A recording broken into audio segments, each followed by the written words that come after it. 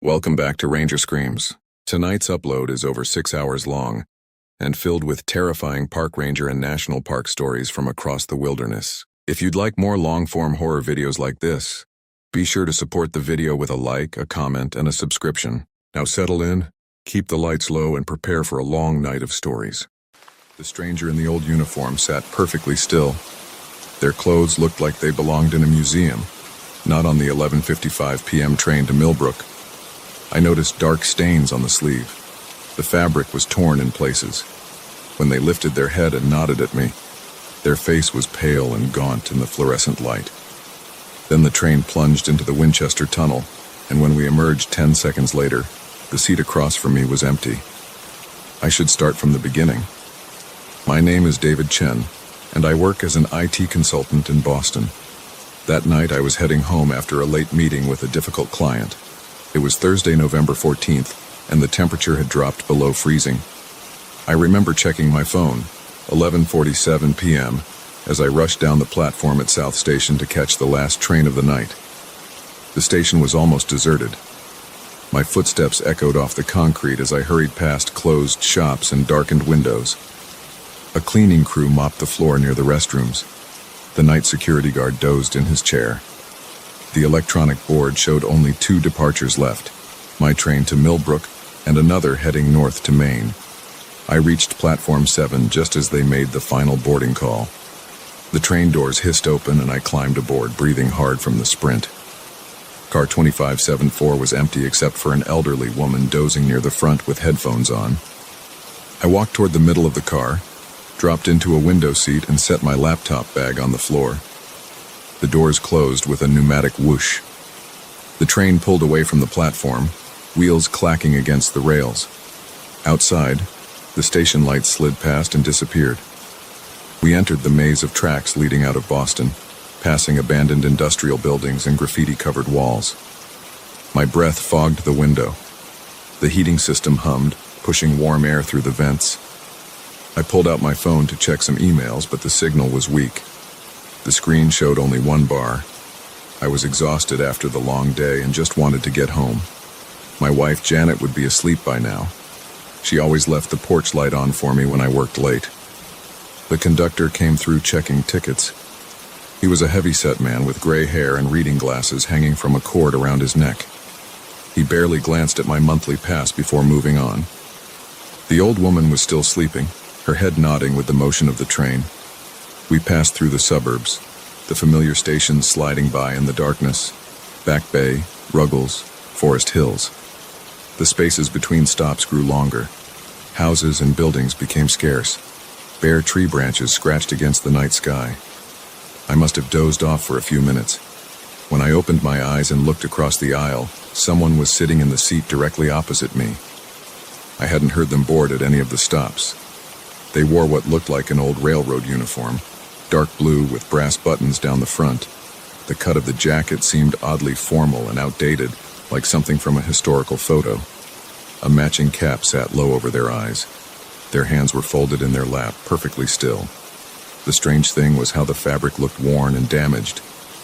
There were dark stains on the sleeve and tears in several places, as if the uniform had been through some kind of accident. The brass buttons were tarnished almost black. I glanced around the car, but we were alone now. The old woman must have gotten off at one of the earlier stops while I was sleeping. The fluorescent lights buzzed overhead, casting harsh shadows. Outside, trees and occasional houses flew past in the darkness. I tried not to stare at the stranger, but something about them felt wrong. Their stillness was unnatural. I couldn't even see if they were breathing. Their hands were pale and waxy where they rested on their lap. The train swayed and rattled. My phone showed 12:17 a.m. We were about halfway to Millbrook. I knew the Winchester Tunnel was coming up soon, a long, dark stretch where the tracks went under a hill. I looked up from my phone and found the stranger's head had turned toward me. Their face was gaunt and colorless, with deep shadows around the eyes. A thin smile stretched their bloodless lips. They nodded once, a deliberate movement. My heart started pounding. Sweat broke out on my forehead despite the cold. I wanted to get up and move to another seat, but my body felt frozen in place. The stranger's eyes locked onto mine. They were dark, empty pits in that pale face. The train's whistle sounded, echoing off the hills. We were approaching the tunnel. The stranger's smile widened slightly, showing teeth that gleamed too white in the fluorescent light. They raised one hand in a small wave. The tunnel mouth loomed ahead, a black hole in the hillside. We plunged into darkness. The windows turned into mirrors, reflecting the harsh interior lights. My heart was hammering so hard I could barely breathe. For exactly 10 seconds, we rode through the pitch-black tunnel. I counted each second, staring at the empty seat across from me in the reflection. When we emerged into the moonlight on the other side, the stranger was gone. I jumped up immediately, my legs shaking. I searched the entire train car. It was completely empty except for me. There was no sign anyone had been sitting in that seat. No impression in the fabric, no footprints on the floor. I sank back into my seat, hands trembling as I pulled out my phone. The screen showed no signal. I needed to document what had happened while it was fresh in my mind. Opening the Notes app, I started typing everything I could remember about the stranger's appearance. The uniform had been a dark navy blue with 2 rows of brass buttons down the front. The cut was distinctly old-fashioned. High collar, fitted waist, long tails and back. The cap had a short black visor and a tarnished metal badge. The fabric had been heavily damaged, with tears and dark stains that looked unsettlingly like dried blood. My fingers flew across the screen as I recorded every detail. The pale, waxy skin, the sunken eyes, the unnatural stillness, the deliberate nod and wave just before the tunnel. I knew how crazy it would sound, but I had to get it all down. The train continued through the night. We passed through Canton Junction, then Sharon. At each stop, I tensed up, expecting the stranger to reappear, but the car remained empty. The conductor came through once more, but barely looked at me as he passed. I pulled up the web browser on my phone and searched for information about the Winchester Tunnel. Most results were just basic facts about its construction in the late 1800s. But one link caught my eye, a news article from 1926 about a train accident in the tunnel. The article described how a passenger train had derailed inside the tunnel on a November night, killing several railroad employees. The cause was never definitively determined. There was a grainy black and white photo showing rescue workers at the tunnel entrance. In the background, barely visible, were what looked like bodies covered with sheets. My hands were shaking so badly I could barely hold the phone. I searched for more information about the accident, but my signal kept cutting out. The few details I could find mentioned that some of the victims were never properly identified. Their bodies were too badly damaged in the crash. The train whistle sounded again, startling me. We were approaching Millbrook Station, my stop. The familiar buildings came into view. The old mill converted to apartments, the lumber yard, the strip mall on the hill. Streetlights cast pools of yellow light on the empty parking lot. As we slowed for the station, I gathered my things quickly, wanting to get off the train as fast as possible. But when I stood up, something caught my eye. There on the seat across from me was a small brass button, tarnished almost black.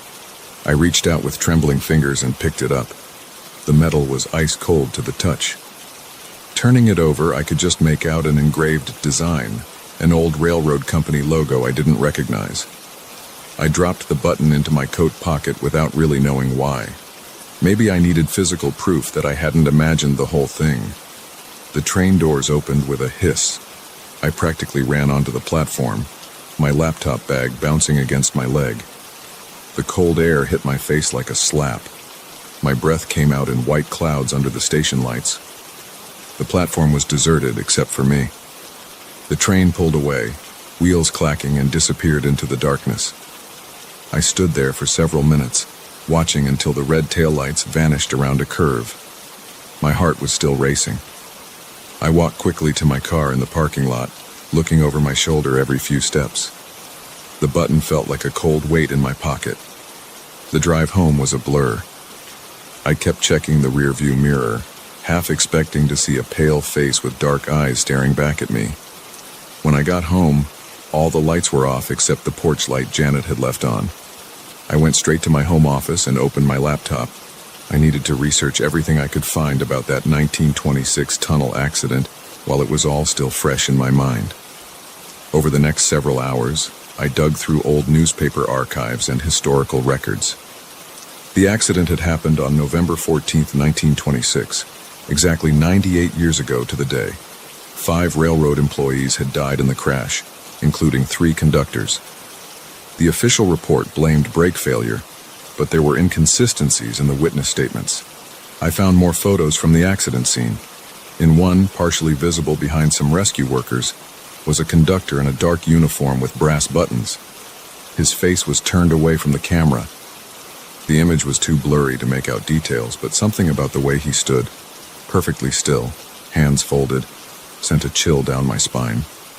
The brass button sat on my desk beside the laptop. Every so often I would pick it up, feeling its unnatural coldness. The engraved logo matched one I found in an old railroad company document from the 1920s. That company had gone bankrupt and been absorbed by larger railroads decades ago. Around 4 a.m., my eyes burning from staring at the screen, I finally went up to bed. Janet stirred slightly as I slid under the covers but didn't wake up. I lay there in the darkness, listening to the wind in the trees outside. Every time I closed my eyes, I saw that pale face and empty eyes. I called in sick to work the next day. I couldn't face getting on another train. Instead, I spent hours going through more historical records and accident reports. I found a list of the victims' names and photos of their graves in local cemeteries, but the conductor from that blurry photo wasn't among them. That evening I drove to the Winchester Tunnel. It looked exactly like the old photos. A dark arch cut into the hillside, railroad tracks disappearing into blackness. I stood at the fence marking the railroad property line, watching as trains emerged from the tunnel mouth. Each time I half expected to see a figure in an old uniform standing in one of the windows. The brass button remained ice cold no matter how long I held it. Sometimes late at night I would take it out and study the tarnished surface, the ancient company logo. Once I could have sworn I saw pale fingers reaching for it from the corner of my eye, but when I turned to look I was alone. I've taken a different route to work since then, even though it adds an hour to my commute. I can't bring myself to ride through that tunnel again. The button sits in my desk drawer now. Sometimes late at night I hear it shifting around in there, as if moved by unseen hands. I've tried to convince myself there must be some rational explanation for what I saw on the train that night. Maybe I was overtired and hallucinating. Maybe it was an elaborate prank. But then I take out that cold brass button and remember the stranger's pale face, the dark stains on their uniform, the way they nodded and waved just before we entered the tunnel. And I wonder, do they appear to other passengers on late-night trains? Do they still ride that same route, remembering their final journey? Or was there something special about that particular night, exactly 98 years after the accident? I may never know the answers. But one thing is certain, I'll never forget that ride on the last train home, or the stranger in the old uniform who disappeared in the Winchester Tunnel. Sometimes on cold nights, I think I can hear a train whistle echoing off the hills, and I wonder if they're still out there, riding the dark rails, nodding to lonely passengers before vanishing into the shadows. The brass button remains ice cold in my desk drawer. Sometimes I'm tempted to take it back to the tunnel, leave it there where it came from, but something stops me every time. Maybe it's fear of what, or who, might be waiting there to take it back. So I keep the button, this one piece of evidence that it really happened, and I never take the last train home anymore. I'd rather drive the long way around, avoiding that tunnel and whatever still rides the rails through the darkness, wearing an old uniform stained with memories of that fatal night nearly a century ago.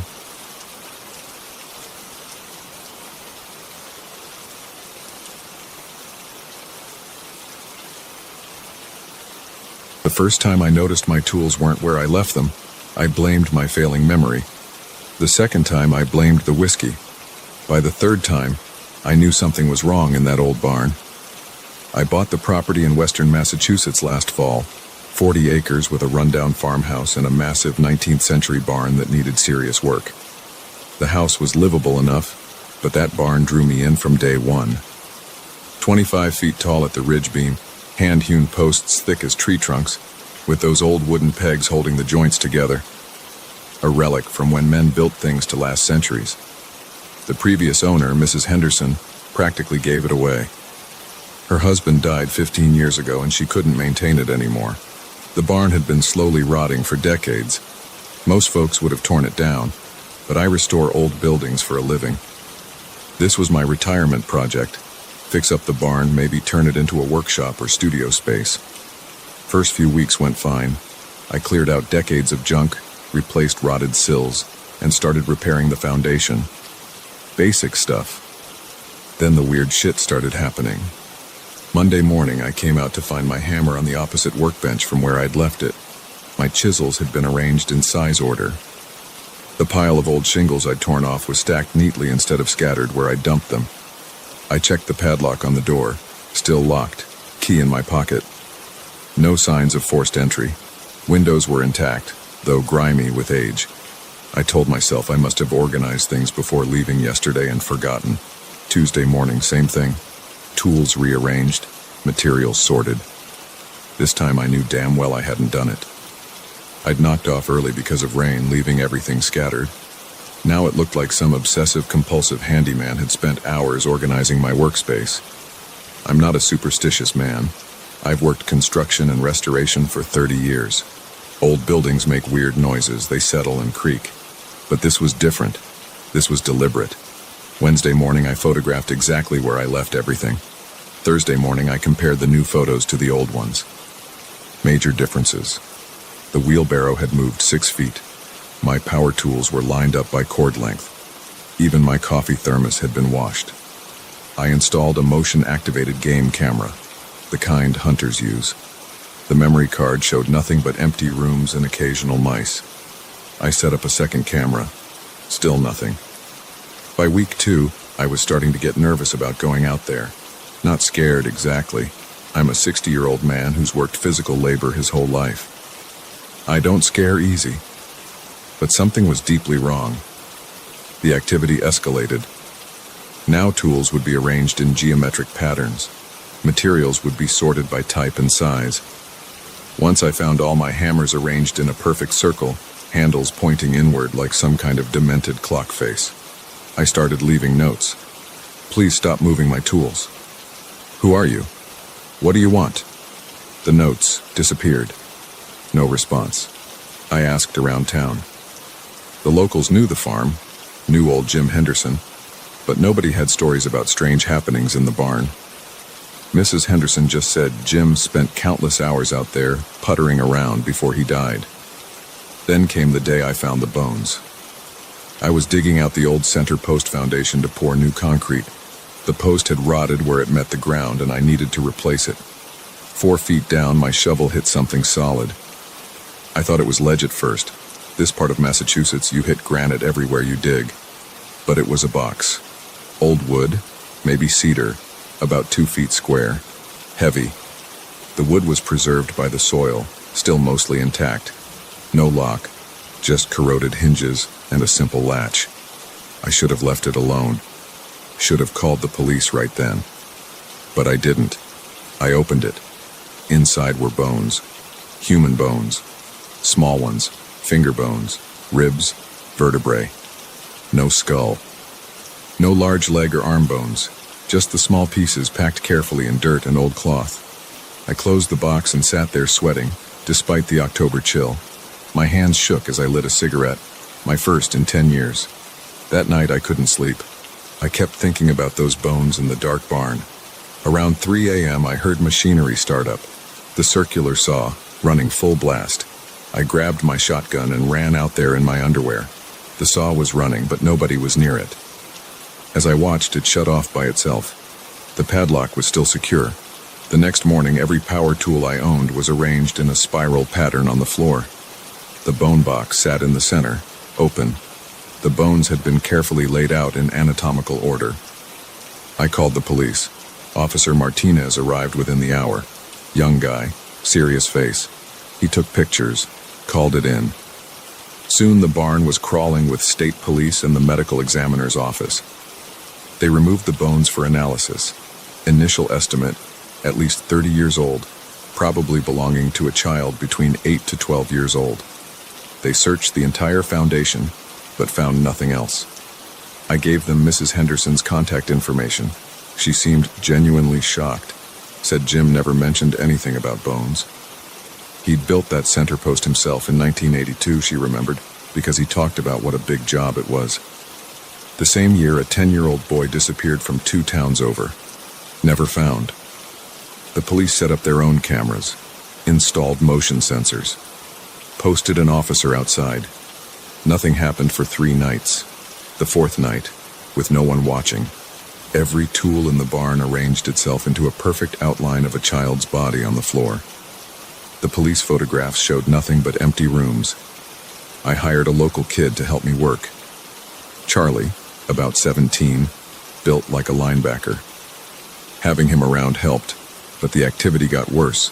Tools would fly off shelves. Materials would move while we watched. Charlie quit after a wooden mallet nearly took off his head, sailing past him like it was thrown by an invisible hand. The police investigation stalled. No matches on DNA from the bones. No evidence linking them to the missing boy. No evidence of who buried them or why. I considered selling the place, but who would buy it? Besides, something kept pulling me back to that barn. I had to know the truth. I started spending nights out there, sleeping on a cot in the corner. The activity continued, but felt less hostile. Tools still moved, but nothing flew through the air anymore. Sometimes I'd wake up to find my blanket tucked around me more securely. I talked out loud to the empty barn, told whatever was there that I meant no harm, that I wanted to restore the building, make it strong again, that maybe we could work together. The response came gradually. I'd find tools placed exactly where I needed them before I realized I needed them. Difficult joints would fit together perfectly, like I had an invisible helper holding things in place. One morning I found a message scratched in the dust on my workbench. Find the rest. I spent a week digging up the entire foundation. Nothing. Then I noticed tool marks on one of the main support posts, different from the others, newer. Jim Henderson's post from 1982. I cut it open with a chainsaw. Inside the hollow core, wrapped in plastic, I found the rest of the bones, and a skull. The police came back. This time they had enough evidence to open a real investigation. Dental records confirmed it was Tommy Chen, the boy who disappeared in 1982. Further investigation revealed Jim Henderson had worked as a janitor at Tommy's school. Mrs. Henderson broke down when they questioned her again. She admitted finding Jim's journals after his death, detailed accounts of what he'd done. She burned them, wanting to protect his memory. Never knew about the bones. Jim Henderson died of a heart attack in that barn in 2008. They say he was reorganizing his tools when they found him.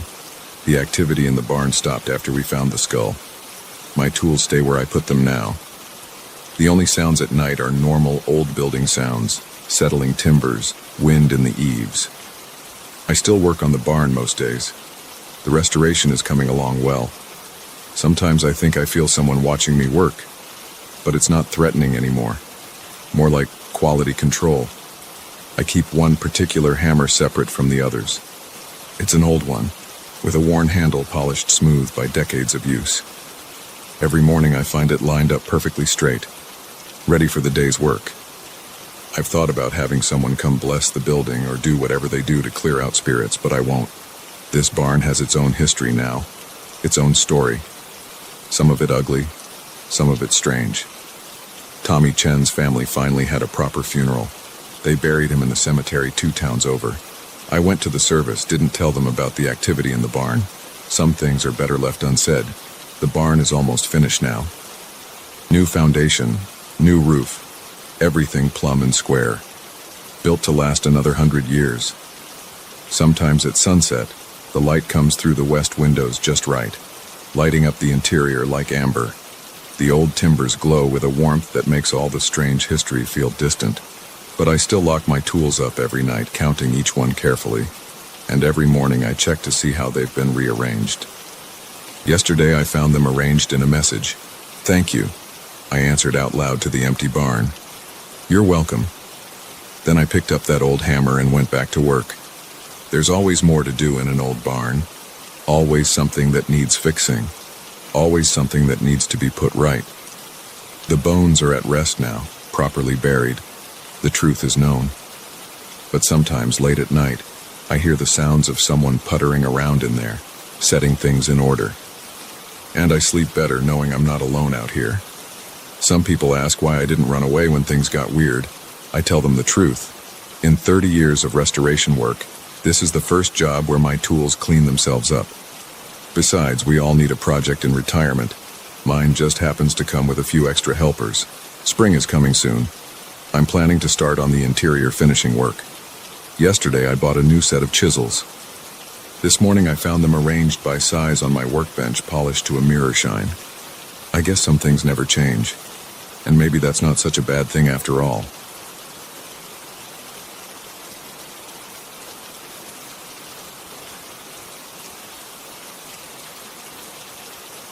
I shouldn't have gone fishing that morning.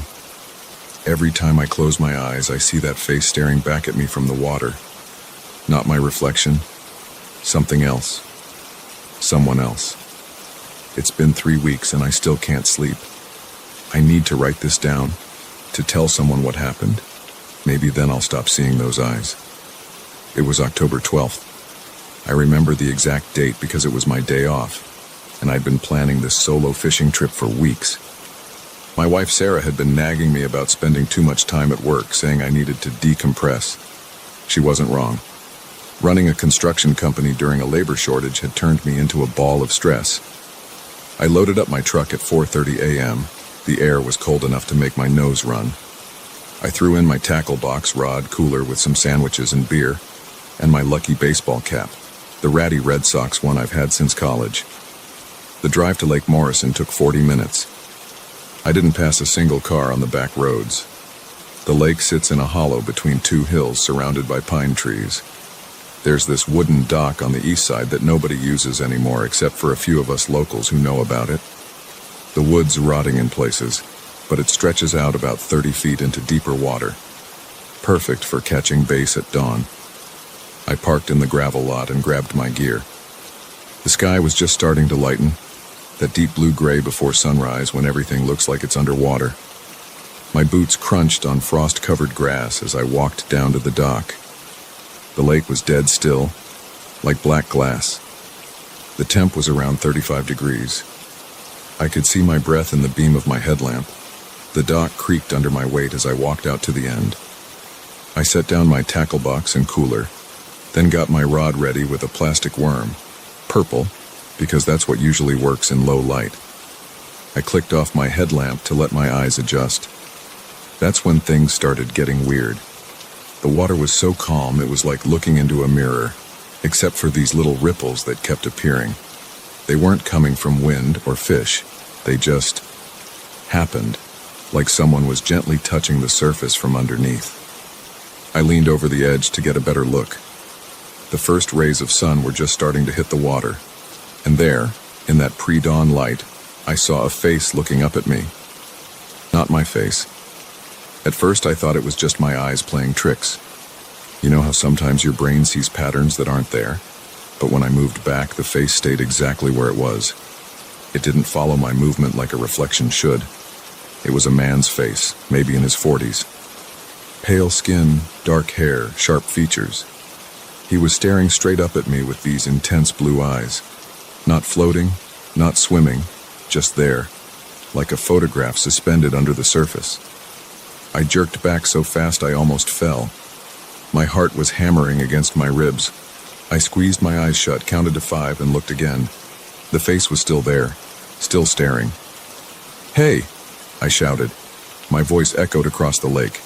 The face didn't move, didn't blink. I scrambled to get my phone from my pocket, thinking I needed to document this, but my hands were shaking so bad I dropped it. It clattered on the dock. When I looked back at the water, the face had moved closer to the surface. Those eyes locked onto mine. They weren't just looking at me. They were studying me, like a scientist examining a specimen. The surface of the water began to ripple around the face, but nothing else on the lake moved. I backed away, keeping my eyes on that spot. The face followed my movement, sliding through the water without creating a wake. It stayed exactly the same distance below the surface, tracking me like a shark. My heel hit my tackle box and I almost tripped. Cold sweat was running down my back. The face was getting clearer now as the sun rose higher. I could see more details. Crow's feet around the eyes, a small scar on the chin, individual strands of dark hair moving in water that shouldn't have been moving. Then it smiled. It wasn't a friendly smile. The corners of the mouth went up too far, stretching the skin in a way that human faces don't stretch. The teeth were white and perfectly straight, like a denture commercial, but there were too many of them. I ran. Left everything on the dock. Rod, tackle box, cooler, phone. Just turned and sprinted up the path to my truck. The gravel shifted under my feet and I fell once, scraping my palms raw. I could feel those eyes on my back the whole way. I fumbled with my keys, dropped them, snatched them up with bloody hands. It took 3 tries to get the key in the ignition. The engine roared to life and I slammed the truck into reverse, then drive, fishtailing on the gravel as I accelerated. 5 minutes down the road, my heart still racing, I pulled over. Had to throw up in the ditch. When I was done, I sat in my truck for a long time, trying to convince myself I'd imagined it all. Maybe I was having a stroke. Maybe someone had slipped something in my coffee at the diner yesterday, but I knew what I'd seen. I drove home, hands clenched so tight on the steering wheel my knuckles were white. Sarah was still asleep when I got there. I took a scalding hot shower, scrubbed my hands until the scrapes stopped bleeding, then called in sick to work. Around noon, I drove back to the lake. Had to know if my stuff was still there. Had to know if I was crazy. The dock was empty. No tackle box, no cooler, no rod, no phone. But that wasn't the worst part. The worst part was the wet footprints leading from the end of the dock up to where I'd parked my truck. They weren't my boot prints. They were barefoot and about 2 sizes bigger than my feet. I drove straight to the county sheriff's office. Told them someone had stolen my fishing gear. Didn't mention the face or the footprints. They took a report, but I could tell they weren't going to do anything about it. That night I couldn't sleep. Every time I closed my eyes, I saw that face, that wrong smile. Sarah asked what was wrong. I told her I had food poisoning. The next day I got a new phone. Had to drive 40 minutes to the Apple store in Burlington. While they were setting it up, I used their computer to search news articles about Lake Morrison. Found some stories about drownings over the years, mostly drunk teenagers, a couple of ice fishing accidents. Nothing unusual for a lake that size. But then I found something in a local paper from 1987. A man had disappeared while fishing alone. They found his truck in the parking lot, his gear on the dock. The article included a photo. Dark hair, sharp features, blue eyes. I closed the browser and left the store without waiting for my phone. That was 3 weeks ago. I haven't been back to the lake. Haven't been fishing anywhere. I told Sarah I lost interest. Sold what was left of my gear on Craigslist. But things keep happening. My coffee mug leaves wet rings on the counter when I know I used a coaster. Puddles appear in the hallway on dry days.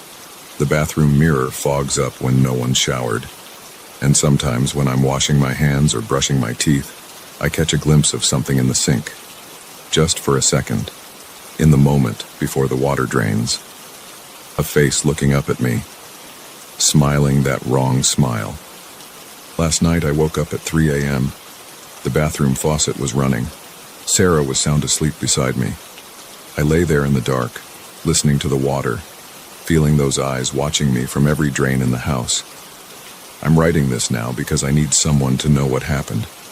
Need someone to believe me.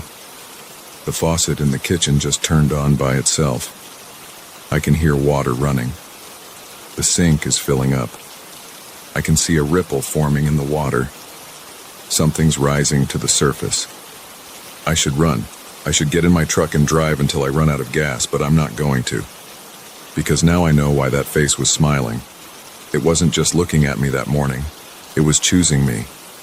The water's almost to the top of the sink now. I can see dark hair starting to break the surface. Those blue eyes are opening underwater. That mouth is stretching into that wrong smile. showing all those perfect teeth. I'm going to look. I have to look. Maybe this time I'll understand why it chose me. Maybe this time.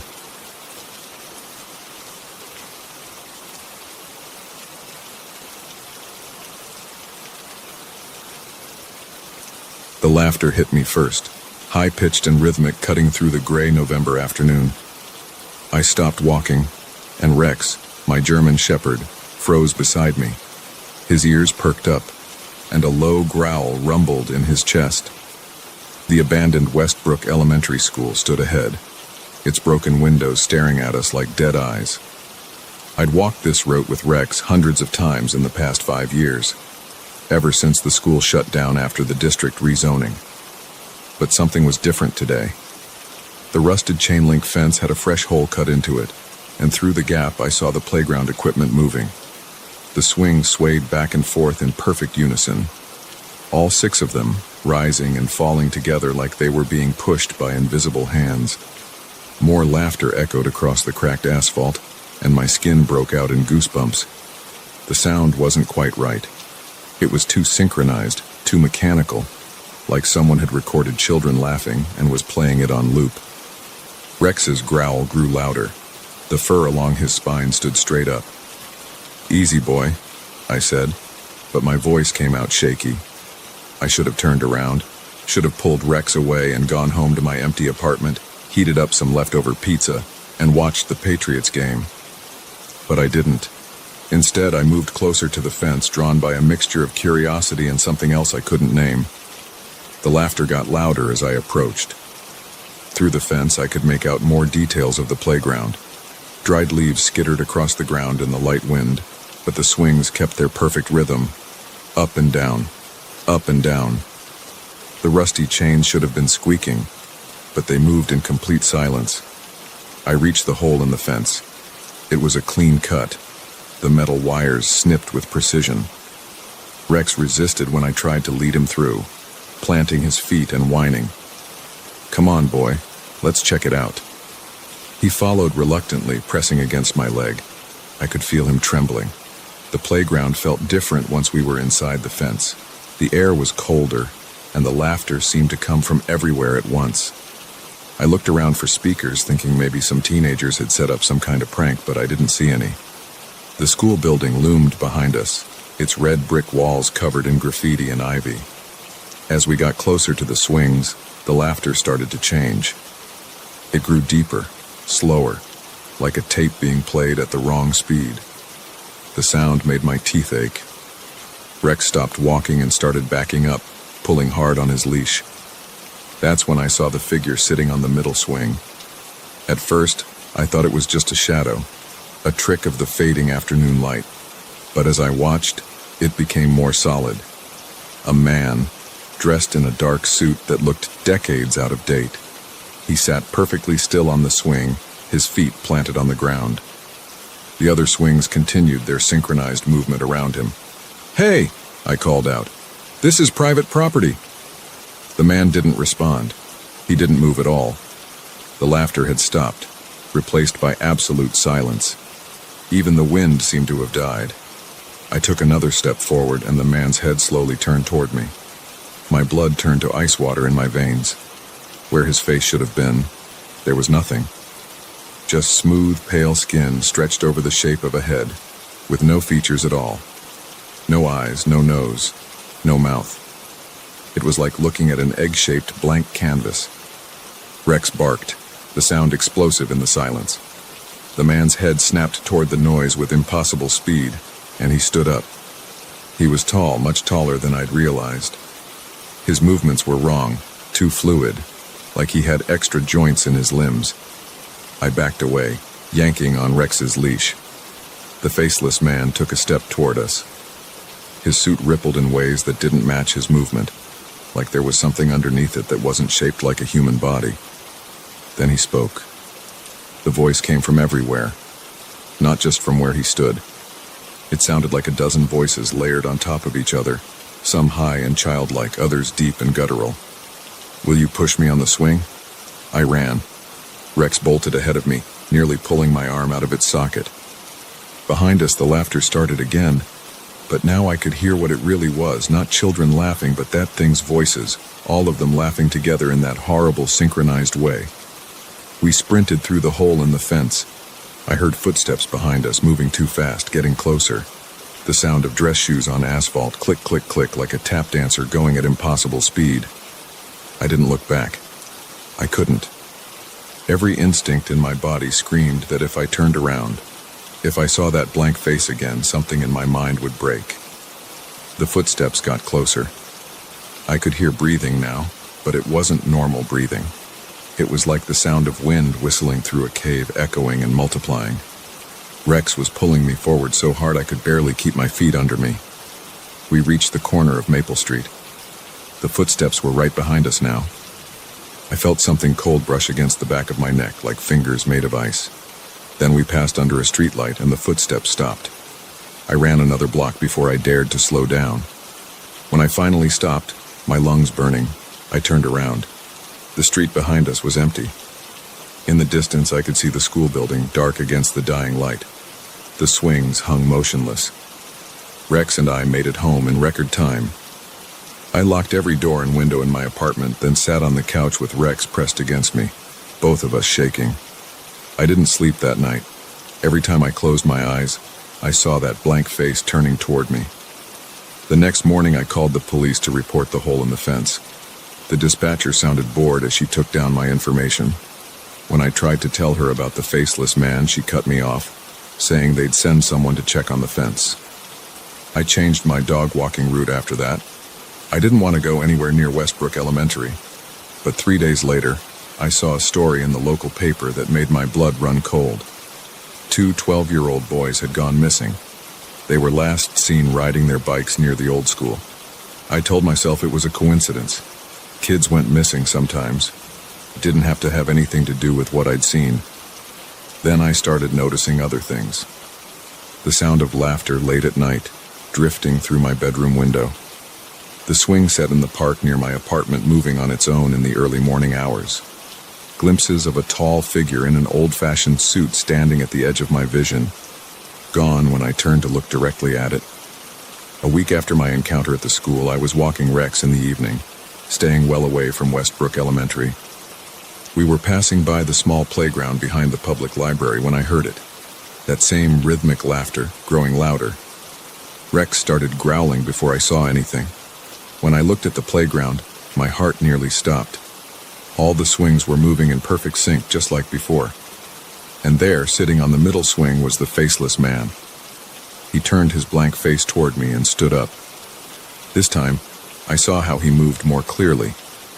His joints bent backward, his limbs too long and flexible. The suit rippled and shifted like there were things crawling underneath it. "Will you push me on the swing?" The voices asked. Children and adults and something else all speaking together. I ran again, but this time I knew it wouldn't be enough. This time he was going to catch me, and I would find out what happened to those missing boys. The footsteps followed, getting closer and closer. The cold fingers brushed my neck again. I could hear the breathing like wind through 1,000 caves right behind me. Then a car turned onto the street, its headlights sweeping across us. The footsteps stopped. When I looked back, the faceless man was gone. That night I started packing. I couldn't stay in this town anymore. Every playground, every swing set had become a potential encounter with that thing. I didn't know what it was or what it wanted, but I knew it wasn't going to stop. As I threw clothes into a suitcase, I heard laughter outside my window. Children's voices perfectly synchronized. I didn't look out. I didn't need to. I knew what I would see. Rex started barking frantically. The temperature in my apartment dropped so fast I could see my breath. The laughter got louder, closer, coming from right outside my bedroom door. I grabbed my car keys and Rex's leash. We were going to make a run for the parking lot. If we could just get to the car. The bedroom door swung open. The faceless man stood in the doorway, his blank face turned toward me. His suit rippled and bulged, things moving underneath the fabric. He took a step forward, his leg bending at an impossible angle. "Will you push me on the swing?" The voices were different now. I recognized some of them. They were the voices of the missing boys. I threw my bedside lamp at him and ran for the window. Rex was right behind me as I scrambled onto the fire escape. We clattered down the metal stairs, the sound of that horrible layered laughter following us. I reached the bottom and sprinted for my car. The faceless man appeared at the entrance of the alley, moving with that terrible, fluid grace. He was between us and the car. Then Rex did something I'll never forget. My brave, loyal dog turned and charged straight at the faceless man, barking and snarling. The thing hesitated, its blank face turning toward Rex.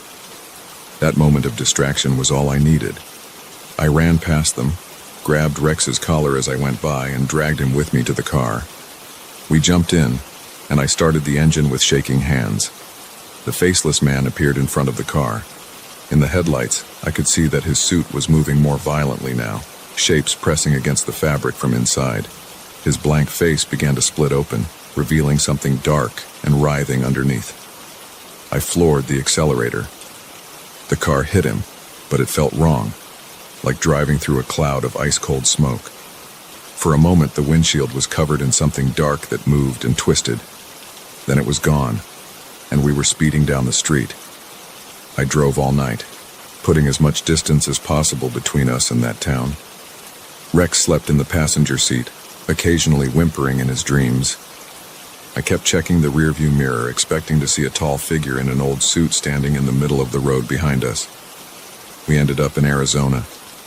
It's been 6 months, and I haven't seen the faceless man since that night. But sometimes, when I'm walking Rex past a playground, I'll hear the sound of swings moving in perfect sync. And sometimes, late at night, I hear laughter, children's voices, all speaking together in perfect unison. I don't walk Rex near playgrounds anymore, and I never ever go near swing sets. The local paper back home ran a follow-up story about the missing boys. They were never found. The police said they probably ran away, but I know better. I know they're still there. Their voices part of that horrible chorus asking people to push them on the swings. Last week I got a letter in the mail. No return address. Inside was a single piece of paper with words typed in an old-fashioned font. I'm still waiting for my turn on the swing. I burned the letter and started packing again. Rex and I leave tomorrow. I don't know where we're going, but it has to be somewhere without playgrounds, somewhere without swing sets, somewhere he can't find us. But deep down, I know it doesn't matter how far we run, because every town has a playground, every park has swings. And somewhere out there, a man without a face is waiting patiently for his turn, waiting for someone to push him on the swing.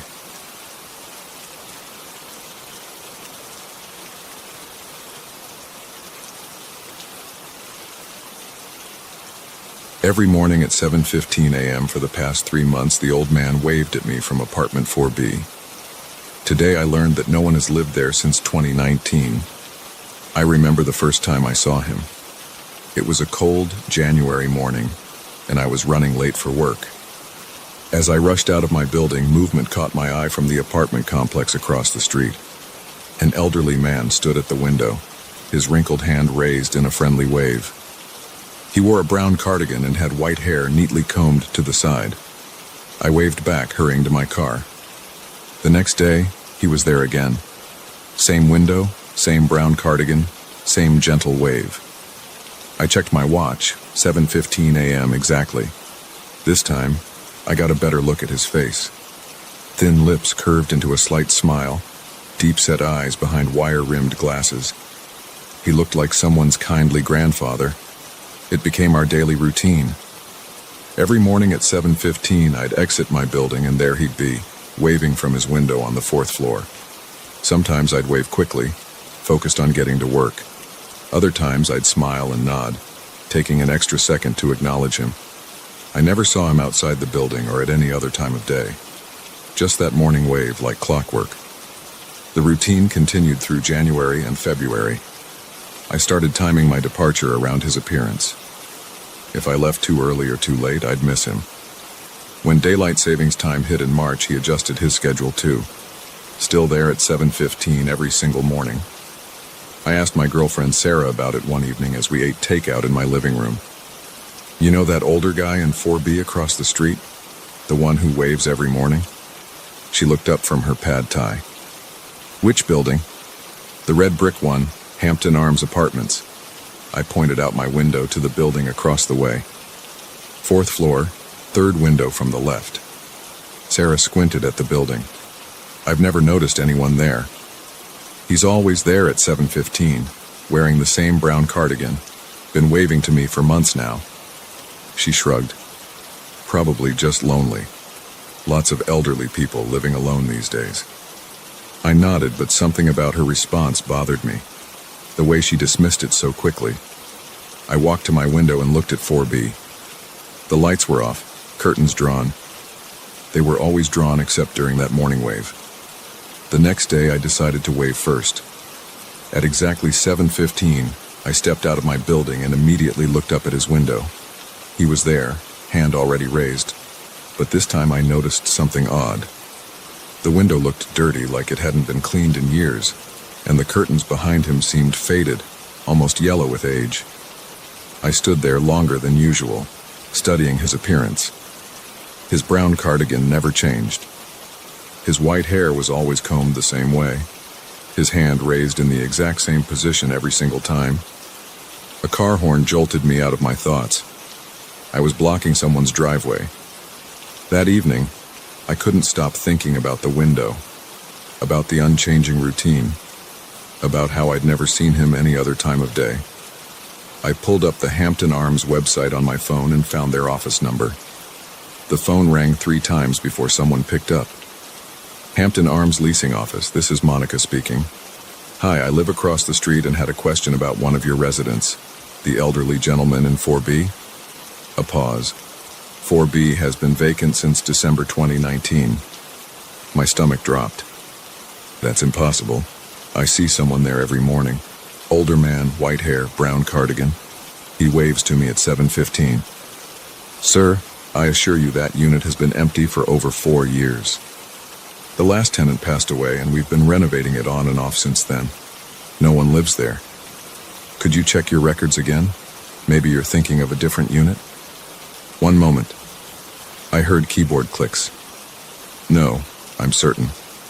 4B has been vacant since Mr. Peterson passed away in December 2019. We're actually showing it to a potential tenant tomorrow morning. I thanked her and hung up. My hands were shaking. I walked to my window and stared at 4B. The lights were off, curtains drawn, just like always. Sleep didn't come easily that night. I tossed and turned, my mind racing. Had I imagined the whole thing? Was I seeing things? The property manager seemed so certain. At 7:14 the next morning, I stood in my doorway, heart pounding. Part of me wanted to stay inside. Part of me had to know. 7:15 a.m. I stepped outside. He was there. White hair, wire-rimmed glasses, brown cardigan. His hand raised in that familiar wave. I didn't wave back. Instead, I crossed the street, walking straight toward the Hampton Arms entrance. My eyes stayed fixed on window 4B. He continued waving, that slight smile unchanged. The lobby was empty except for a sleepy-looking security guard. I showed him my driver's license and signed in as a visitor. The elevator creaked as it carried me to the 4th floor. The hallway carpet was worn, showing trails where countless feet had walked. Fluorescent lights buzzed overhead. 4A, 4B. I stopped in front of the door. A vacant unit sign hung from the handle. The deadbolt was clearly visible through a small window in the door. No one had entered this apartment in a long time. I pressed my ear against the door.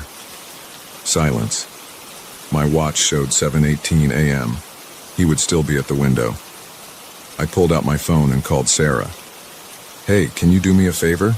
I'm across the street at Hampton Arms. Can you look at 4B and tell me what you see? Now? I'm getting ready for work. Please, just look out your window and tell me what you see in 4B. A sigh. Fine, hold on. A pause. The curtains are drawn, lights off. I don't see anything. My throat went dry. No one in the window? No elderly man waving? No, just dirty windows and old curtains. Are you okay? You sound weird. I'm fine, thanks. I hung up. The property manager, Monica, rounded the corner carrying a folder. She stopped when she saw me. "Can I help you?" I pointed to 4B. "I'm the one who called about this unit last night." She frowned. "Sir, you shouldn't be up here without an appointment." "I know. I'm sorry. But I needed to see for myself. Could you show me inside? Please?" Monica hesitated, then pulled out her keys. 5 minutes. I have a showing scheduled soon anyway." The door creaked open. Stale air hit my face.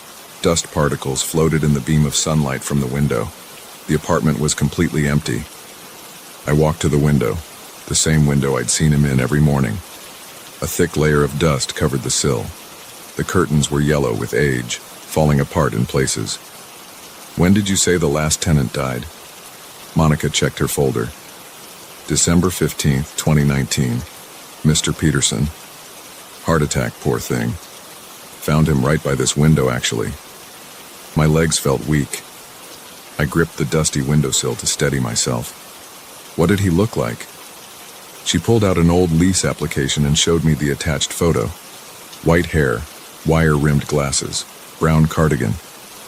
I stared out the window at my building across the street. From here, I could see my front door clearly, the exact spot where I stood every morning at 7:15. Did he have any particular habits, daily routines? Monica thought for a moment. "You know, the other tenants used to mention that he'd stand at this window every morning and wave to people. Said he never missed a day, rain or shine. Started after his wife died. Said it made him feel less lonely." I checked my watch. 7:30 a.m. The waving would have stopped by now. "Thank you for showing me the unit." My voice sounded distant, strange. Back in my apartment, I sat by my window and stared at 4B. The curtains remained drawn.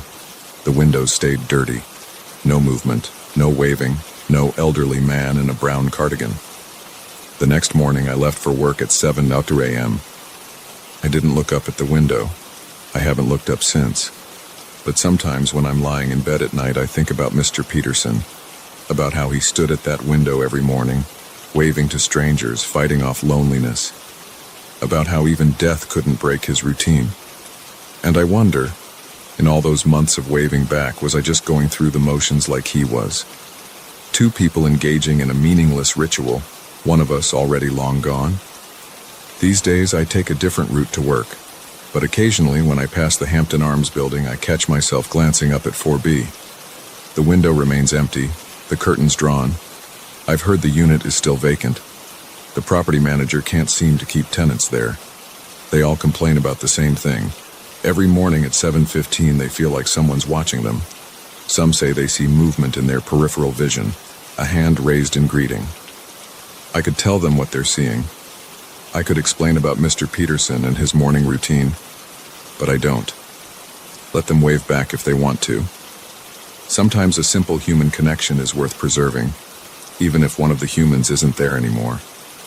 Last week, Sarah asked why I changed my route to work. I told her it was because of traffic. She nodded, but I could tell she didn't believe me. How could I explain that I'm afraid of looking up one morning and not seeing him there? That after all these months, his absence might be harder to accept than his impossible presence? So I drive the long way to work now. I leave at different times.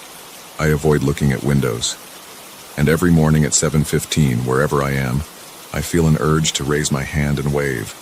I resist it, but barely, because I know that in apartment 4B, behind those dusty windows and faded curtains, Mr. Peterson is still there, still wearing his brown cardigan, still raising his hand in greeting, still waiting for someone to wave back. Some routines, it seems, are stronger than death. Some connections persist beyond all reason or explanation. And sometimes, the simplest gesture, a wave between strangers, can echo long after one of those strangers is gone. I don't know if I'll ever understand what happened in those months of waving to Mr. Peterson.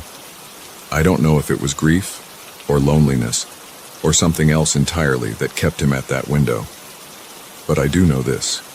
Every morning at 7:15 in an empty apartment across the street, an old man in a brown cardigan raises his hand to greet the world. And somewhere out there, someone is probably waving back.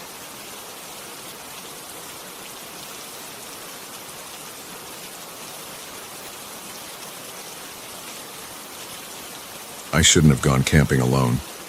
That's what everyone told me afterward, and they were right. But I needed to clear my head after my divorce, and I'd been camping in those mountains since I was a kid. What happened that night changed everything I thought I knew about being alone in the wilderness. This is my attempt to write down exactly what occurred, just the facts, because I still have trouble believing it myself. The Mount Baker Snoqualmie National Forest was quiet that Thursday afternoon when I pulled my truck into the remote trailhead parking lot. No other vehicles around, which wasn't surprising for a weekday in late September. I shouldered my pack and started the 3-mile hike to my usual spot near Crystal Lake. The air felt crisp and dead leaves crunched under my boots. I'd packed light, just my one-person tent, sleeping bag, camping stove, some freeze-dried meals, and basic supplies. My LED lantern and headlamp had fresh batteries. The weight of my hunting knife on my belt felt reassuring, though I'd never needed it for anything more threatening than opening food packages. The sun was still a few hours from setting when I reached my campsite. It sat in a small clearing about 50 yards from the lake, backed by a thick stand of Douglas firs. I'd stayed there maybe a dozen times before. The familiar fire pit still had some old ashes, and someone had left a neat pile of firewood under a tarp. Setting up camp took less than an hour. I got the tent squared away, rolled out my sleeping bag, and arranged my gear. The temperature was dropping as evening approached, so I pulled on my fleece jacket and got a fire going. While my freeze-dried beef stew rehydrated, I sat in my folding camp chair and watched the sunset paint the lake orange and purple. That's when I noticed the silence. Usually the forest had a steady background noise: birds, small animals, wind in the trees. But as darkness crept in, everything went quiet. No crickets, no owls, not even the sound of fish jumping in the lake. Just the soft pop and crackle of my campfire. I told myself it was just the weather changing, maybe a storm coming in, though the sky looked clear. I'd been camping enough to know that sometimes the woods just got quiet. No big deal. After eating, I cleaned up and secured my food in a bear canister 50 yards from camp. The stars were out now, incredibly bright away from city lights. I sat by the fire for another hour, watching the flames and enjoying the solitude. The silence continued, broken only by the fire and the occasional creak of tree branches. Around 10 p.m. I decided to turn in. I extinguished the fire properly, scattered the ashes, and did a final check of my camp. The night had gotten cold enough to see my breath. I clicked on my LED lantern and ducked into my tent. That's when it started. I was just getting settled in my sleeping bag when I heard it. A soft, scratching sound from somewhere outside the tent, like something small moving through the leaves. I sat up and listened hard. The sound stopped. "Probably just a mouse," I said out loud, more to break the silence than anything else. I switched off my lantern to sleep. The moment the light went out, the feeling hit me. Something was watching me. I know how that sounds. I'm not talking about some vague, creepy sensation. This was a physical certainty, like a pressure on my skin. Multiple sets of eyes focused on my tent. I snapped the lantern back on. The feeling vanished instantly. My heart was pounding now. I unzipped the tent flap and stuck my head out, sweeping the lantern beam around the campsite. Nothing moved in the harsh white light. The trees stood silent. No glowing eyes reflected back at me. I zipped the tent back up, trying to laugh it off. Just my imagination working overtime, being alone in the woods. I'd camped solo plenty of times before. No big deal. I left the lantern on and tried to sleep. After about 20 minutes, the batteries started to die. The light dimmed gradually, and as it did, I felt it again. That sensation of being watched, growing stronger as the darkness crept in. My hand shook as I pulled my backup headlamp from my pack. The moment I switched it on, the feeling disappeared. Whatever was out there retreated from the light. A rational voice in my head said to pack up and hike out. But it was nearly midnight, and hiking these trails in the dark was asking for a broken ankle. Better to wait for daylight. So began the longest night of my life. I couldn't keep the lights on forever. The batteries wouldn't last. Each time one light source started to die, I had to switch to another before the watching sensation became unbearable. I cycled through my lantern, headlamp, and finally my phone's flashlight. Around 2 a.m. I heard the scratching sounds again. Closer now. Multiple sources moving through the leaves around my tent. When I shined my light at the tent walls, I could see small shadows moving outside. The shapes were wrong somehow. Too tall to be mice or rabbits, but too small to be anything else I could think of. I gripped my hunting knife, though I knew it was useless against whatever was out there. The shadows kept moving, circling my tent. Sometimes they would stop and I could see their silhouettes through the tent fabric. Small, upright figures, no more than 2 feet tall. My phone battery hit 20%. The flashlight wouldn't last much longer. I had my car keys with their tiny LED light, but that would be it. My hands were sweating despite the cold. The scratching got louder, more frequent. The small figures moved faster now, their shadows dancing across the tent walls. I heard something else too. A sound like whispering, but in no language I'd ever heard. High-pitched, rapid clicking sounds that might have been speech. At 3:47 a.m., my phone died. The darkness hit like a physical weight. The watching sensation became overwhelming. Dozens of eyes fixed on me from all sides. The whispering grew louder. The shadows pressed against the tent walls. I fumbled with my car keys, finally managing to click on the tiny LED. The weak blue light created more shadows than it dispelled, but the watching sensation eased slightly. Something touched the tent near my head. A small hand, pressing against the fabric. I could see the fingers spread out, making 5 tiny impressions. Then another hand appeared beside it, and another. More hands pressed against the tent walls, dozens of them, leaving small indentations in the nylon. The key light flickered. I screamed. I'm not ashamed to admit it. I screamed and slashed at the tent wall with my knife, cutting through the nylon. The hands pulled back. I heard rapid movement through the leaves, that weird clicking speech getting more excited. The key light went out. What happened next is hard to describe. The darkness was absolute. The watching sensation became a physical pressure, like being at the bottom of the ocean. Small hands touched my sleeping bag, my arms, my face. Too many hands to count, moving too fast to track. The clicking speech surrounded me, growing to a fever pitch. I thrashed and swung my knife blindly, but the hands were everywhere. They weren't trying to hurt me. They seemed to be examining me like curious children discovering something new. But there were so many of them, and in the pitch darkness I couldn't tell what they were attached to.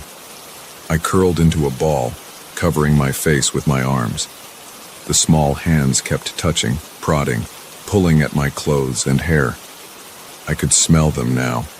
A musty, earthy scent like old leaves and wet soil. The clicking speech changed tone. It seemed almost disappointed. The hands withdrew. I heard movement outside the tent, the sound of many small feet moving through leaves. Then silence. I lay there, shaking, too terrified to move. Minutes passed. The pressure of being watched gradually faded. In the east, the sky began to lighten. I've never been so grateful to see dawn. As soon as there was enough light to see, I unzipped what was left of my tent and practically fell outside. The campsite looked normal at first glance. My fire pit was cold. The trees stood quiet in the morning light, but then I saw the ground. Footprints. Hundreds of them, all around my tent. Small, bare footprints pressed into the soft earth, each one no longer than my palm. 5 toes, clearly defined.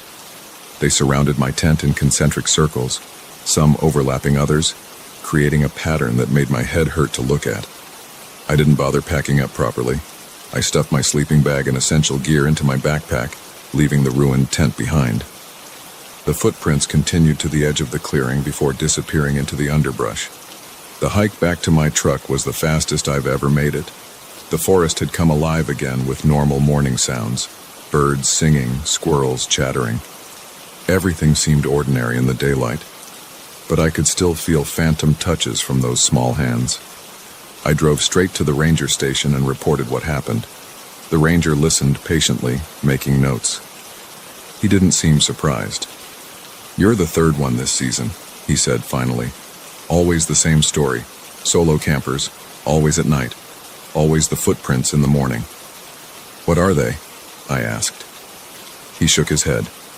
"We don't go up there after dark anymore. Some things in these woods, they're better left alone." That was 2 weeks ago. I've been trying to write this down, to make sense of it. The cuts on my arms from my own knife have healed. The ranger says my tent is still there if I want to go back for it. I don't. But sometimes at night when I turn off the lights in my apartment, I feel that familiar sensation. Like something small is watching me from the darkness, waiting to see what I'll do. I leave the lights on now. I know how this story sounds. I wouldn't believe it myself if I hadn't lived it. But if you're planning to go camping in those mountains, take my advice. Don't go alone. And whatever you do, don't turn off the lights.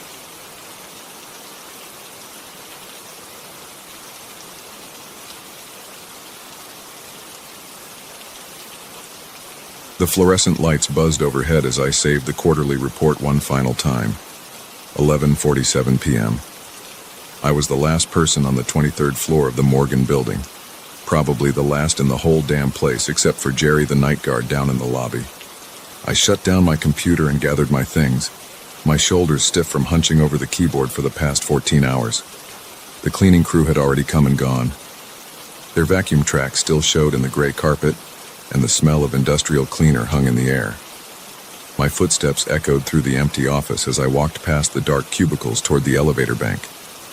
The motion sensor lights flicked on one by one as I moved, creating a tunnel of fluorescent light with darkness on either side. I pressed the down button and loosened my tie while I waited. The digital display above showed the elevator was coming up from the lobby. My stomach growled. I hadn't eaten since the sad vending machine sandwich at 3 p.m. I was already thinking about the leftover pizza in my fridge at home when the elevator dinged and the doors slid open. Empty. The mirrored walls reflected my tired face back at me from multiple angles as I stepped inside. I hit the lobby button and leaned against the back wall, closing my eyes for a moment as the doors closed with a soft whoosh. The familiar dropping sensation in my gut told me we were moving down. "Michael." My eyes snapped open. The whisper had been so faint I almost thought I'd imagined it. But no. There it was again. "Michael." A woman's voice, barely more than a breath. It seemed to come from the corner of the elevator, but when I looked, there was nothing there except my own reflection. My heart started pounding against my ribs. "Hello?" My voice came out hoarse. I cleared my throat and tried again. "Is someone there?" No response, just the quiet hum of the elevator moving downward. The floor numbers ticked by on the digital display. 20, 19, 18. My palms were sweating now. I wiped them on my pants and told myself I was being ridiculous. Long day, tired mind playing tricks, that's all it was. The elevator slowed and stopped at the 15th floor. I hadn't pressed that button. The doors slid open with a cheerful ding that seemed obscene in the tense silence. The 15th floor stretched out before me, dark except for a few scattered emergency exit signs casting a sickly green glow. Row after row of cubicles made shadowy canyons in the darkness. No movement, no sound. Not even the usual hum of computers or air conditioning. "Going down?" That whispered voice asked, and laughed. A sound like dry leaves scraping across concrete. My finger jabbed the door close button repeatedly, but nothing happened. The doors remained stubbornly open. The air felt thick and cold, like breathing through a wet blanket. My chest tightened. I could see my breath fogging in front of my face now. The temperature had dropped at least 20 degrees in the span of seconds. The emergency exit signs flickered once, twice, then went dark. Total darkness pressed against my eyeballs. I fumbled for my phone in my pocket, fingers clumsy with fear. The screen lit up, casting a pale blue glow that barely penetrated the blackness beyond the elevator doors. "Join us, Michael." The whisper came from directly behind me now. I spun around, heart thundering. Nothing there but my own wild-eyed reflection in the mirrored wall. But in the phone's dim light, I could see something wrong with the reflection. It moved a split second too slow, like a video feed with slight lag. And was that a shadow behind my shoulder? A darker shape that wasn't me? The doors finally mercifully began to close. But as they did, I heard footsteps in the darkness of the 15th floor. Slow, deliberate steps moving toward the elevator. The sound of dress shoes on carpet getting closer. No, no, no, I muttered, pressing myself into the corner furthest from the doors. The footsteps were almost there now. In the narrowing gap between the doors, I caught a glimpse of something pale emerging from the darkness, a hand reaching for the doors. The doors slammed shut. The elevator lurched downward so suddenly I stumbled and nearly fell. The digital display was going crazy, numbers flashing randomly. 15, 8, 22, 4, 19. The elevator picked up speed, moving faster than it should be able to. My stomach rose into my throat. That laugh again, closer now. Going down, down, down. The mirrored walls were rippling like water. My reflection fractured and multiplied, a dozen distorted versions of my terrified face. And behind each one, shadows moved and shifted, taking on almost human shapes before dissolving again. The elevator was in free fall now. The floor numbers were just a blur. The metal box shuddered and groaned around me. A high-pitched keening filled the air, the cables straining, about to snap. I crouched in the corner, arms over my head, waiting for the impact. The voice was everywhere now, not just a whisper, but a chorus of whispers growing louder. Michael, Michael, Michael, Michael.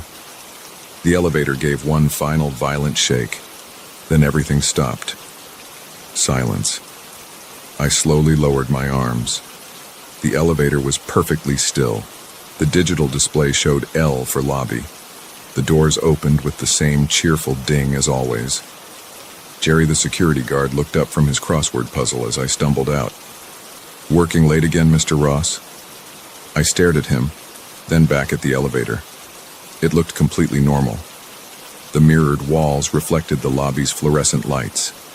No shadows, no whispers, no sign of anything unusual. "You okay there?" Jerry asked.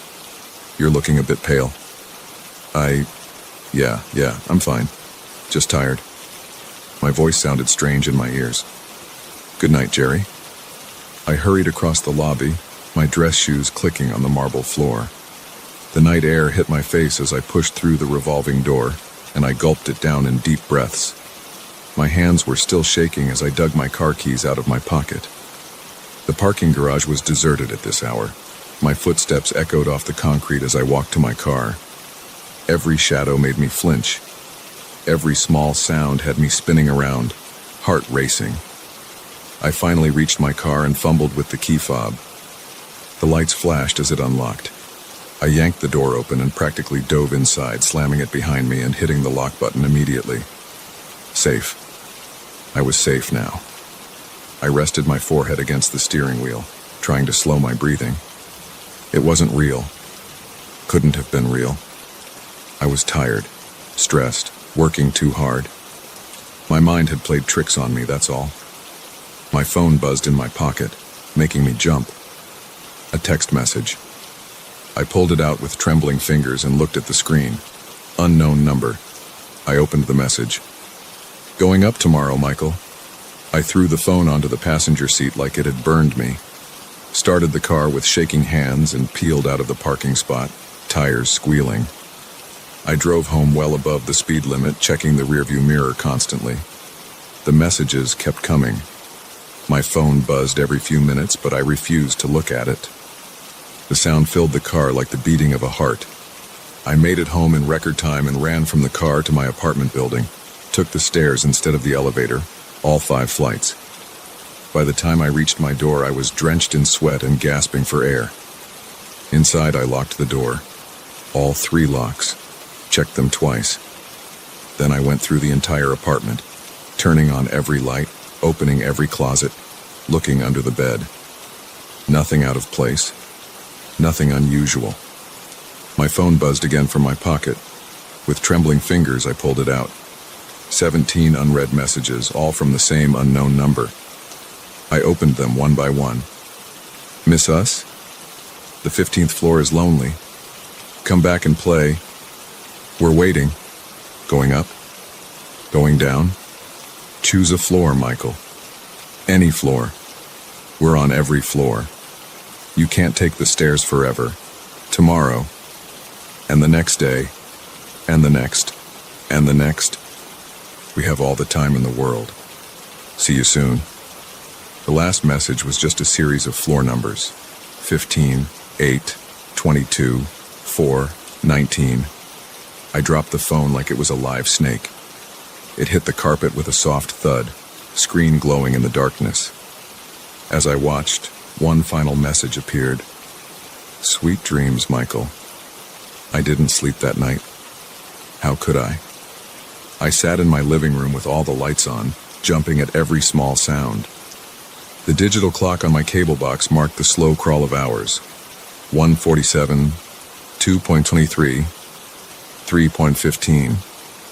Around 4 a.m., my phone's screen lit up again. I nearly had a heart attack before I realized it was just my regular morning alarm. Time to get ready for work.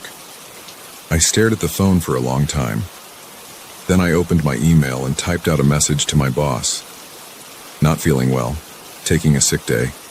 Will work from home. I hit send before I could change my mind. Then I opened my contacts and scrolled until I found the number for HR. I couldn't take the elevator. Not today, not ever again. I needed an office on a lower floor. First or second floor. Somewhere I could take the stairs. I'd tell them I had a medical condition, a heart problem, whatever it took.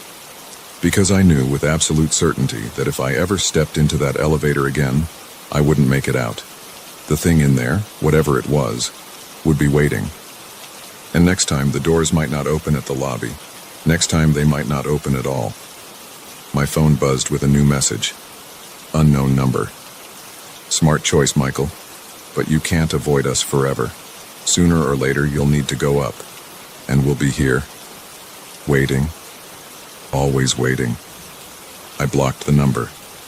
But even as I did, I knew it wouldn't matter. They'd find another way to reach me. They had all the time in the world, after all.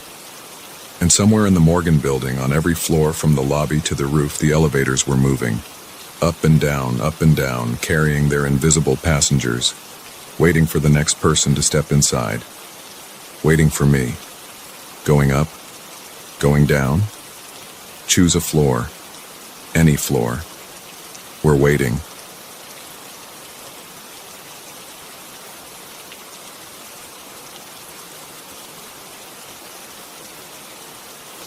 The handprint appeared at 11:47 p.m. on Interstate 80, somewhere between Des Moines and Chicago. I know the exact time because I checked my watch right after I saw it. I wish I hadn't been alone on that road. I wish I had taken the morning flight instead of driving through the night. But mostly I wish I had never stopped to clean that first handprint off my window. I'd been driving for 6 hours straight, taking the long haul back from a business meeting in Nebraska. The fog had rolled in about an hour earlier, thick and low to the ground, the kind that makes the white lines on the road disappear right in front of you. My headlights just bounced back at me, creating a wall of white that seemed to move with the car. The radio had gone quiet 20 minutes back, nothing but static on every station. I'd turned it off and was listening to the hum of my tires on the asphalt when I first noticed something wrong with my passenger window. At first I thought it was just condensation from the fog, but then I saw the clear outline of fingers. A handprint, perfect and clear, pressed against the outside of my passenger window, like someone had slapped their palm against the glass while I was driving. But I was doing 70 miles per hour, and there was nothing but empty highway around me. I hit the brakes harder than I should have. My Toyota Camry skidded slightly before coming to a stop on the shoulder. The fog swirled around the car in the red glow of my brake lights. I kept the engine running and the headlights on. "This is crazy," I said out loud, just to hear a voice.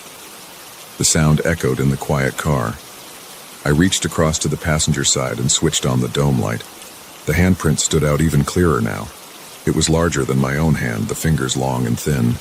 There was something off about the thumb, It bent at an odd angle.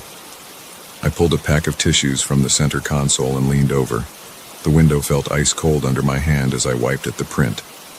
It came off easily, like wiping away steam. I sat back in my seat, crumpling the tissue. That's when I heard it.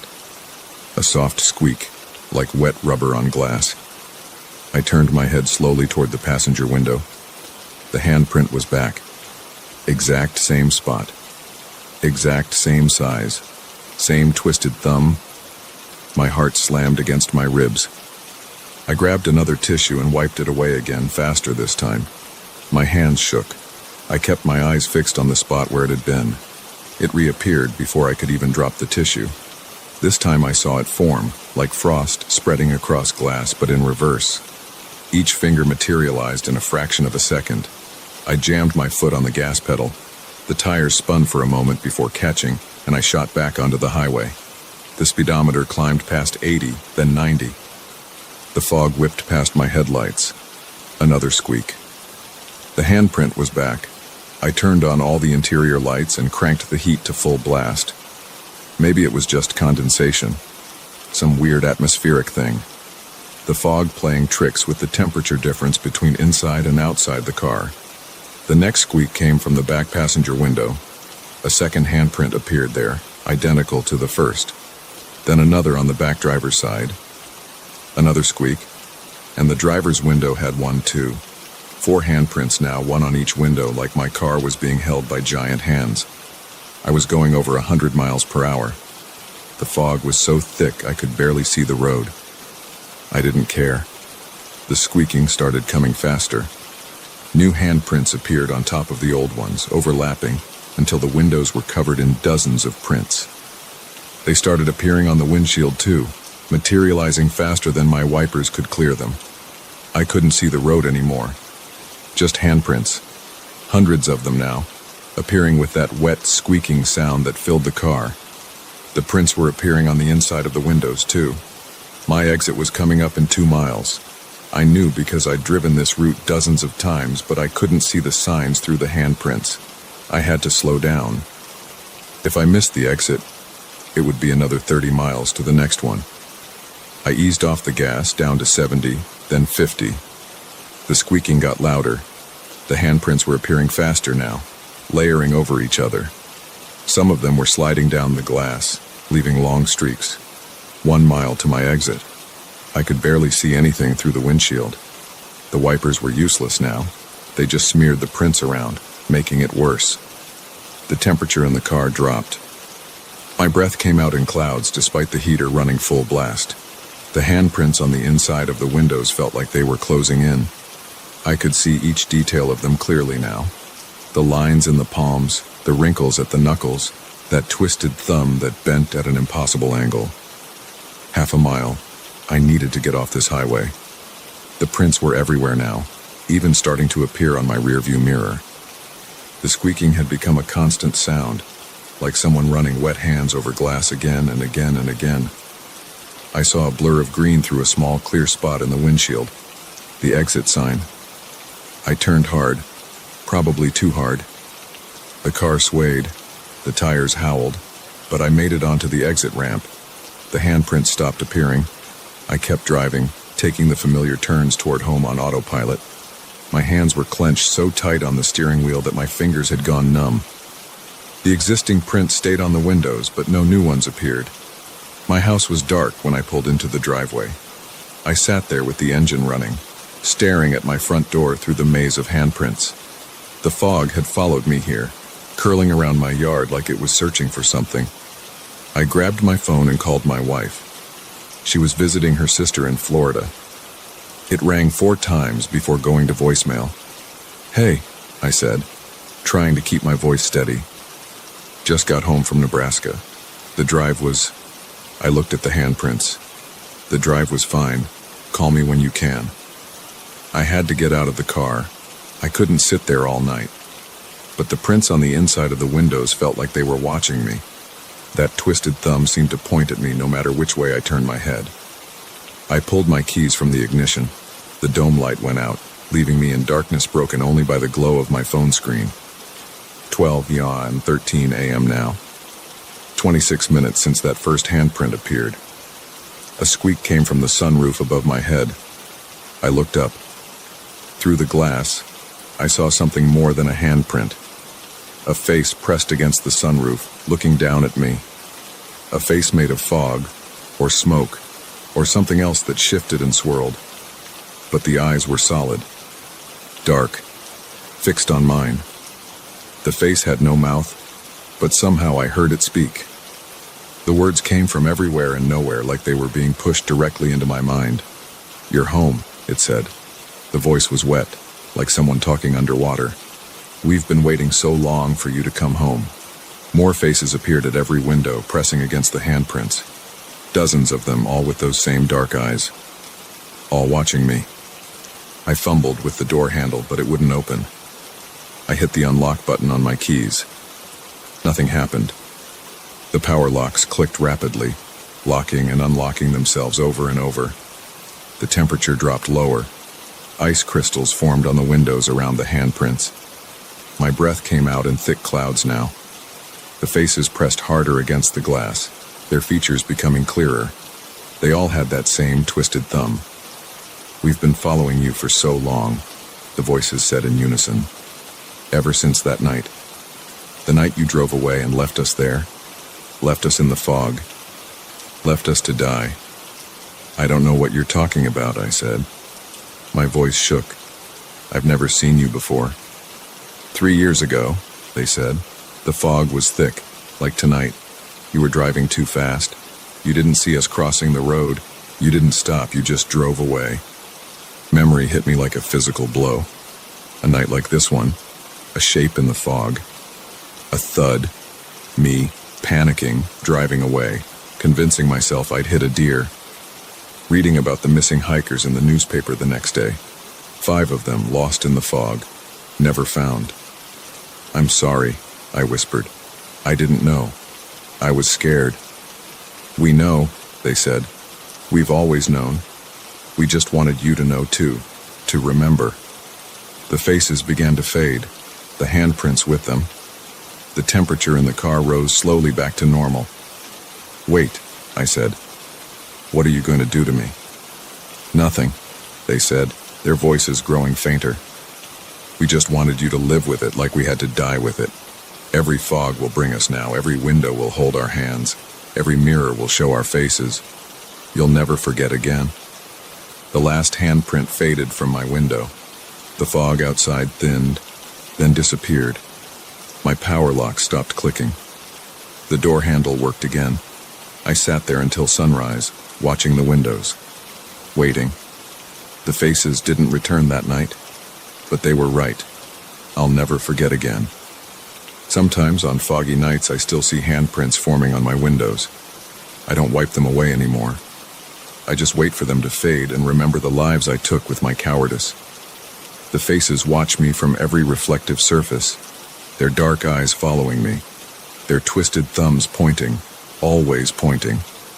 I've thought about turning myself in, but who would believe me? What evidence is there after 3 years? Besides, this is a better punishment. Living with it. Really living with it. So I drive careful now, especially in the fog. And when I see those handprints start to form, I pull over and wait. Sometimes they just appear and fade. Sometimes the faces press against my windows and whisper to me about the night they died, about the cold, about the waiting. I owe them that much. To listen, to remember, to live with what I did. The fog is rolling in tonight. I can see it from my window. Soon the handprints will start appearing. Soon the faces will come, and I'll sit here and watch and remember, because that's my punishment, that's my penance, that's my fog-bound prison, marked out in handprints with twisted thumbs. And somewhere out there, in the spaces between streetlights, 5 figures walk through the fog, waiting, watching, their hands pressed against windows, their faces in the glass, forever reminding me of the night I chose to drive away, the night the fog took them, the night they chose to keep me.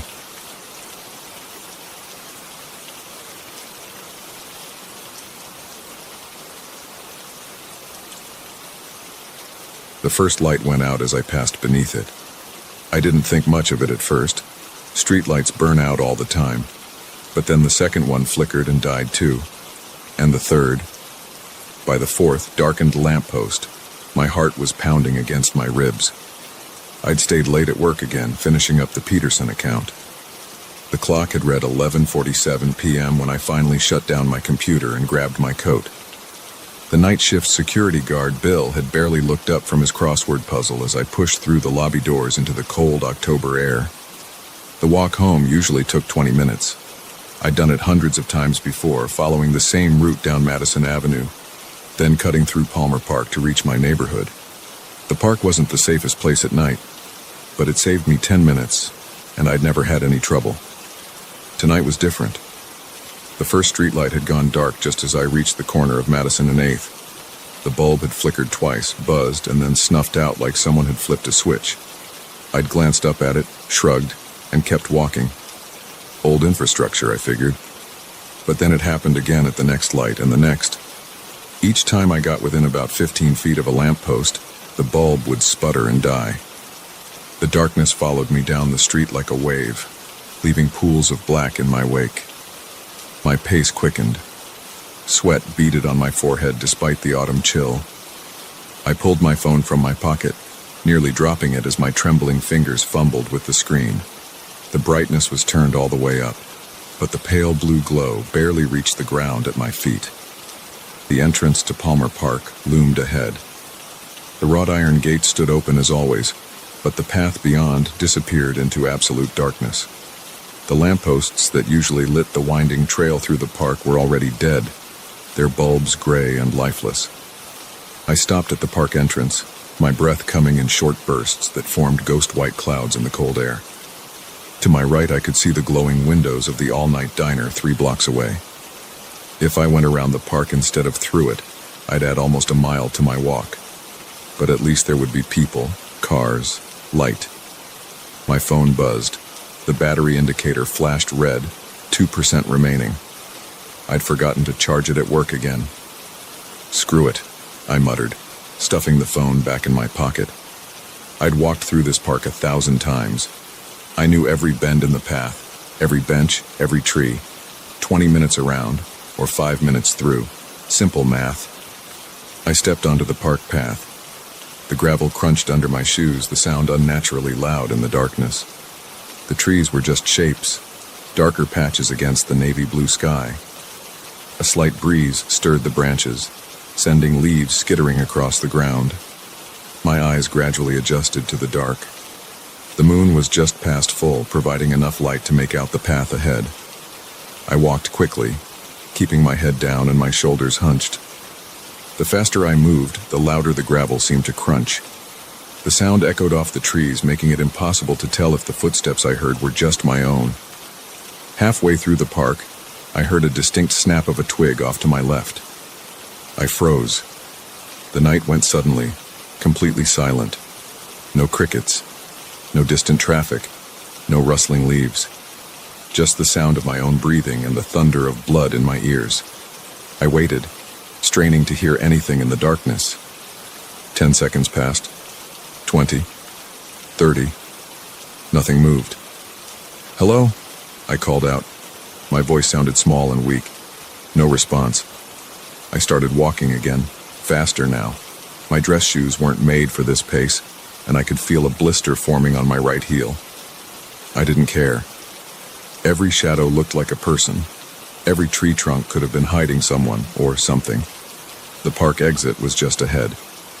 I could see streetlights burning on the residential streets beyond. Normal, steady lights that didn't go out when I approached. Almost there. Another twig snapped, closer this time, and another. The sounds were coming from both sides now, moving parallel to the path. Something was pacing me in the darkness. I broke into a run. Gravel sprayed from beneath my feet. My briefcase bounced against my leg as I sprinted toward the park exit. Behind me, I heard the unmistakable sound of running footsteps, multiple sets, moving fast. I burst out of the park onto Cherry Street. The streetlight directly overhead flickered and died as I passed under it. I didn't stop running. My lungs burned, The muscles in my legs screamed in protest. 4 blocks to go. 3, 2, 1. I reached my street, Hampton Drive. Every light on the block went dark as I approached, like dominoes falling in sequence. My house was halfway down, a small Cape Cod with white trim and blue shutters. Home. Safety. I fumbled with my keys as I ran up the front walk. The porch light flickered and went out just as I reached the door. My hands were shaking so badly I could barely get the key in the lock. That's when I saw it. A small white square stuck to the door at eye level. A note, written in black ink with precise angular handwriting. Pair. I dropped my keys. They clattered on the porch boards. For a long moment I just stared at that single word. My chest heaved as I tried to catch my breath. Sweat ran down my back despite the cold. The note was written on expensive paper, thick and textured. The ink looked fresh. It hadn't been there long. I reached out to touch it, but stopped with my finger an inch away from the surface. Something told me not to make contact with it. Movement caught my eye. At the end of my driveway, a figure stood motionless in the darkness. Just a shadow, really. A deeper patch of black against the night. But I could feel it watching me. I snatched my keys from the porch and jammed them into the lock. The door swung open and I practically fell inside, slamming it behind me and throwing all 3 deadbolts. I stood in my dark entryway, gasping for breath. My legs felt weak. I reached for the light switch with trembling fingers and flicked it up. Nothing happened. I tried again, and again. The power was out, but that wasn't possible. I could see lights on in other houses through my windows. The streetlights were working again too. I could see their glow through the front blinds. Just not in my house. My phone was dead. The lights wouldn't work. And somewhere outside, something was watching, waiting. I moved through the dark house, checking every window, every door. Everything was locked.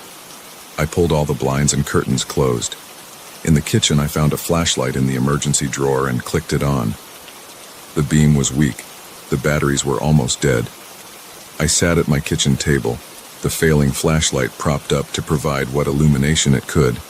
My hands had finally stopped shaking enough to hold a pen. I needed to write this down while it was fresh, while I could still remember every detail. The note on my door had said, pair. Just that one word. Stop. Stop what? I'd been working late more and more over the past few months. The Peterson account wasn't the only one that kept me at the office until midnight. Things had been slipping, projects falling behind, deadlines missed. My boss had called me in last week for a discussion about performance. The truth was I couldn't focus anymore. Not since Sarah left. Not since the dreams started. The dreams. God, how could I have forgotten about the dreams? They started 3 weeks ago. Always the same. I'm walking through darkness, following a path I can't see. Lights go out as I pass. Something follows me, always just out of sight. And at the end, there's a door with a note. The note in the dream said, pair, too. The flashlight flickered. The beam dimmed, brightened, dimmed again. I grabbed it and shook it, but the light continued to fade. A sound came from somewhere in the house. Footsteps, soft and measured, moving across the floor above me. My bedroom. The flashlight went out. In the sudden darkness, I heard more footsteps. They were coming down the stairs now, slow and deliberate. Each step creaked under an unseen weight. I couldn't move. My muscles had locked up. I sat frozen in my kitchen chair, staring at the doorway that led to the front hall. The footsteps reached the bottom of the stairs. They crossed the hall, moving closer to the kitchen, closer to me. A shadow appeared in the doorway, darker than the darkness around it. A void in the shape of a person. It spoke. The voice was familiar, so familiar it made my chest ache. But it wasn't possible. It couldn't be possible. I told you to stop, Sarah said. The shape moved into the kitchen. I could see details now, the outline of her face, her hair, the clothes she'd been wearing that night 3 months ago, the night of the accident. The night I'd worked late again, leaving her to drive home alone in the rain. "Sarah," I whispered. "I'm sorry. I'm so sorry." She stood directly across the table from me now. Her form was more solid, more real. But her eyes were wrong. They were completely black, like holes punched in reality. "Sorry isn't enough," she said. "You need to stop. Stop working. Stop hiding. Stop pretending you can go on like nothing happened." I wanted to look away, but I couldn't. Those black eyes held me paralyzed. "I can't," I said. "If I stop, if I slow down, I'll have to think about it. About you. About what happened. That's the point." Her voice was gentle now, almost kind. "You have to face it. You have to grieve. You have to let me go." She reached across the table. Her hand was pale, solid, real. Her fingers brushed my cheek. They were ice cold. "The dreams were warnings," she said. "Tonight was the last one. If you don't stop now, you'll follow the same path I did. Working too late. Driving too tired. One rainy night, one slick road, one moment of closed eyes." I felt tears running down my face. "I miss you so much." "I know." She pulled her hand back. Her form was growing less distinct, fading around the edges. "But I'm gone. You have to accept that. You have to stop running from it." The streetlights outside suddenly blazed brighter, their glow seeping through the closed blinds. Sarah's shape became transparent, then translucent, then just a suggestion of movement in the air. "Stop," she whispered. Her voice was fading too, becoming distant. "Just stop." Then she was gone. I sat in my dark kitchen for a long time. Eventually, the power came back on. The refrigerator hummed to life. The microwave clock blinked 12. My phone buzzed in my pocket. It was working again, fully charged. I had 17 missed calls from work. The time showed 3:33 a.m. I picked up the phone and called my boss's direct line. It went to voicemail, of course. At this hour, it would. "Hey, Jim," I said. "I need to take some time off. Personal leave. Starting now. I'll email HR in the morning, but I need to stop for a while. I need to deal with some things." I ended the call and set the phone down. For the first time in months, the constant knot of tension in my chest began to loosen. Outside, the streetlights were burning steady and bright. No flickering, no darkness following in my wake. I got up and went to my front door. The note was still there, stark white against the dark wood. I took it down carefully and unfolded it. There was more writing inside that I hadn't seen before. "Stop running. Start healing. I love you. S." I held the note for a moment longer, then let it fall from my fingers. It dissolved before it hit the floor, falling away into nothing but motes of light that faded like stars at dawn. The first light of morning was starting to show in the east. I needed to sleep, real sleep, not the caffeine-fueled dozing I'd been surviving on. Tomorrow I'd call a grief counselor. I'd start going through Sarah's things that I'd boxed up and hidden in the spare room. I'd visit her grave for the first time since the funeral. I'd stop running. It was time to face the darkness and let it pass through me instead of trying to stay one step ahead of it. Time to heal. Time to begin again.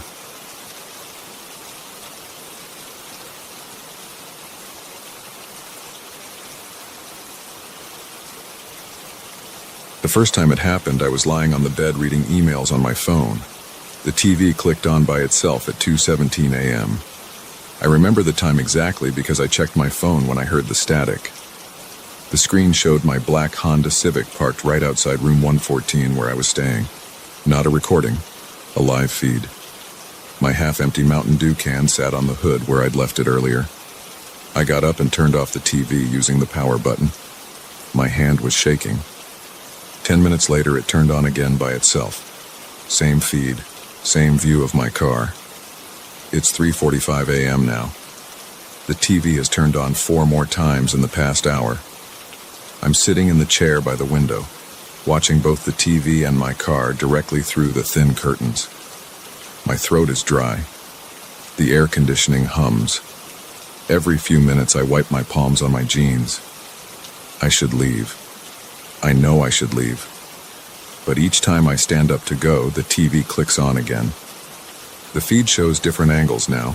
Sometimes from the front of my car, sometimes from the back, sometimes from above. Like there are multiple cameras tracking it. But when I look outside, I don't see any cameras. Just the empty parking lot, the flickering neon motel sign, and my car sitting there under the yellow security light. I didn't plan to stop here. I was driving from Chicago to Denver for a job interview tomorrow. Today, technically. The position would be a huge step up from my current role. Senior systems engineer at twice my current salary. But around 11 p.m., my eyes started getting heavy on I-80. The signs for the Valley View Motel came at the right time. Clean rooms, $49, $90.99 a night, HBO included. Good enough. The front desk clerk barely looked up from his phone when I checked in. He had acne scars and a patchy beard, slid me the key card without a word. I didn't ask questions. Just wanted to crash for 6 hours and get back on the road. The room was what you'd expect. Thin carpet that had seen better days, a bed with a scratchy comforter, water stains on the ceiling. But it was quiet and dark. I brought in my overnight bag, laptop case, and the Mountain Dew from the car. Took a quick shower. The water pressure was decent at least. I was almost asleep when the TV first came on. Now I can't even think about sleeping. The feed just switched again. This time it's showing the driver's side door. There's something different. I squint at the screen. A scratch in the paint near the handle. It wasn't there before.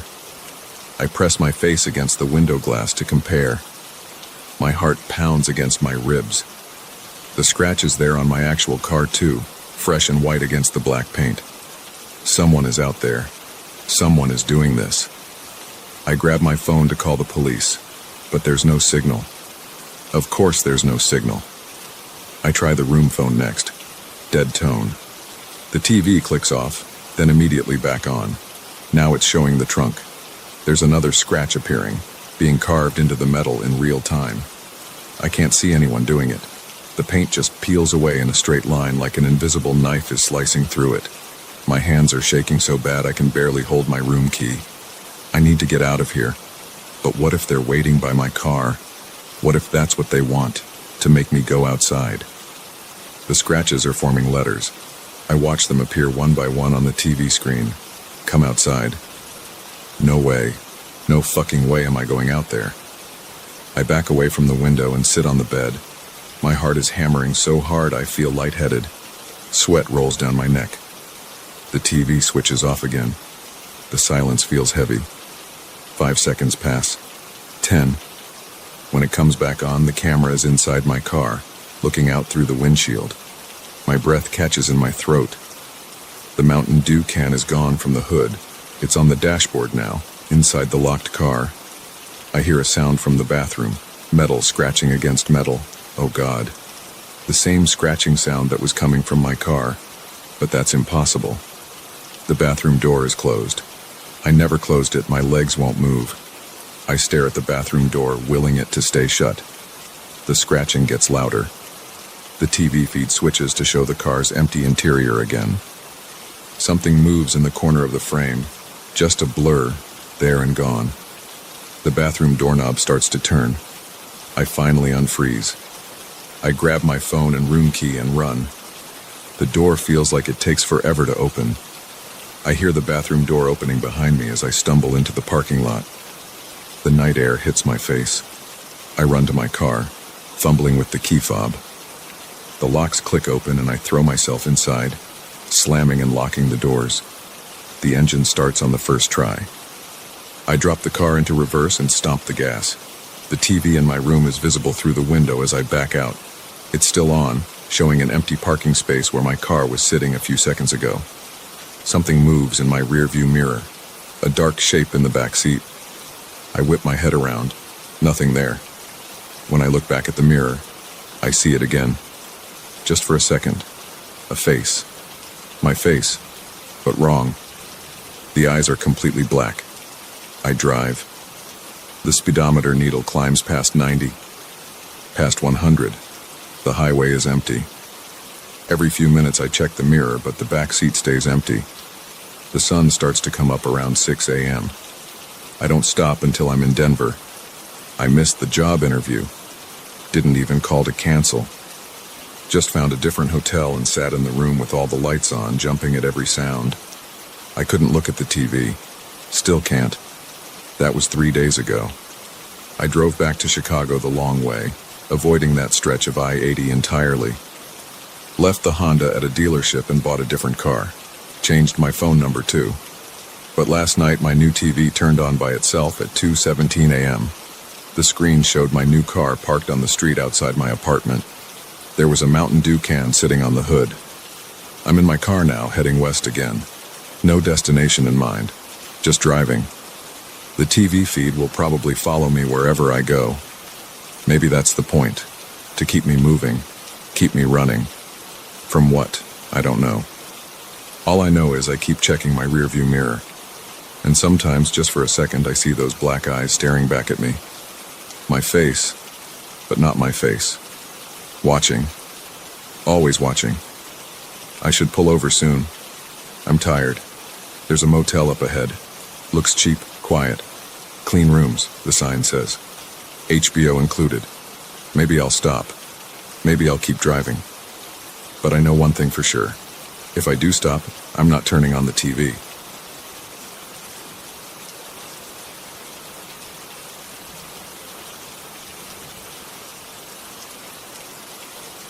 I didn't want to be in the library at 11:47 p.m. The fluorescent lights buzzed overhead, creating pools of harsh white light between long shadows from the towering bookshelves. My psychology textbook sat open on the wooden table, notes scattered around it. My third cup of coffee had gone cold. I needed to pass tomorrow's exam, and my apartment was too noisy with my roommate's party going on. The Anderson Library stayed open until 2 a.m. during finals week. Usually there would be other students around, but tonight the fourth floor was empty. Just rows and rows of books on psychology and sociology, the smell of old paper, and the constant hum of the air conditioning. I rubbed my eyes. The words on the page had started to blur together. As I reached for my coffee cup, movement caught my eye. Just a quick flash of something dark passing between the shelves about 30 feet away. I froze with my hand mid-air. Hello? My voice came out hoarse from hours of silence. No response. I stood up slowly, my chair scraping against the carpet. The sound seemed too loud in the quiet space. I walked toward where I'd seen the movement, my shoes making soft, shuffling sounds. The gap between the shelves was empty. Just books, stretching up toward the ceiling. A soft thud came from the next row over. My heart rate picked up. It could be another student, but something felt wrong. The hair on my arms stood up. I moved to the end of the shelf, peering around the corner. Nothing. But on the floor lay an open book, as if someone had just dropped it there. I approached it carefully, looking both ways down the long aisle of shelves. The book was old, bound in dark brown leather with no title on the cover. It lay open to a yellowed page filled with handwritten text. As I bent down to pick it up, the first paragraph caught my eye, and my stomach dropped. I am always alone in the empty building. The lights flicker above me. I hear footsteps behind me, but when I turn, no one is there. I walk down long corridors that seem to stretch forever. At the end, I see a door. I know I shouldn't open it, but I always do. Behind it stands a tall figure in black, face hidden in shadow. It reaches for me with hands that are too long, fingers like bare branches. I try to run, but my legs won't move. I try to scream, but no sound comes out. And then it touches me. Its cold fingers on my neck, and I slammed the book shut, my hands shaking. This was my dream, the exact dream I'd been having for the past 3 months, written out in detail on that page. The dream I'd never told anyone about. The lights flickered. My heart pounded against my ribs as I spun around, clutching the book to my chest. The aisle behind me was empty, but I heard soft footsteps from somewhere in the stacks. They were getting closer. I backed up slowly, trying to control my breathing. The footsteps stopped. Then came the sound of books being pulled off shelves and dropping to the floor, one after another, getting nearer. Thud. Thud. Thud. I turned and ran, not caring about the noise I made. I had to get back to my table, grab my stuff, and get out. The book felt cold in my hands. When I reached my study spot, everything was gone. My textbook, my notes, my backpack, all of it had vanished. Even my coffee cup was missing. The table was completely bare. The lights flickered again, longer this time. In the moment of darkness, I heard movement behind me. When the lights came back on, I couldn't move. I knew what I would see if I turned around. The same thing I saw in my dreams. The air grew cold. I could see my breath forming clouds in front of my face. The book in my hand seemed to pulse, like something inside it was alive. Slowly, against every instinct screaming at me to run, I turned around. It stood there, exactly as in my dreams. Tall, impossibly tall, its head nearly touching the ceiling. It wore what looked like a black coat that moved slightly even though there was no wind. Where its face should have been was only darkness. I tried to step backward, but my legs wouldn't work. My mouth opened, but no sound came out. The figure raised one arm, extending it toward me. Its fingers were long and thin, like bare tree branches in winter. The lights went out completely. I felt cold fingers touch the back of my neck. When they found me the next morning, I was sitting at my study table. All my things were there: textbook, notes, backpack, even my cold coffee. The security guard said I must have fallen asleep studying, but the book was still in my hands. I opened it later in my apartment. The page with my dream was gone. Instead, there was a new entry, written in the same handwriting. I am always in the library late at night. I see someone studying at a table. I move between the shelves, letting them catch glimpses of me. I drop the book where they will find it. They read about their dream, the one I gave them. When the lights go out, I reach for them with my long fingers. But this time, something is different. This time, they have the book. This time, they become like me. That was 3 months ago. I still go to the library every night. I move between the shelves, watching the late-night studiers. I drop the book where they will find it. And when they read about their dreams, the dreams I give them, I reach out with my long fingers.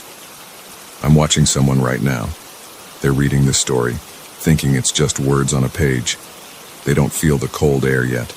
They haven't noticed the lights starting to flicker. They haven't seen me moving in the shadows behind them. But they will. The lights in the library always go out eventually, and my fingers are so very, very long. I try to remember my life before the library, but those memories feel distant now, like scenes from a movie I watched long ago. I remember being a psychology student, worrying about exams and rent payments and normal things. Now I walk the stacks endlessly, my feet making no sound on the carpet. During the day, I hide in the deepest parts of the building, in the narrow spaces between walls where the pipes run. I watch through gaps in the shelves as students browse for books, laughing and chatting, stressing about assignments. Sometimes I reach out and brush their shoulders with my fingertips just to feel their warmth, to remember what it was like to be alive. But it's the night that truly belongs to me now. When the library empties out and the shadows grow long, I emerge. I glide between the shelves, letting my fingers trail along the spines of books. I know every inch of this place, every creaking floorboard, every flickering light, every hidden corner where someone might try to hide. The book appears whenever I need it. I don't know where it comes from. Sometimes I find it waiting for me on an empty table. Sometimes it falls from a shelf as I pass. The leather cover is always cool to the touch, and the pages contain the dreams of whoever I'm hunting that night. I remember the confusion on their faces when they read their own private nightmares printed on those yellowed pages. The way their hands shake. The quick, darting glances over their shoulders. The rapid breathing and pounding hearts that I can sense from across the room. Time moves strangely here. Nights blur together. I can't tell if I've been this way for months or years or decades. Maybe the person who turned me into this was once like me, A student who stayed too late, who found the wrong book, who felt those cold fingers on their neck in the darkness. Sometimes I wonder if I could stop. Choose not to hunt. Choose not to leave the book where someone will find it. But the hunger grows too strong. The emptiness inside me can only be filled by taking others, by making them like me. The book demands to be read. The dreams demand to be shared. Tonight's victim is different, though. They've been coming to the library for weeks, always sitting at the same table near the psychology section. They read for hours, taking careful notes. Sometimes they talk to themselves softly, working through complex ideas. I've been watching them longer than I usually do. Something about them seems familiar, but I can't place it. Maybe they remind me of myself back when I was still human. Maybe that's why I've hesitated to drop the book. But the hunger is too strong now. I can feel the book growing cold in my hands, ready to be found. The lights above their table have started to flicker. Just slightly, not enough for them to notice yet. Soon they will see movement in the corner of their eye. Soon they will follow me into the stacks. Soon they will read their dreams on those ancient pages. Soon their warm flesh will grow cold. Their fingers will lengthen, their face will fade into shadow. Soon they will walk the library with me, hunting others on endless nights. The lights flicker again. I move closer, letting them catch a glimpse of my dark form between the shelves. They look up from their books, brow furrowed. I drop the volume carefully, letting it fall with a soft thud. They stand. They start walking toward the sound. The hunt begins again.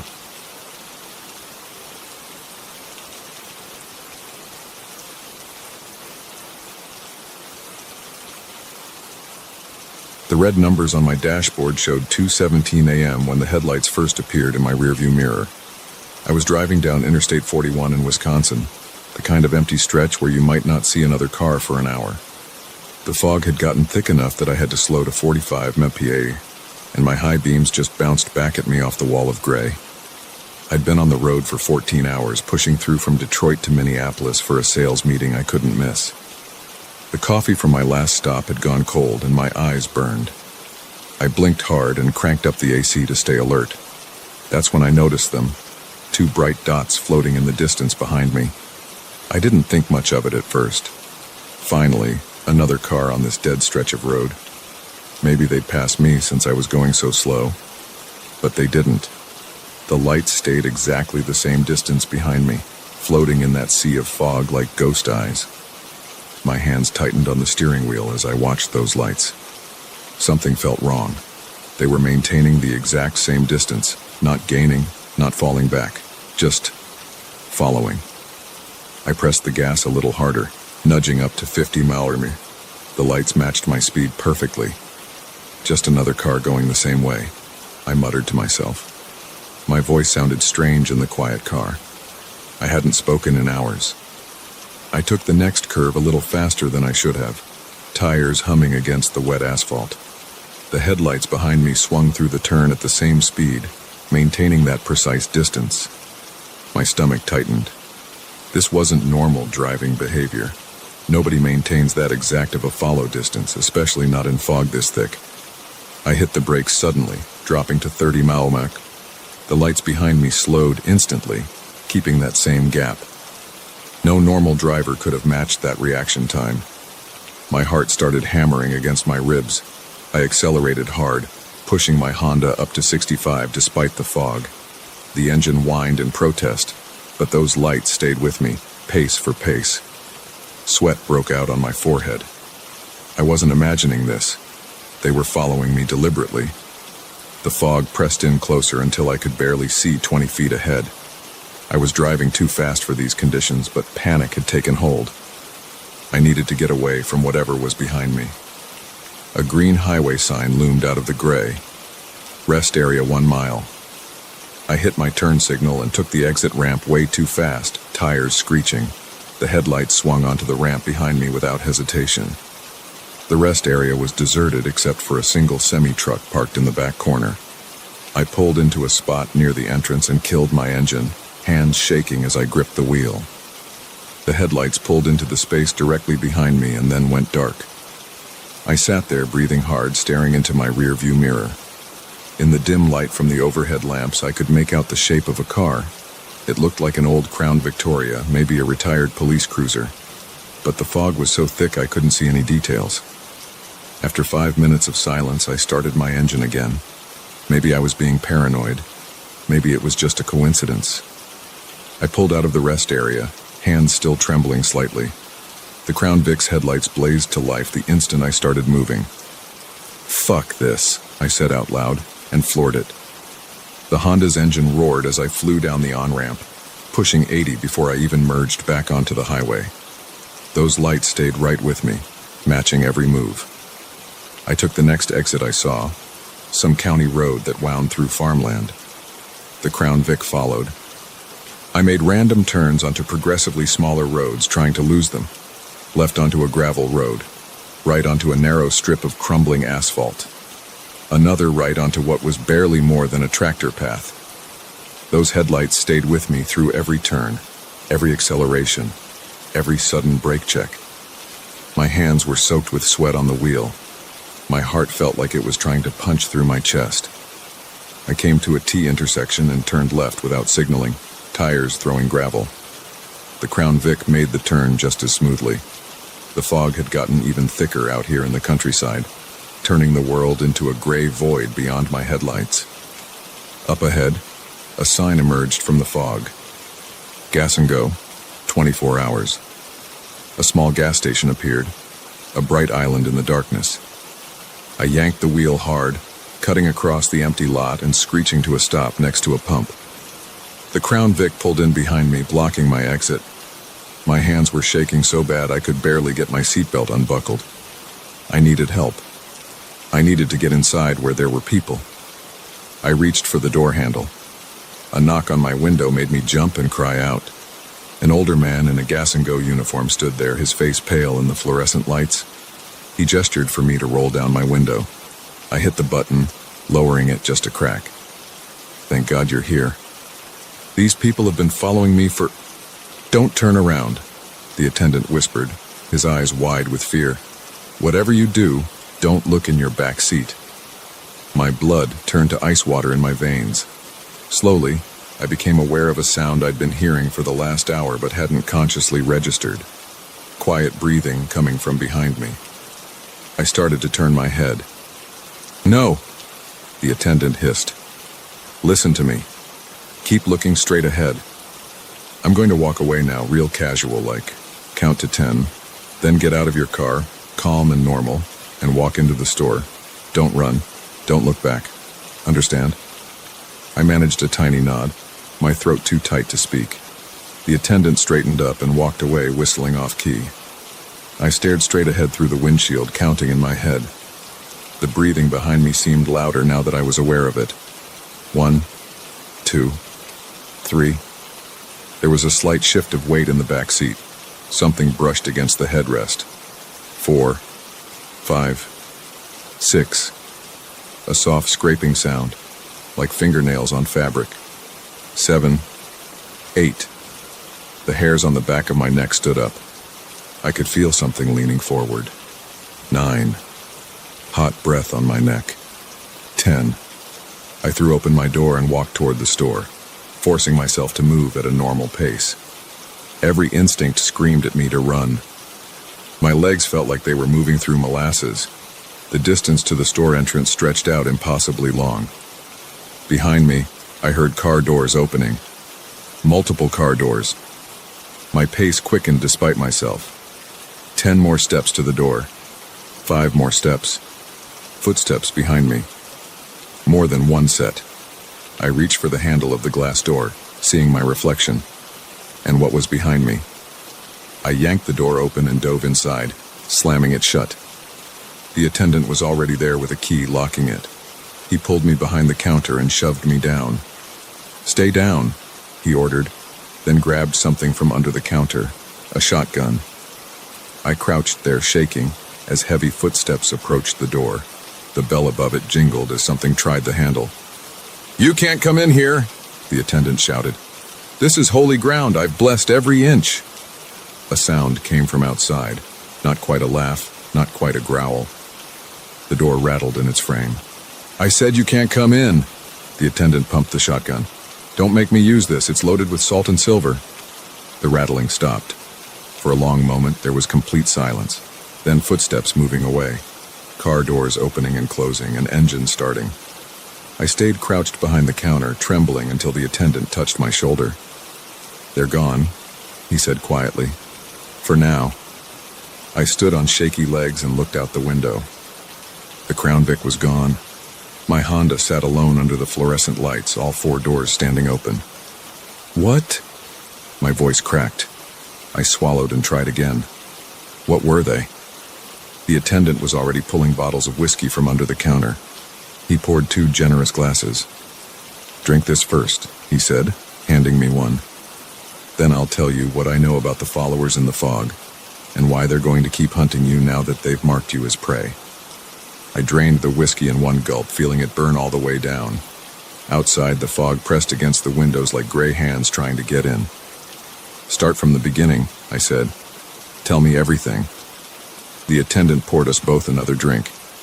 "It started about 10 years ago when the first person came running into my store talking about being followed on the highway. Back then, I didn't believe them. Thought they were just road-weary and seeing things in the fog." He took a long swallow of whiskey.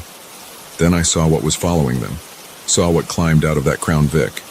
After that night, I started preparing. Holy water in the sprinkler system, salt lines under every threshold, silver buckshot in the shotgun shells." "But what are they?" I asked again. "Nobody knows for certain. They only appear in the thickest fog, always in that same Crown Victoria, always following travelers until they're too tired or scared to think straight. Some folks say they're the ghosts of highway patrolmen killed in the line of duty. Others think they're something older, something that used to hunt travelers on horseback or on foot, now adapted to the modern age." He refilled our glasses. "All I know for sure is they're hungry, and once they've picked a target, they don't give up easily." I stared down into my whiskey. "So what do I do now?" "You stay here until dawn. The fog always lifts with the sun, and they never hunt in daylight. After that," he shrugged, "keep driving. Stay out of fog banks. If you see those headlights again, find holy ground, a church, a temple, consecrated soil. Or find me. I'll be here. And if I can't find either in time," he met my eyes, "then whatever you do, don't look in your back seat." We sat in silence after that, watching the fog swirl against the windows. Somewhere in that gray void, I knew they were waiting. Waiting for me to get back on the road. Waiting for the next thick bank of fog. I checked my phone. Still 3 hours until sunrise.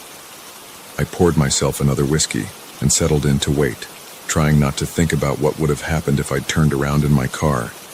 Trying not to think about what was breathing down my neck in those final seconds. Trying not to think about the next foggy night I had to drive through. Outside, the fog pressed closer, and somewhere in the distance I thought I saw 2 faint lights waiting in the gray.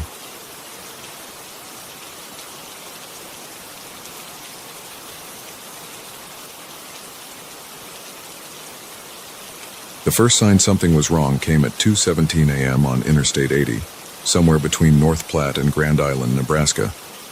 I checked the time because my phone buzzed with a low battery warning, right before the headlights appeared in my rearview mirror. I'd been driving for almost 6 hours straight, trying to make it to Chicago by morning for an important client meeting.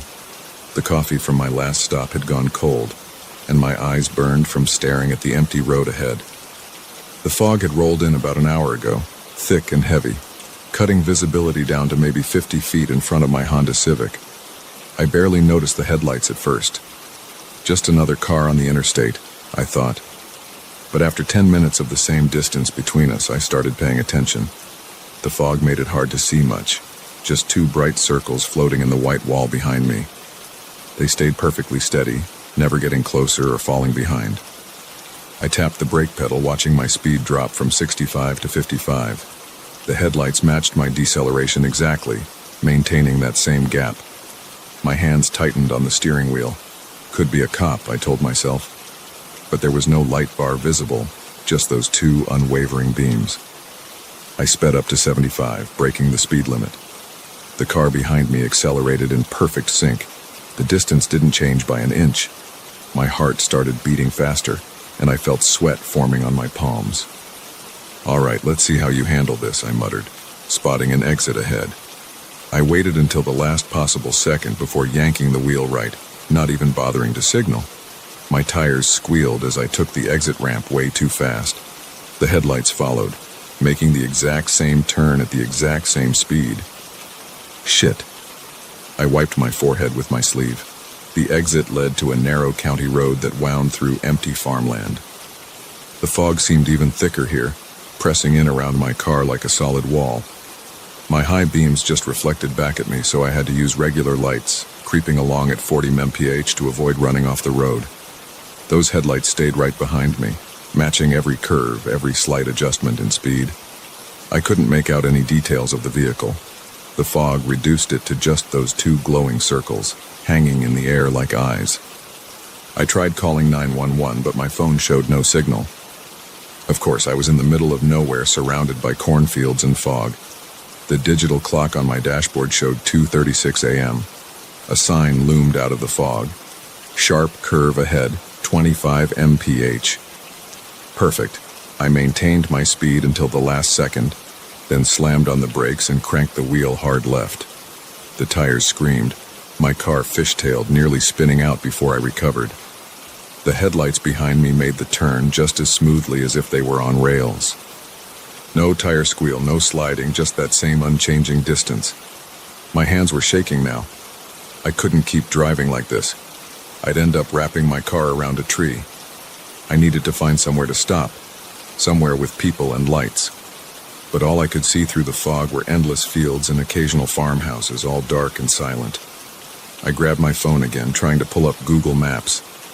The screen was frozen, showing my location as a blue dot in the middle of nothing. The battery indicator blinked red at 5%. That's when I noticed something else in the rearview mirror. Something that made my blood run cold.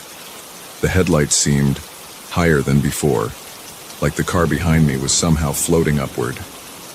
I blinked hard and looked again. No, I wasn't imagining it. The beams were definitely higher and slightly tilted, as if the vehicle was riding on an incline. But the road was completely flat. My foot pressed harder on the gas pedal. The engine whined as I pushed it past 80, taking the curves way too fast. I didn't care anymore about safety. I just needed to get away from whatever was behind me. The headlights kept pace effortlessly, now tilted at an impossible angle, like the car was driving up an invisible hill. They had to be at least 10 feet off the ground. I was hyperventilating, my chest tight with panic. Black spots danced at the edges of my vision.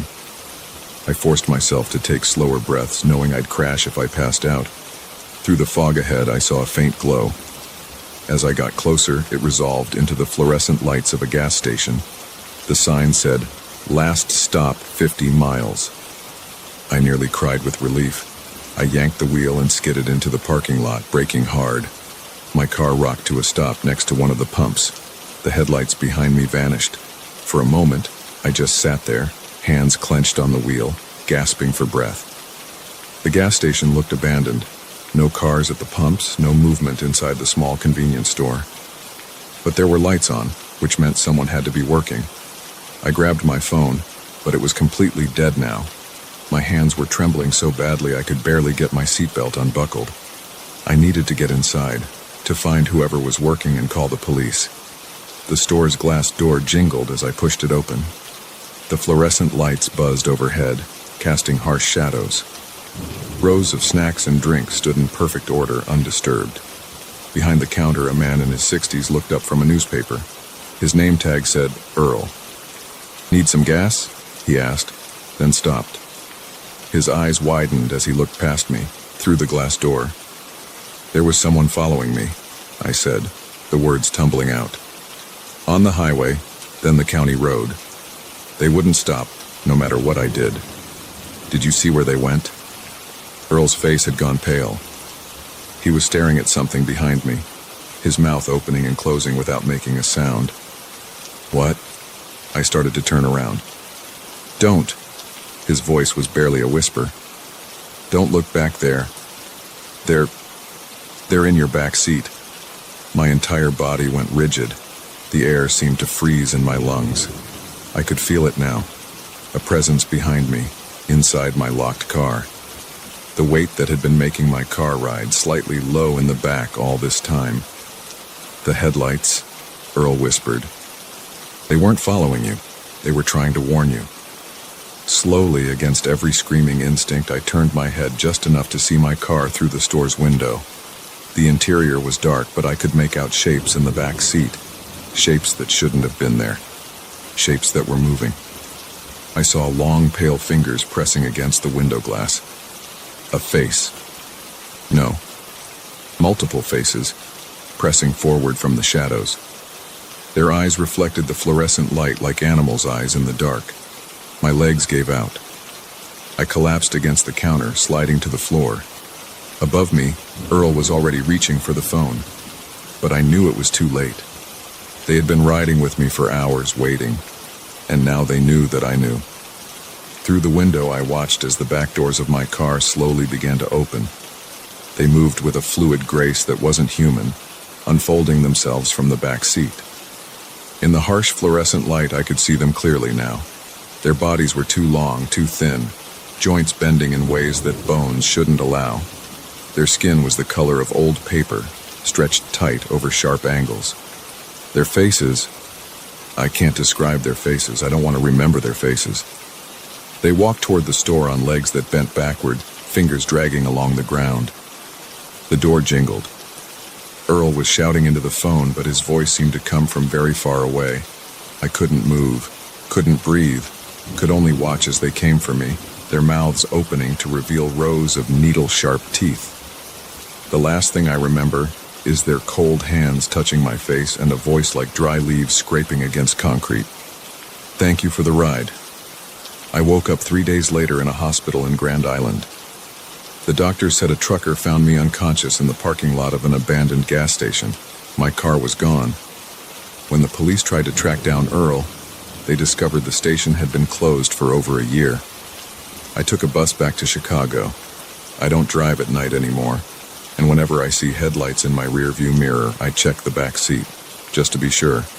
Because sometimes, late at night, I still feel that weight behind me, still see those pale faces in my dreams, still hear that voice thanking me for the ride.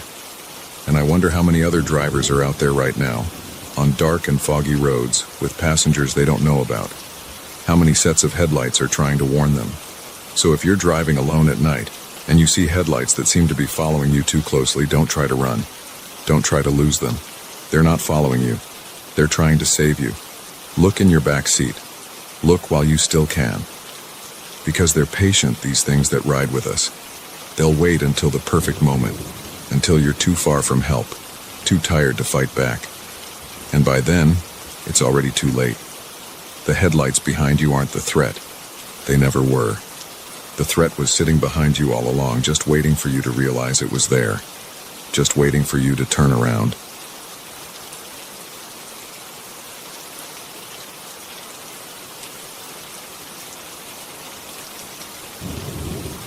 I should have paid more attention to that damn scarecrow from the start. Maybe if I had, things would have turned out different. But when you're busy gutting a 100-year-old farmhouse down to the studs, you don't waste time worrying about what's happening in the neighbor's cornfield. At least that's what I told myself during those first few days. I bought the old Morrison place in late September, after the bank foreclosed on it. The house had sat empty for 2 years, and it showed. The white paint had gone gray and started peeling. Half the shutters hung crooked. The porch sagged in the middle like a tired horse. But the bones were good.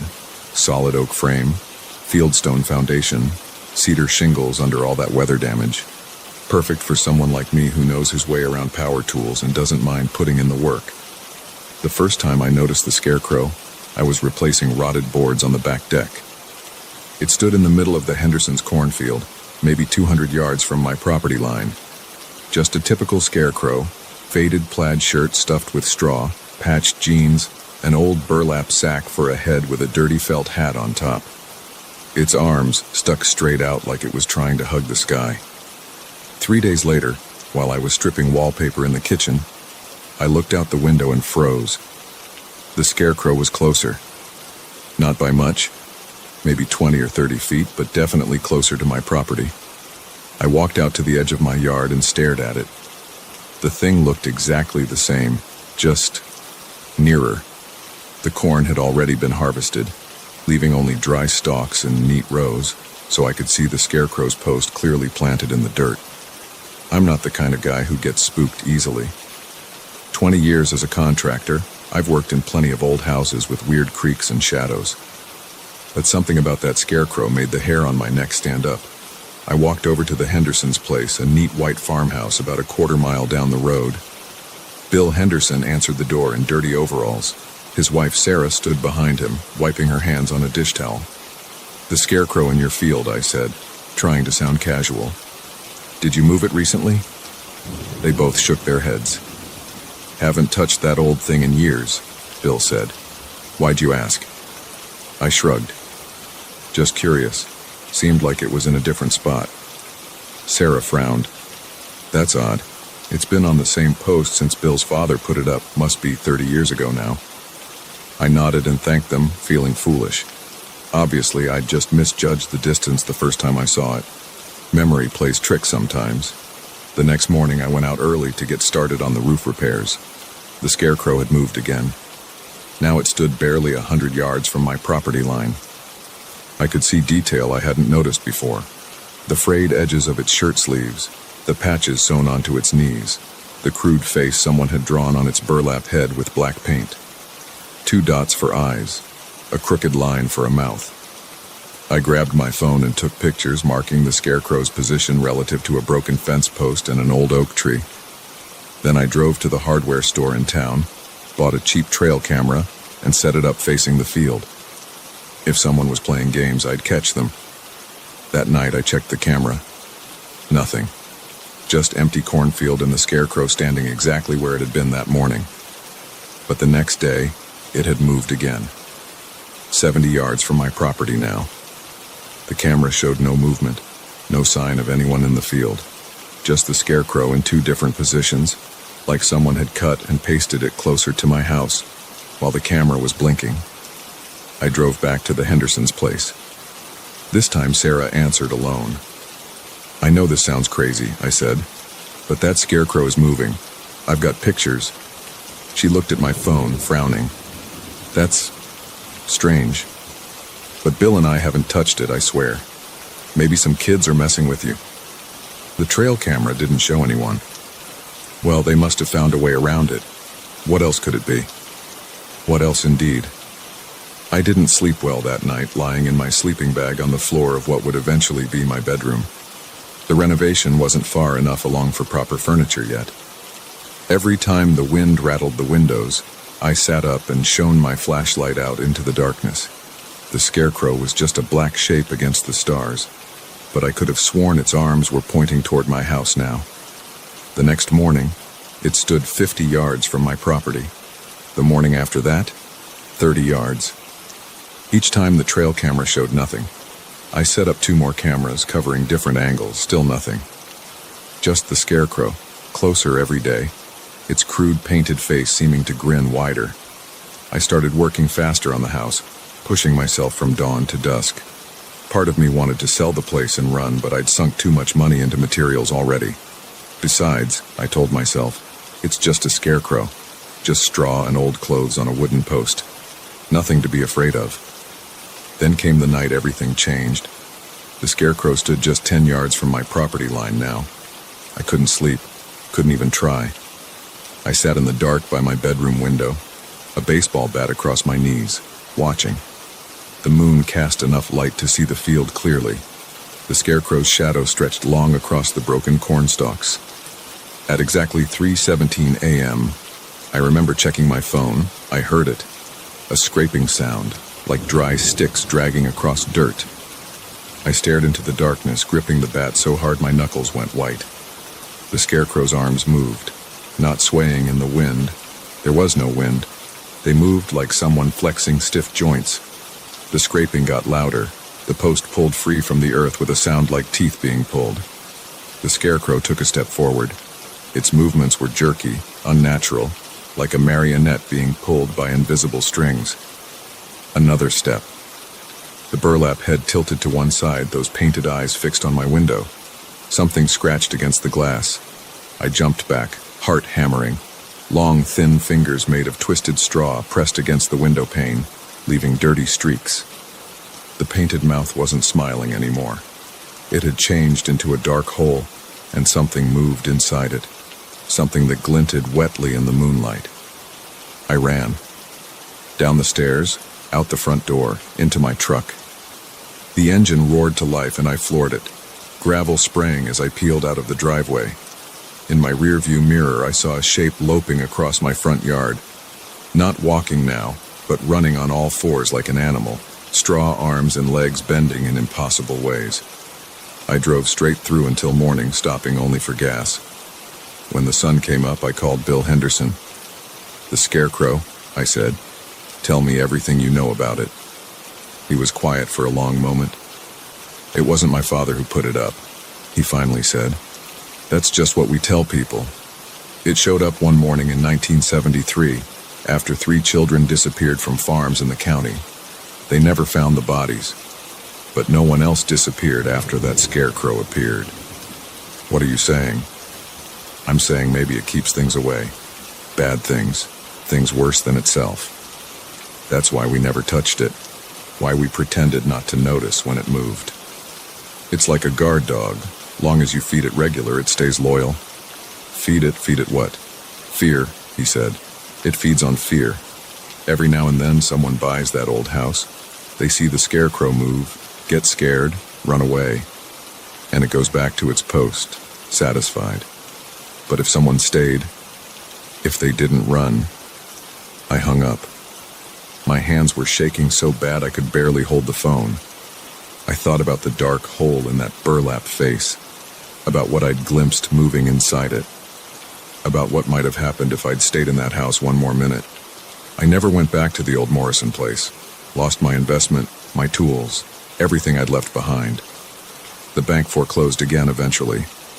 Last I heard, some young couple bought it, planning to fix it up. Sometimes I think about warning them. But would they believe me? Would you? The scarecrow's probably back on its post by now, arms spread wide, watching their windows at night, waiting to see if they'll run, wondering what their fear might taste like. And if they don't run, well, maybe there'll be more disappearances in the county.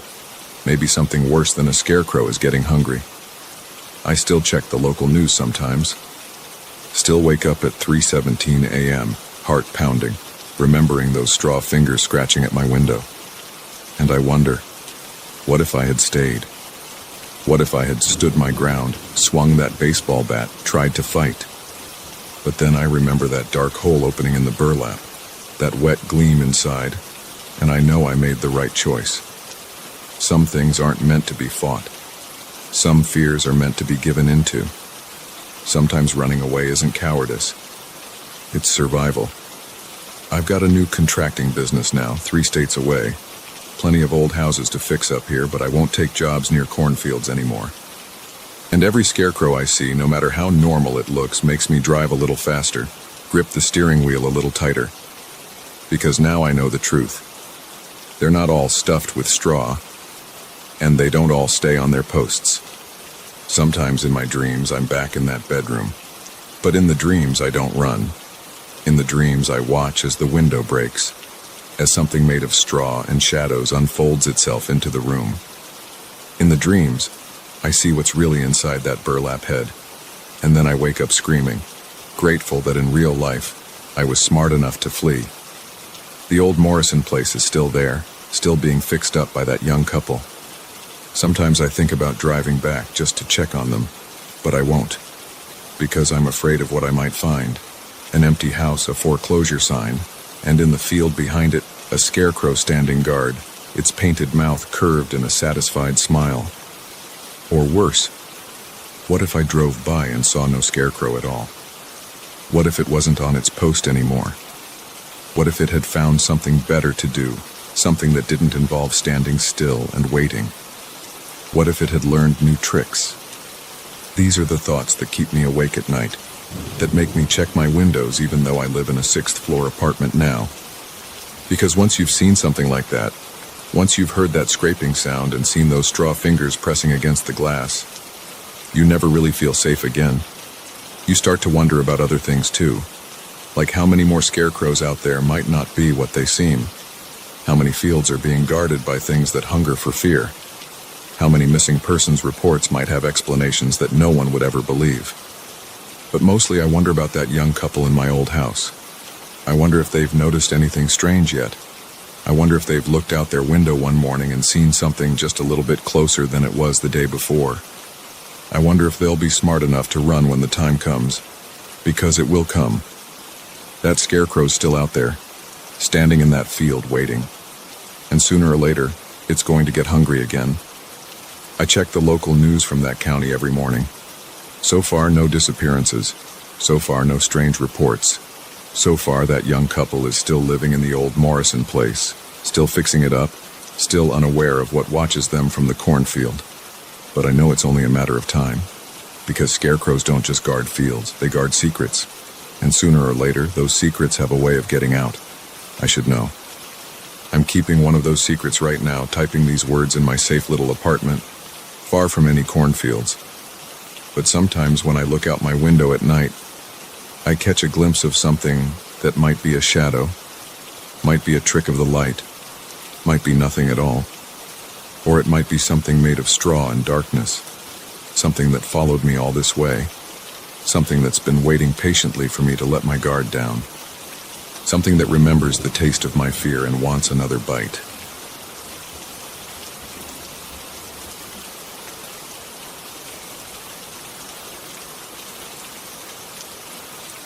The security camera footage showed nothing there, but I saw it, and those claw marks don't lie. I've lived alone on this farm for 12 years since Sarah died.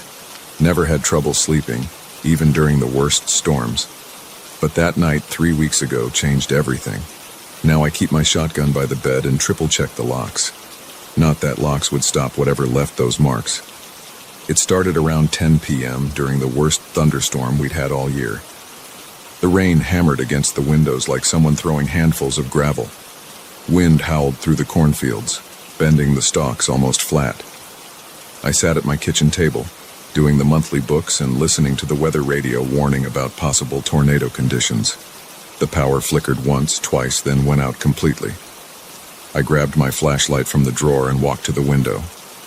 The security lights around the barn should have kicked in with the generator, but everything stayed dark. Strange. I'd just checked that generator last week. Lightning flashed, lighting up the yard between the house and barn. That's when I saw it. A figure stood perfectly still by the barn door. Tall. Too tall. Had to be at least 8 feet. In that split second of light, I could tell it wasn't human. The proportions were all wrong. The arms hung down past where knees should be. The head looked too small for the body, perched on a neck that seemed too long and thin. Thunder crashed. When the next lightning flash came a few seconds later, the figure was gone. My hands shook as I grabbed my phone to check the security camera feed. The app showed all cameras offline. I tried rebooting the system, but nothing worked.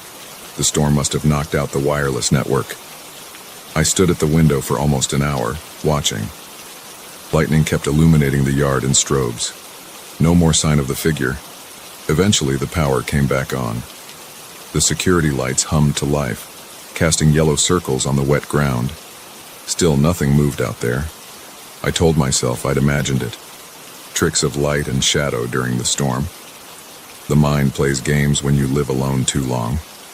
I forced myself to finish the bookkeeping, then headed up to bed around midnight. Sleep wouldn't come. Every crack of thunder made me jolt awake. The wind moaned through the eaves, sounding almost like words. Around 2 a.m. I heard something that definitely wasn't the storm, a loud scraping sound from the direction of the barn. I got up and went to the bedroom window with my flashlight.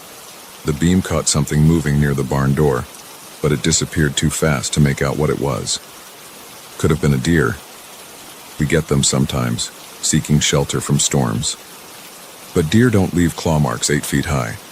I found those marks the next morning. 4 parallel grooves torn deep into the wood of the barn door, each groove about 3 inches wide. They started way above my head and raked downward almost to the ground. The wood was splintered and gouged out like it had been carved with steel hooks. My hands trembled as I unlocked the barn door. Everything inside looked normal at first glance. The tractor sat where I'd left it. Tools hung in their places on the wall. The hay bales were undisturbed.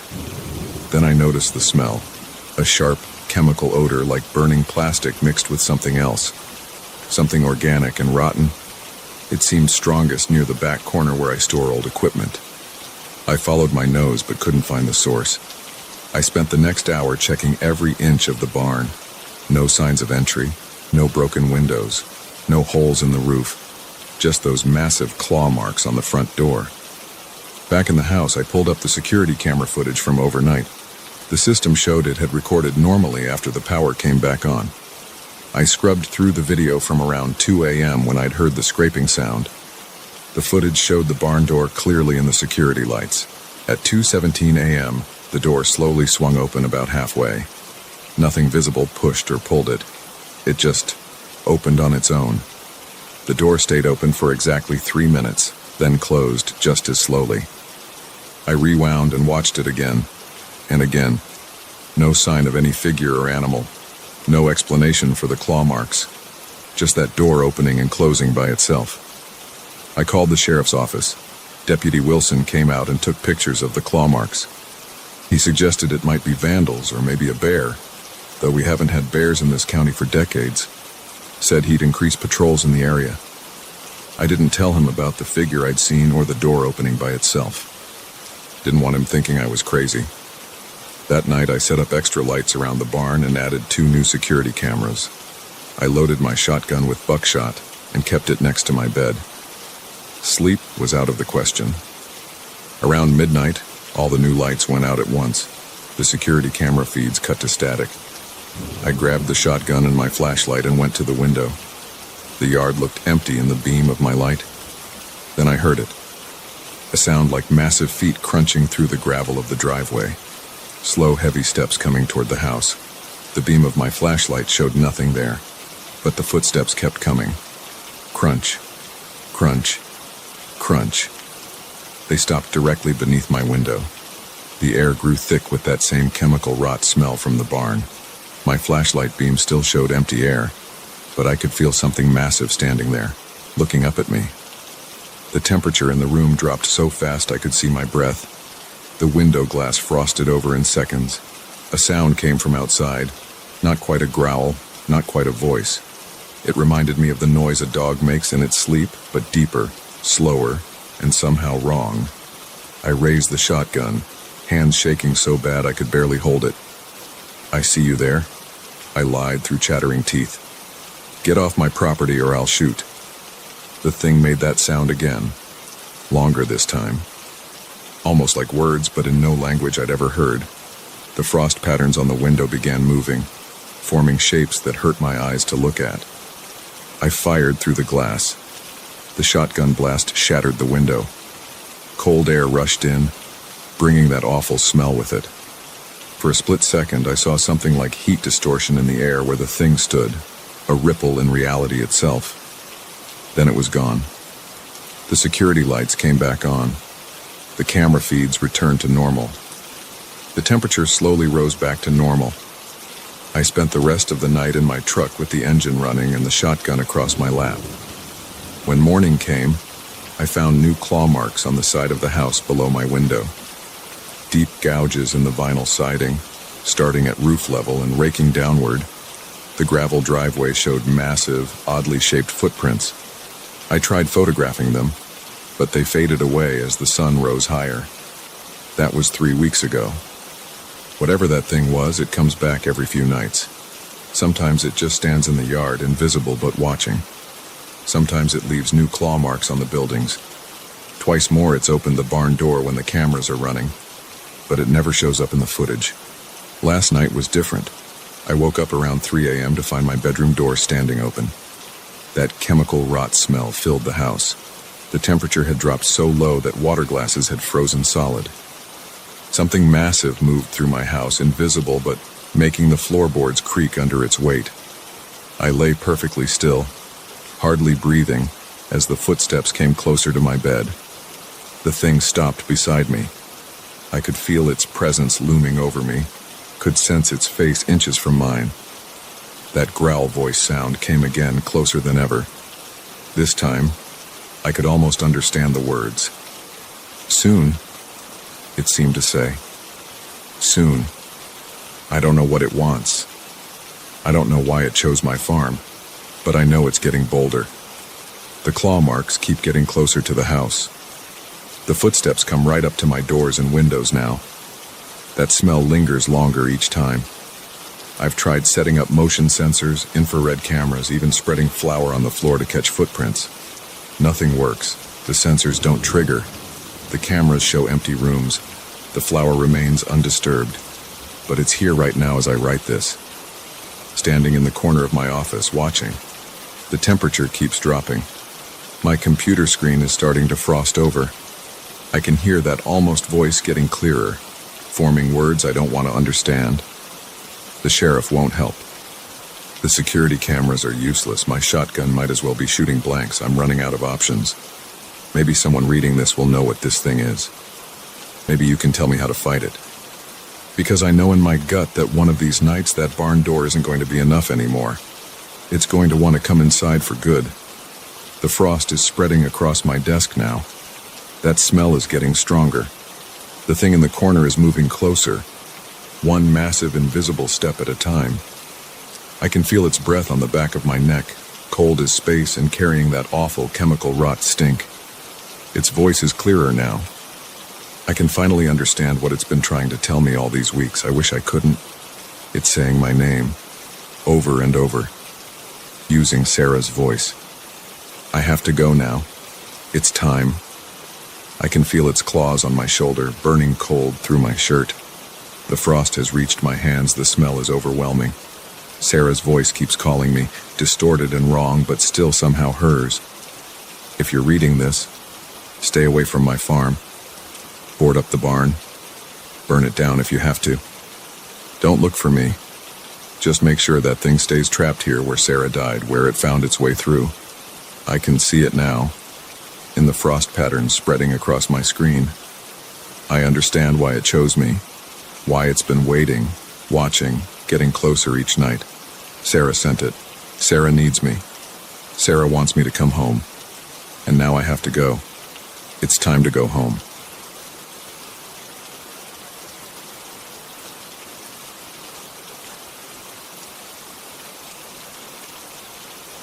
The first sign something was wrong was when my phone lost signal. Not gradually, it just died, all bars dropping to zero between one breath and the next. I remember checking it because Sarah had been trying to find our location on Google Maps after we missed our turn somewhere past Eugene, Oregon. 1 second the blue dot was there, the next, nothing. Guys, my phone's dead, she said from the backseat. Mine too, Mike added, glancing at his iPhone on the dashboard mount. I kept driving, squinting through the late afternoon glare. The road had gotten narrower over the last 20 minutes, the pavement rougher. Pine trees pressed in close on both sides, their shadows making patterns across the windshield of my Honda Civic. We should turn around, Sarah said. This can't be right. Let me just find a good spot to turn, I replied, scanning ahead for a wider section of road. We'd been heading to a camping site near Mount Hood, taking what we thought was a scenic route through the Cascades. Now I wasn't so sure. The road curved sharply and then opened into a small valley. A cluster of buildings appeared ahead, maybe 15 or 20 structures arranged in a rough circle around what looked like a town square. Wood cabins and small houses, nothing more than 2 stories tall. A few pickup trucks were parked here and there. Smoke rose from multiple chimneys despite the warm September weather. Finally, Mike said, we can ask for directions. I slowed as we approached. No welcome sign, no indication of what this place was called, just weathered buildings and dirt paths between them. A few people were visible, working in small gardens or sitting on porches. They all stopped what they were doing to watch us pass. I pulled up to what looked like a general store, its wooden facade weather-beaten but solid. Before I could even put the car in park, the door opened and a man stepped out. Tall and lean, maybe 60, with a neat gray beard and overalls. He smiled wide, too wide, and walked toward us with his arms spread. "Welcome, welcome," he called out. "Don't get many visitors up here. You folks lost?" I rolled down my window. "Yeah, actually. We're trying to get to Mount Hood." "Oh, you're way off course," he said, still smiling. His teeth were perfectly white. "But it's getting late. Why don't you stay the night? Martha's got rooms at the boarding house, fair prices too." More people were gathering now, emerging from the buildings around us, all smiling, all staring. "Thanks, but we should really get back on the main road," I said. "Nonsense," the man insisted. "Roads get tricky up here after dark. Lots of sharp turns, steep drops. Better to rest up and head out fresh in the morning." I glanced at Mike and Sarah. Mike shrugged. Sarah looked uneasy. "I don't know," I started to say. "Please," the man said, putting his hand on my door. His fingers were calloused and strong. "We insist." Something in his tone made my skin crawl, but before I could respond, more people had surrounded the car. Still smiling, still staring. "Well," I said slowly, "maybe just for a minute, to check our maps." The man, who introduced himself as Earl, directed us to park in front of the boarding house, a 2-story building with a wide porch. More people gathered to watch us unload, offering to help with our bags. I counted at least 30 people now, all acting like our arrival was the most exciting thing to happen all year. Martha, the owner, was a plump woman in her 50s with gray hair tied back in a severe bun. Her smile was as wide as Earl's. "3 rooms," she announced. "Top floor, best views in town." "Actually," I said, "we really just needed directions." "Now don't be silly," she cut in, already heading up the stairs with Sarah's backpack. "You must be exhausted. Dinner's at 6 sharp." The next hour was a blur of forced hospitality. Every time we tried to leave, someone would appear with coffee or homemade cookies or questions about where we were from. They were relentlessly friendly, but something felt off. Their smiles never reached their eyes. They stood too close, asked too many questions. At 5:30, I made an excuse about getting something from the car. The sun was getting low, casting long shadows between the buildings. I walked to the Civic, aware of eyes watching from every window. The engine wouldn't turn over, not even a click. "Problem?" I jumped. Earl was standing right behind me, still wearing that frozen smile. "Car won't start," I said, fighting to keep my voice steady. "Oh dear," he said, not sounding surprised at all. "Well, Tom's our mechanic. He can take a look first thing tomorrow. I should try calling a tow truck." "No signal up here," he reminded me. "Never has been. Now come on. Martha's got a feast planned." Dinner was held in the boarding house's main room. The entire town seemed to be there. At least 50 people crowded around mismatched tables. They barely touched their food, just watched us eat while asking endless questions about our lives, our families, our jobs. Sarah grabbed my arm under the table, her fingers digging in. I followed her gaze to the window. A shadow had moved past, something tall and wrong-shaped. When I looked again, it was gone. Night fell quickly in the valley. The townspeople lit oil lamps and candles, but kept the main lights dim. More shadows moved past the windows.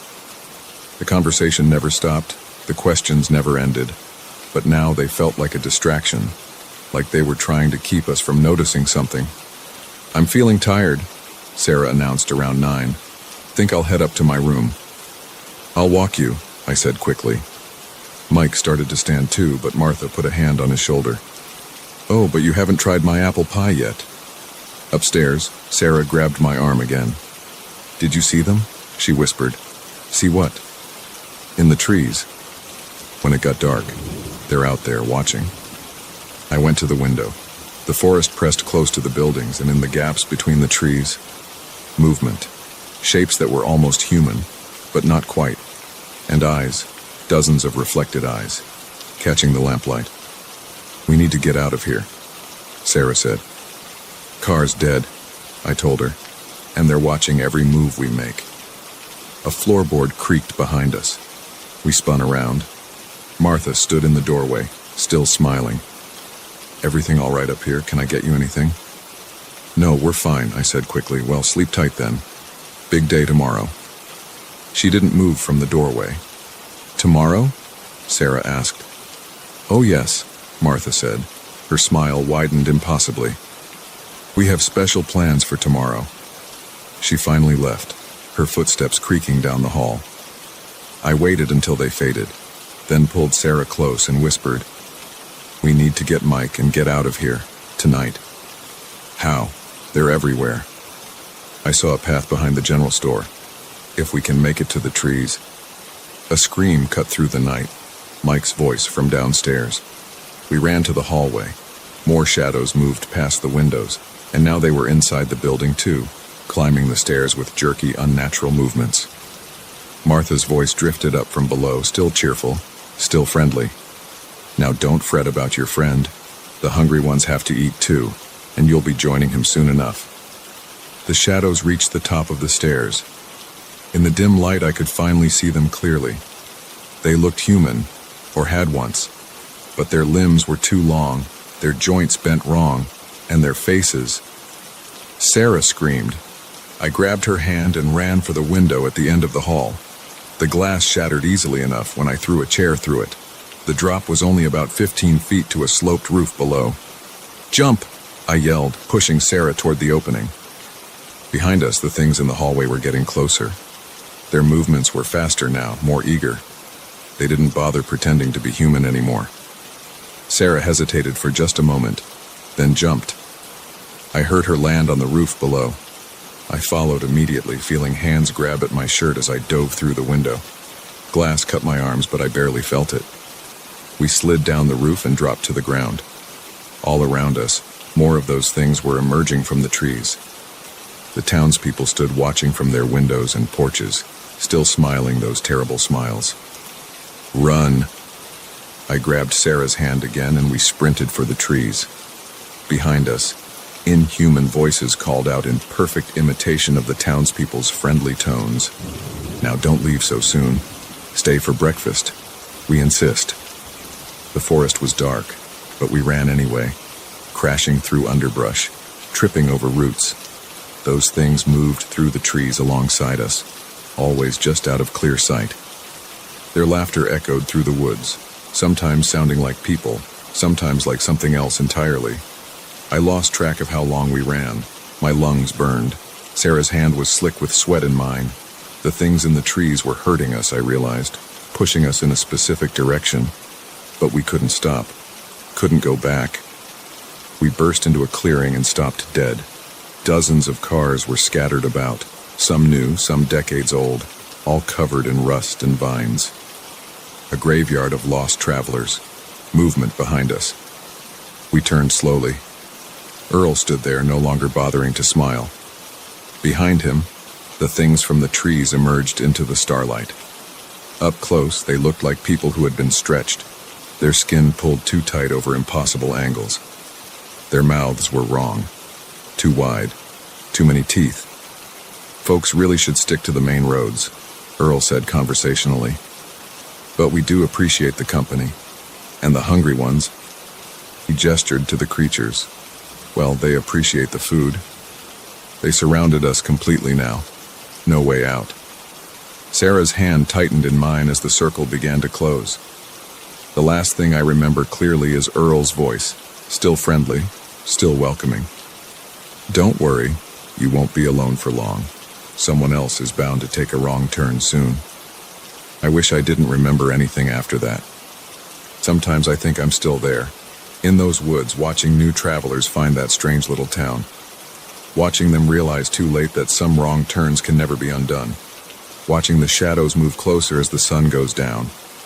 If you're driving in the mountains and your GPS stops working, turn around immediately. Don't stop if you see a small town. Don't trust their smiles. And whatever you do, don't stay after dark. Because if you do, you might find out what the hungry ones really look like, and then you'll never leave at all.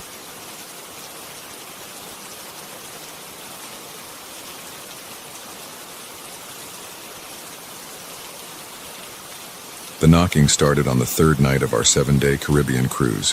3 sharp raps that jolted me awake at 2:17 a.m. I remember the exact time because I checked my phone, thinking it might be ship security about a problem. Nobody makes social calls at that hour. I sat up in my narrow bed, listening. The air conditioning hummed. The ship's engines thrummed somewhere far below. Then it came again. Knock, knock, knock. Harder this time, like someone using their fist instead of knuckles. "Who is it?" I called out, my voice rough with sleep. No answer. Just the constant mechanical noises of the ship. I swung my legs over the side of the bed, irritated now. Probably some drunk passenger who got the wrong cabin number. It happened sometimes on these mega cruises where all the corridors looked identical. I'd politely point them in the right direction and go back to sleep. The knocking came a third time, so forceful it made the door rattle in its frame. My heart jumped. This wasn't normal. I stood up, took 2 steps toward the door, then stopped. Something felt wrong. The aggressive pounding, the late hour, the silence between knocks. It set off warning bells in my head. "If you don't identify yourself, I'm calling security," I said loudly. Nothing. Not even footsteps walking away. I grabbed my phone and dialed the ship's emergency number. While it rang, I crept to the door and looked through the peephole. The curved fisheye lens showed an empty corridor, brightly lit by overhead fluorescents. No one was there. A security officer answered. I explained about the knocking, trying not to sound paranoid. He said they'd check the security cameras and send someone to patrol my deck. "Do you want an officer to come to your cabin now, sir?" he asked. I looked through the peephole again.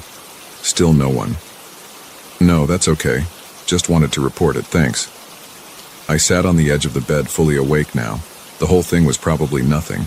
Some kids playing pranks or a drunk who wandered off. But I couldn't shake the uneasy feeling. My cabin was on deck 8, port side, about midship. It was one of the cheaper interior rooms with no window or balcony. Just 4 walls, a bathroom barely big enough to turn around in, and a TV mounted opposite the bed. Standard cruise ship accommodation. I flipped on the TV, keeping the volume low, and found an old sitcom rerun. The familiar dialogue helped calm my nerves. After about 20 minutes, my phone buzzed with a text from ship security. Reviewed camera footage of deck 8 corridor from 2:30 a.m. No one visible in hallway during that time. Officer patrolled area, all clear. Please call back if knocking resumes. I read the message twice. No one in the hallway. That was impossible. The knocking had been loud enough to wake me from a deep sleep. Someone had to have been there. I got up and checked the peephole again, then tested the door handle to make sure it was locked. It was. The deadbolt was also engaged. I sat back down, trying to make sense of it. Maybe the cameras had glitched or missed something. Or maybe the sound had come from the cabin next door or above me, and I'd only thought it was my door. There had to be a logical explanation. I left the TV on and eventually dozed off again. The rest of the night passed without incident. The next morning, I almost convinced myself I'd dreamed the whole thing. The ship was docked in St. Thomas, and I spent the day exploring the island, swimming at Megan's Bay, and drinking overpriced fruity cocktails at a beach bar. By the time I got back to my cabin that evening, the strange knocking was just a weird memory. I fell asleep easily, pleasantly tired from the sun and alcohol. But at 2:17 a.m., exactly the same time as the night before, I jerked awake. Knock, knock, knock. The pounding was even louder this time, hard enough to make the wall vibrate. I sat frozen in bed, heart hammering. This couldn't be happening. "Who's there?" I shouted, my voice cracked. "Knock, knock, knock." I fumbled for my phone with shaking hands and opened the camera app. If someone was out there, I'd record them. I approached the door slowly, filming through the peephole. The hallway was empty, but as I watched, 3 more thunderous knocks rattled the door. On my phone screen there was nothing, just an empty corridor and a door shaking from an invisible force. I backed away until I hit the bed, nearly dropping my phone. This was impossible. Doors don't knock themselves. I called security again, my voice higher and tighter than I meant it to be. The same officer from the previous night answered. "Sir, we still have cameras on that section of corridor," he said. "I'm looking at the feed right now. There's no one at your door." "Then how do you explain the knocking? I recorded it." "Would you like me to send someone up?" "Yes," I practically shouted. While I waited, I played back the video I'd taken. The image quality was poor through the peephole, but you could clearly see the empty hallway and hear the thunderous knocking. My hands were trembling so badly it was hard to hold the phone steady. 2 security officers arrived within minutes. They checked the corridor, tested my door, and reviewed my video. Their faces gave nothing away, but I saw them exchange glances. "We'll increase patrols in this area," the senior officer said. "And we can move you to a different cabin if you'd like." I almost accepted, but something stopped me.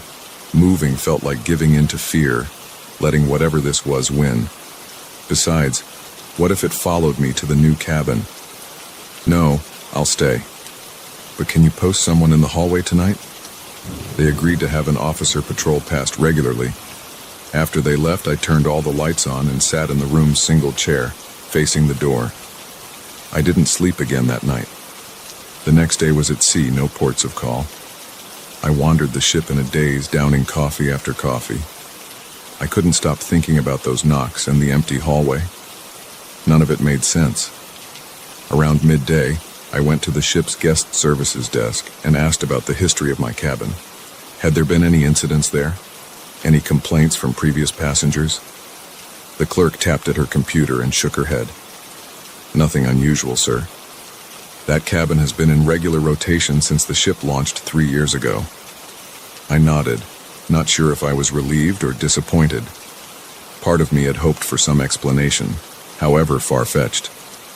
That afternoon, I did some research on my phone. There were plenty of stories about haunted cruise ships, but most seemed like obvious urban legends. A few mentioned mysterious knocking, but nothing exactly like what I'd experienced.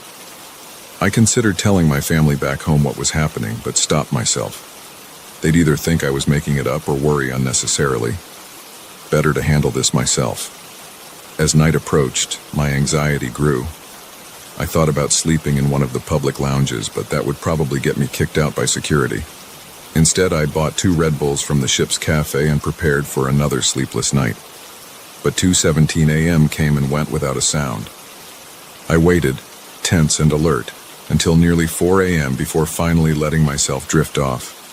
The next 3 nights passed the same way, nothing but normal ship noises. The security patrols continued but found nothing unusual. I started to relax, thinking whatever it was had moved on. Then came the final night of the cruise. I actually managed to fall asleep at a reasonable hour, exhausted from a week of stress and broken rest. At first, I didn't realize what had woken me. The room was dark except for a thin strip of light under the door. The TV was off. My phone showed 2:16 a.m. Something felt different. The air seemed heavier, colder. I lay perfectly still, listening. The digital display on my phone clicked to 2:17 a.m. Knock, knock, knock. The sound was different this time, slower, more deliberate. Less like someone demanding entry and more like an announcement, a warning. I didn't call out or reach for my phone. I just watched the door, barely breathing. There was a click, then another. The deadbolt was turning by itself. The door swung open slowly, letting in the harsh fluorescent light from the corridor. No one was there, but on the worn carpet leading into my cabin was a trail of wet footprints. They were bare feet, adult-sized, water darkening the carpet with each step. As I watched, frozen in terror, a new footprint appeared.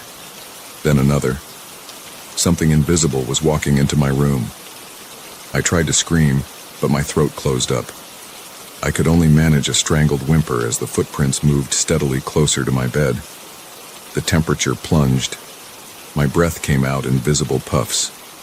The footprints stopped at the edge of my bed, water slowly spreading through the carpet fibers. I felt the mattress depressed near my feet, like someone sitting down. The springs creaked under invisible weight. "No," I finally managed to whisper. "Please." A cold, wet hand grabbed my ankle. I exploded into motion, ripping free and launching myself toward the door. I didn't look back, didn't grab anything, just ran full speed into the corridor.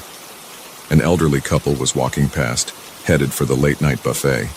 They jumped when I burst out of my cabin. "Call security," I yelled, startling them further. "Something's in there." The man reached for his phone, but his wife screamed, pointing at my leg. Looking down, I saw dark bruises forming around my ankle in the shape of finger marks. Security came quickly this time. 4 officers, plus the ship's doctor. They searched my cabin thoroughly while the doctor examined my ankle. The door showed no signs of forced entry. The carpet was completely dry. Nothing was disturbed. But the bruises were unmistakable. 5 distinct fingerprints wrapped around my ankle, already turning purple. They moved me to a different cabin for the final few hours of the cruise. As soon as we docked the next morning, I was first off the ship. I filed a formal report with the cruise line, including photos of the bruises and my video of the knocking. They sent a form letter response about taking customer safety seriously and offered me a discount on my next cruise. I deleted the email. There wouldn't be a next cruise. Sometimes late at night, I still wake up at exactly 2:17 a.m. I lie in bed listening for knocks while my ankle tingles with the memory of that cold, wet grip. I never found out what it wanted. Part of me hopes I never will. But every now and then, I check the news for stories about that ship. So far, there's been nothing unusual reported. I wonder if whatever was in my cabin is still there, waiting for the next passenger to hear those 3 sharp knocks at 2:17 a.m. I wonder if they'll be smart enough to run before it reaches for them.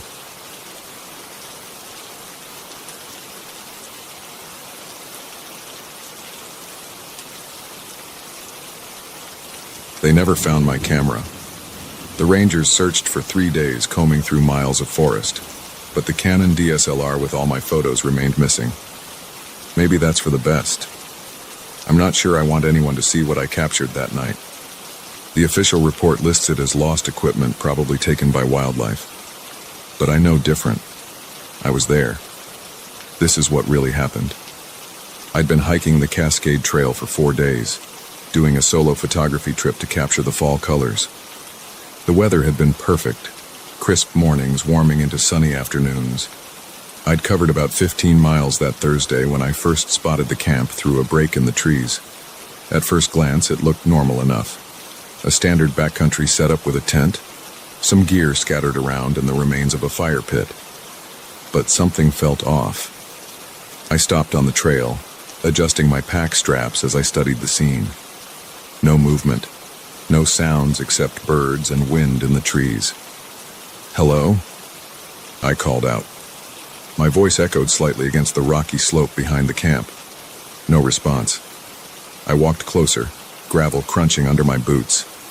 The camp looked hastily abandoned. A sleeping bag lay half out of the tent entrance. A pot of something, maybe oatmeal, sat congealed on a camp stove. An open backpack spilled hiking gear onto the ground. Most striking was the fire pit. Thin wisps of smoke still rose from the ashes. Someone had been here very recently. My skin prickled. In all my years of backcountry hiking, I'd never seen anything quite like this. Experienced hikers don't just abandon their gear. Even in emergencies, they typically pack essentials. This looked like someone had literally walked away mid-morning routine. I set down my pack and investigated closer. The tent was a high-end North Face model, probably worth $500. Inside, I found more abandoned gear.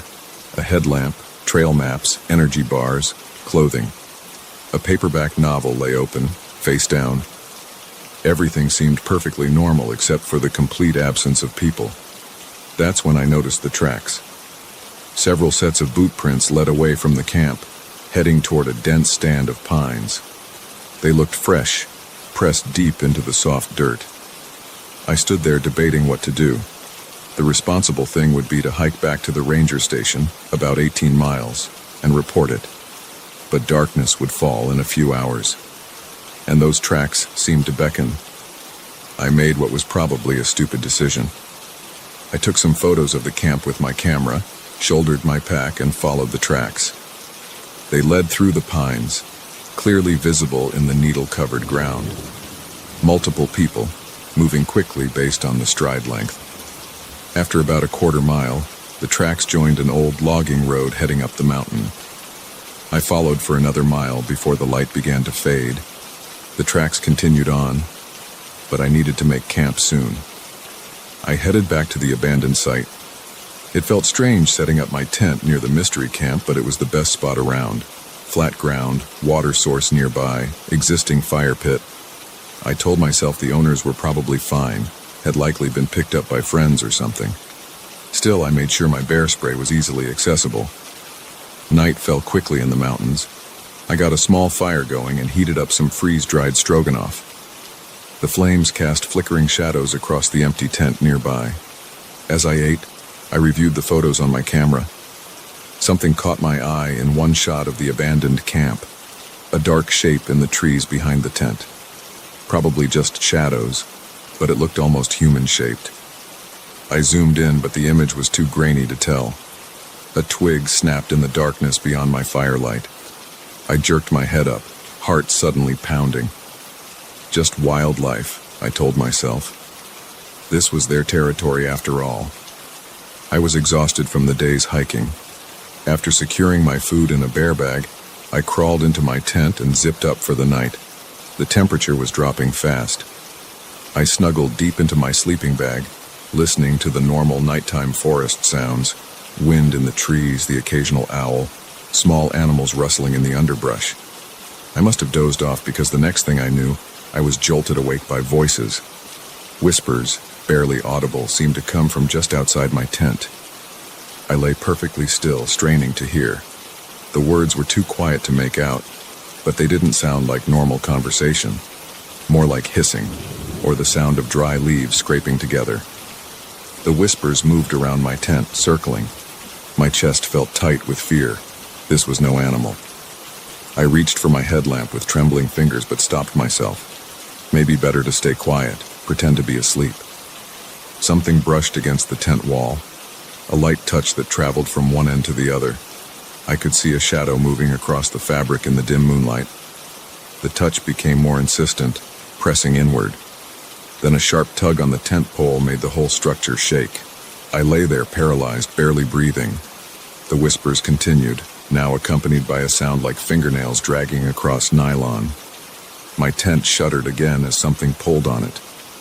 The shadows outside moved in ways that didn't match any animal I knew.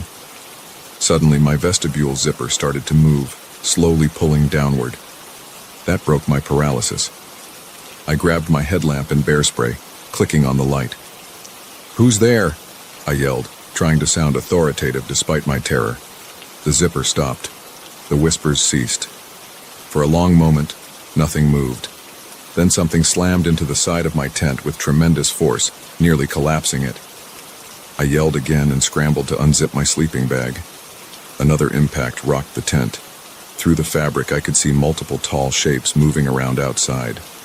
I burst out of my tent, bear spray raised. My headlamp beam swept the campsite, catching glimpses of movement at the edges of its reach. The shapes retreated into the darkness, but I could still hear them moving through the underbrush. The whispers continued, more urgent now. I ran to where I'd left my fire, hoping to get it going again, but the ashes were cold. My hands shook as I fumbled with matches. Behind me, something crunched through the leaves, getting closer. I spun around, light beam darting between the trees. Nothing visible, but the sounds continued. The whispers were all around me now, rising and falling like wind through dead grass. My headlamp caught a flash of something pale moving between two pines, too tall and thin to be human. I backed up until I hit a tree trunk, trying to watch all directions at once. A branch snapped directly overhead. I looked up. My light illuminated a face peering down at me from the branches, but it wasn't a human face. The features were all wrong, twisted and elongated. Dark eyes reflected my light like an animal's. The thing tilted its head at an impossible angle, and that dry whisper emerged from its lipless mouth. I ran. Blind panic took over and I just ran, crashing through brush and branches. I had no idea which direction I was going. Behind me I could hear them moving through the trees, keeping pace easily.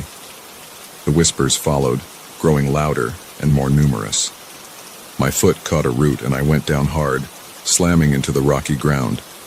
My headlamp flew off and shattered. For a moment I lay there in the dark, winded and disoriented. The sounds of pursuit grew closer. I could hear them moving on all sides, cutting off escape routes. I still had my bear spray, but what good would it do against whatever these things were? I pushed myself up, ignoring the pain in my scraped hands and knees. The moon provided just enough light to make out basic shapes. I tried to get my bearings, looking for any landmark I recognized. Movement caught my eye. One of the tall figures stepped out from behind a tree about 20 feet away. In the dim light, I could see its unnaturally long limbs and the way it seemed to twitch and jerk as it moved. Others emerged from the darkness, forming a loose circle around me. The whispers built to a fever pitch. I backed up until I hit another tree. This was it. I raised the bear spray, knowing it was useless but needing to do something. The figures moved closer, step by jerking step. I could smell them now, a musty, rotting odor that burned my nose. A branch cracked like a gunshot somewhere in the darkness. The figures froze. Another crack, closer this time. The whispers changed tone, becoming more urgent. Were they communicating? Suddenly the shapes retreated, melting back into the forest with incredible speed. Within seconds, the whispers faded to nothing. I stood there gasping, trying to understand what had just happened. A deep growl rumbled through the darkness. I knew that sound. Bear. A large one, based on the volume. The cracking branches grew louder as it approached. I had only seconds to decide, face whatever those things were, or risk a bear encounter. I chose the bear. I could see its shape now, moving through the trees, a huge grizzly, probably 600 pounds. It was heading straight for me. I aimed my bear spray and waited until it was about 15 feet away, then gave it a full blast in the face. The bear reared back with a roar that shook the leaves. I took off running while it was distracted. This time I paid attention to where I was going, looking for anything familiar. After what felt like hours but was probably only 15 minutes, I spotted my dying campfire through the trees. I burst into the clearing, expecting to see those things waiting for me, but it was empty. I didn't stop moving. I grabbed my essentials from the tent, wallet, keys, phone, some water, and stuffed them in my day pack. The rest could stay. I wasn't spending another minute here. I practically ran down the trail using my phone's flashlight to avoid tripping. Every snapping twig made me jump. The whispers seemed to follow at the edges of my hearing, but I never saw the figures again. As the sky began to lighten, I reached the ranger station. The rangers were skeptical of my story, of course. They found the abandoned camp exactly as I'd described it, but there was no sign of the original owners or any unusual tracks. My tent and most of my gear were still there, undisturbed, but my camera was missing. I filed a report but left out the parts about impossibly tall figures and inhuman faces. I'm not stupid. I know how it would sound. The official report lists a possible bear encounter and equipment loss due to hasty evacuation. But I know what I saw. Sometimes I still hear those whispers in my dreams. That dry, rustling sound like dead leaves scraping together. I haven't been camping since. And when people ask about the scars on my hands from that fall, I tell them it was a biking accident. The rangers eventually closed the case. They never identified the owners of the abandoned camp. Over the next few months, 3 more hikers reported similar abandoned sites in those mountains. Each time the gear was high-end and relatively new. Each time, there were signs of hasty departure, meals half-eaten, personal items left behind. But no bodies were ever found. I've done my research since then. The locals have stories going back generations about things that live in those mountains. Things that aren't human. They whisper in the dark, they say. They take people who venture too far into their territory. The bodies are never found. I don't know if I believe in monsters, but I know what I saw that night. And I know that somewhere in those mountains, there's a camera with pictures that would prove it. Sometimes I think about going back to look for it, but then I remember those whispers, those twisted faces, those impossibly long limbs. And I stay home. Let other people hike those trails. Let them dismiss the stories as folklore. I know the truth. In those mountains, something waits in the darkness. Something that whispers, something that hunts. And if you're foolish enough to camp in their territory, you might hear those whispers too. Just pray that's all you hear.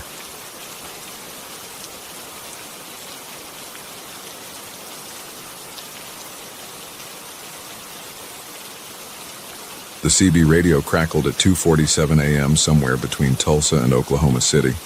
I remember the exact time because I'd just checked my watch, fighting to stay alert on that empty stretch of I-44. The voice that came through wasn't the usual late-night chatter of other truckers. It was a woman, breathing hard, voice shaking. "Please, somebody help me. It's following me. Oh God, it's getting closer." I'd been driving trucks for 23 years. Never heard anything like that desperation. My hand tightened on the steering wheel as static cut through her words. "I'm on Highway 18, about 5 miles south of..." More static. "Abandoned gas station, please, it's Claus." The transmission broke into harsh white noise before cutting out completely. Highway 18. I knew it ran parallel to my route, maybe 3 miles east. The rational part of my brain said to call the police and keep driving. I had a deadline to meet. Frozen goods in my trailer that needed to reach Kansas City by morning. But my foot was already easing off the accelerator. I grabbed the radio mic. "This is Big Red responding to that distress call. Ma'am, can you hear me?" Static answered. "Ma'am, if you can hear me, I'm about 3 miles from Highway 18. Can you give me any landmarks?" Nothing but electronic noise and empty air. I shouldn't have done it. 23 years of night driving taught me that weird stuff happens on empty roads at dead hours. But I took the next exit anyway, cutting east toward Highway 18. The temperature display on my dash read 38 degrees. My headlights cut through a light fog that had settled in the low areas. The 2-lane highway was deserted. No other vehicles, no lights except the occasional reflector marking the road's edge. I drove slow, scanning both sides. After about 4 miles, I spotted it. An old Texaco station, windows boarded up, pumps long gone. Just past it, brake lights glowed dimly through the fog. I pulled onto the gravel shoulder, grabbing my heavy mag light from beside the seat. The air hit me cold and damp when I stepped down from the cab. My boots crunched on loose gravel as I walked toward the car. A dark-colored Honda Civic, driver's door standing open. "Hello? Anyone here? I heard your call for help." The fog muffled my voice. No answer came back. As I got closer, my flashlight beam caught something that made me stop. Long, parallel gashes ran down the car's side panels, deep enough to expose bare metal. 4 marks, evenly spaced. Like claw marks, but bigger than any animal I'd ever seen could make. The driver's seat was empty. A phone lay on the floorboard, screen cracked. The engine was still running, heater blowing. I clicked off the ignition and pulled the keys out by reflex. "Ma'am, are you out there?" I swept the flashlight beam across the surrounding area. The old gas station squatted dark and silent. Tall grass grew through cracks in its concrete pad. Beyond it, dense woods pressed close to the highway. Something moved in my peripheral vision, just a quick shadow at the edge of the woods. I snapped the light toward it, but saw only trees and undergrowth. The smart thing would have been to get back in my truck right then, but I had to check. Had to be sure nobody was hurt and hiding. I walked the perimeter of the gas station, calling out every few steps. The brick walls were covered in graffiti, windows secured with plywood sheets. No signs of recent activity, no blood or signs of struggle. The woods remained dark and still.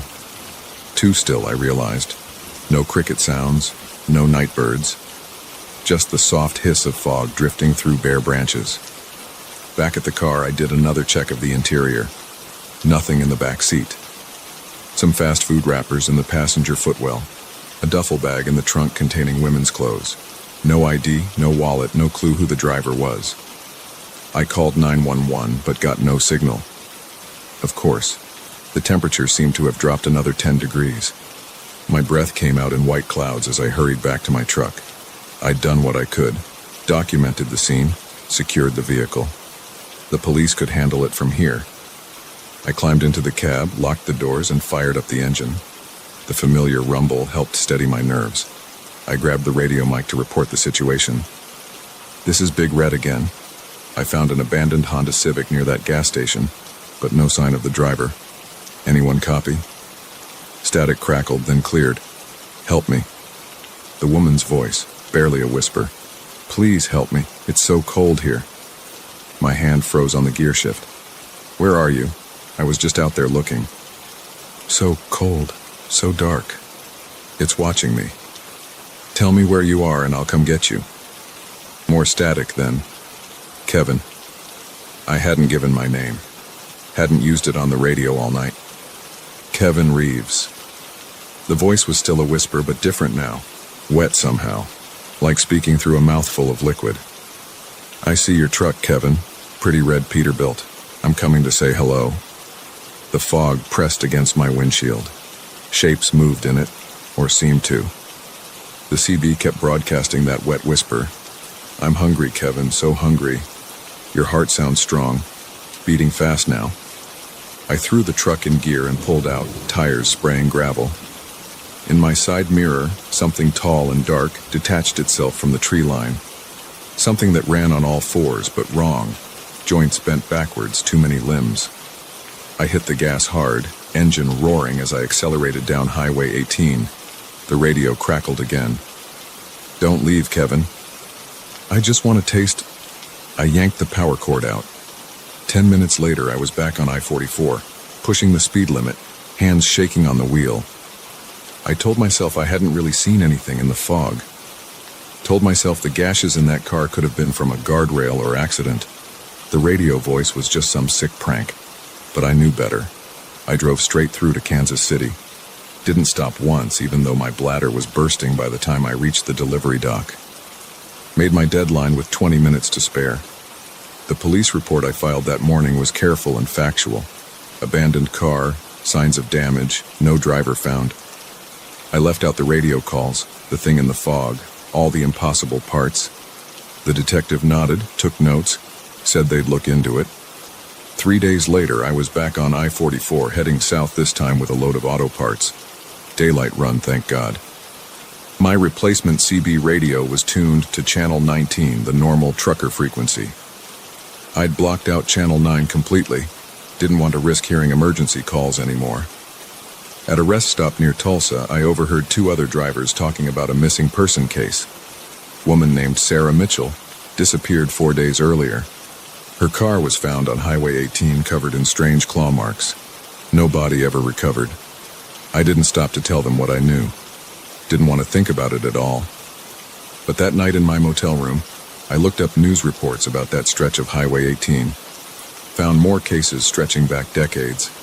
Drivers reporting weird radio calls, abandoned vehicles, people vanishing without a trace. The next week, I quit long-haul driving and took a local delivery route. Day shifts only in the city. The pay's worse, but I sleep better. Sometimes, though, when I'm home alone at night, my old CB radio sitting silent in the garage, I swear I can hear a whisper coming from it. A wet, hungry whisper, calling my name. I keep meaning to throw that radio away, but part of me needs to keep it. Needs to know if that voice comes through again. Because if it does, someone needs to warn the next driver who answers a call for help on Highway 18. Someone needs to tell them that some calls shouldn't be answered. That some kinds of help shouldn't be offered. That there are things out there in the dark that know your name. Things that can sound like anything they want to sound like. Things that are always hungry. I think about that Honda Civic sometimes, sitting in some police impound lot. Wonder if those claw marks are still visible, or if they've been explained away as collision damage. Wonder if Sarah Mitchell's family still hopes she'll be found. Wonder if she was ever really there at all, or if her voice was just another lure like a deep-sea anglerfish's glowing bait, drawing in helpful, well-meaning prey. Last month, I ran into one of the detectives who worked the case. He was shopping at the grocery store where I deliver now. He recognized me, pulled me aside to talk. "You know what the weird thing was about that car?" he said, keeping his voice low. "We found teeth marks on the steering wheel. Human teeth deep enough to leave impressions in the hard plastic, but they were wrong somehow. Too many of them, and shaped all wrong." He shook his head, tried to laugh it off. "Lab must have screwed up the analysis. Anyway, just thought you'd want to know we officially closed the case. No signs of foul play." I nodded, said the right things, walked away. Didn't tell him about the dreams I still have. Dreams where I stop at that gas station, but this time I keep walking into those woods. Keep following that voice until I find its source. In the dreams, I finally see what made those claw marks. Finally understand why the voice was so wet, so hungry. I wake up from those dreams with my teeth hurting like I've been grinding them. My wife says I talk in my sleep now, but won't tell me what I say. Just looks worried and changes the subject. This morning, I found deep scratches down the side of my delivery van. 4 parallel lines evenly spaced. The boss blamed it on vandals, said he'd call insurance. I didn't tell him I heard the CB radio in the garage click on at 2:47 a.m. last night. Didn't tell him about the whisper that came through it saying my name. Didn't tell him that when I looked out my bedroom window, something tall and wrong was standing in my backyard, looking up at me with too many eyes. I'm writing this down now because I know they'll need some kind of explanation. Know they'll want to understand why I'm getting in my car tonight, driving out to Highway 18. The voice on the radio said it misses me. Said it's been waiting so patiently, said it's still hungry. If you're reading this, if you ever drive those dark highways in the dead hours, remember, some calls for help shouldn't be answered. Some voices shouldn't be trusted. And if you hear your name whispered through the static, keep driving, don't look back. And whatever you do, don't stop to help. Because not all predators hunt with teeth and claws. Some hunt with voices in the night, with calls for help that tug at your conscience, with promises and pleas in your own name spoken so softly. I know that now. Know it too late, maybe. But at least I can warn others. The radio's whispering again. Time to go. Remember what I told you. Keep driving. Don't stop. Don't answer when it calls your name.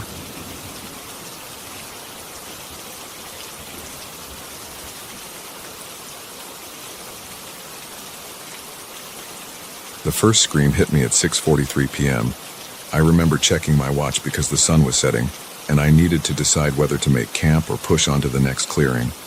I stood frozen on the narrow dirt trail, my backpack suddenly feeling 20 pounds heavier. "Help!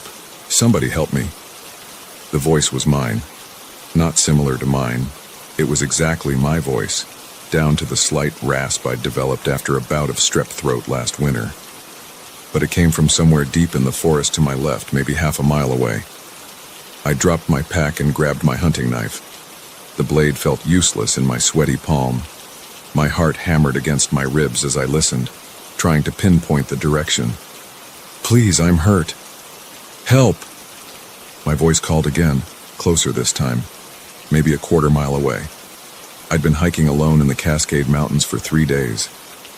Hadn't seen another person since Tuesday morning when I passed a couple heading back to the trailhead. The forest around me was old growth, massive Douglas firs and western red cedars stretching up into a dense canopy that blocked most of the remaining daylight. "Is someone there?" I called out, immediately regretting it. The words barely left my mouth when they were echoed back. "Is someone there?" The copy was perfect. Same inflection, same pitch, same everything. But now it came from 2 different directions. The original voice was still calling for help from the left, while the new one repeated my question from somewhere behind me. My legs shook. I grabbed my pack and started walking faster along the trail, heading north. The main road was about 8 miles ahead. If I kept up a good pace, I could make it before full dark. "Where are you going?" my voice asked from the trees. This time from the right, maybe 50 yards away. The words were playful, almost sing-song, like a kid playing hide-and-seek. I broke into a run. My boots pounded against the packed dirt as branches whipped past my face. The heavy pack threw off my balance, making me stumble over roots and rocks. "Running won't help," my voice called, now from multiple directions at once. The words overlapped each other in a disorienting chorus. Some sounded scared, others angry, others amused, all in my voice. I spotted a fallen log ahead and ducked behind it, trying to catch my breath. The voices had stopped. The forest was dead silent. No birds, no wind in the trees, nothing. Just my own ragged breathing and the thunder of blood in my ears. Then a twig snapped nearby. Close, too close. I peered over the log. 20 yards away, between two massive cedar trunks, something moved in the shadows. The shape was wrong. Too tall, too thin. It seemed to shift and flow like smoke, but somehow still solid. As I watched, a pale arm extended from the mass, long and jointed in too many places, ending in fingers like white branches. "Found you," my voice whispered from directly behind me. I bolted. Forgot the pack. Forgot everything except running. Branches tore at my clothes as I crashed through the underbrush. I could hear movement in the forest around me. Not footsteps, but a sliding, rustling sound like something massive flowing through the trees. "Stop running," the voices called. "We want to play." They were everywhere now, ahead, behind, above in the canopy. Some laughed, some screamed, some spoke in conversational tones, all in my voice, all getting closer. I spotted a game trail cutting across my path and took it, veering east. The ground sloped upward here and my legs burned with the effort, but uphill meant thinning trees, maybe a viewpoint where I could get my bearings. The voices followed, but they seemed to stay in the denser forest below. I pushed harder, scrambling up the increasingly steep slope. My hands were bleeding from catching myself on rocks and rough bark. After what felt like hours but was probably only minutes, the trees opened up into a small clearing near the ridgetop. I doubled over, gasping for air, spots dancing in my vision. The sun had set, leaving only a deep purple glow on the western horizon. When my breathing steadied, I realized I could still hear the voices, but they were staying in the tree line below the clearing, circling around the perimeter. I counted at least 8 distinct voices, all using different words, but all in my exact voice. "Come back down. We're waiting. Don't you want to see? It hurts so much. Help us. Join us. Please. Please." I backed away from the trees until I hit something solid. Spinning around, I found myself face to face with a massive Douglas fir at the center of the clearing. Its trunk was easily 8 feet across, the bark deeply furrowed and dark with age. Something caught my eye. Marks in the bark at about chest height. I pulled out my phone and turned on the flashlight. My blood went cold. Deep gouges had been carved into the trunk, not by any animal's claws, but in deliberate, angular strokes. They spelled out a single word: Saya. I swung the light around, illuminating other trees at the edge of the clearing. Every trunk bore the same marks: Saya, Saya, Saya, carved over and over, some fresh with sap still oozing, others old and weathered. "Do you understand now?" The voices had synchronized, speaking as one. The sound came from everywhere at once, filling the clearing like physical pressure against my ears. I pressed my back against the marked tree, knife held out in front of me. The beam of my phone's light caught movement at the tree line. They emerged slowly, tall, flowing shapes, darker than the darkness between the trees. Their bodies seemed to twist and reshape themselves with every movement, like ink spreading through water. But their arms, God, their arms, were solid and pale, too long, too many joints, reaching toward me with fingers like white branches. I counted 12 of them. They formed a circle around the clearing, swaying slightly, waiting. "We are so lonely," they said in my voice. "Stay with us. Be with us. Become us." The shapes began to move forward, closing the circle. Their arms stretched out, white fingers grasping at the air. My chest felt tight, like I couldn't get enough oxygen. The knife shook in my hand. I was going to die here, I realized. Whatever these things were, they were going to take me, change me, make me one of them. Another voice in their chorus. Then I heard it. A real sound, cutting through the voices. A helicopter. The thrum of rotors grew louder and a searchlight beam cut through the canopy to the west. The shapes recoiled from the light, their bodies seeming to unravel at the edges. Their voices rose in a cacophony of screams. My screams multiplied and distorted until they didn't sound human at all. I ran, sprinted straight through a gap in their circle as they writhed away from the approaching light. Their fingers brushed my jacket like dead leaves as I passed, sending waves of bone-deep cold through my body. I didn't stop running until I hit the main forest road. Literally, hit it, stumbled out of the trees and fell face first onto the asphalt. A Forest Service truck found me there 10 minutes later, scraped up and babbling about voices in the woods. They told me later that my emergency beacon had activated, the one in the pack I'd abandoned. Search and rescue had been trying to reach me for hours. The helicopter had been sweeping the area in an expanding grid pattern. I never went back for my pack, never went hiking alone again either. But sometimes, late at night when I'm lying in bed, I hear my own voice calling from somewhere in the darkness, asking me to come back, to join them, to become one with the things that wait in the deep woods, carving their warnings in the ancient trees. The park rangers found my pack the next day, right where I'd dropped it. They also found claw marks on the trees all around it, fresh ones, spelling out Saya over and over. When they asked what it meant, I remembered something from my Portuguese classes in college. Saya, it means leave in Portuguese. I should have listened. Feeling confident about my business trip.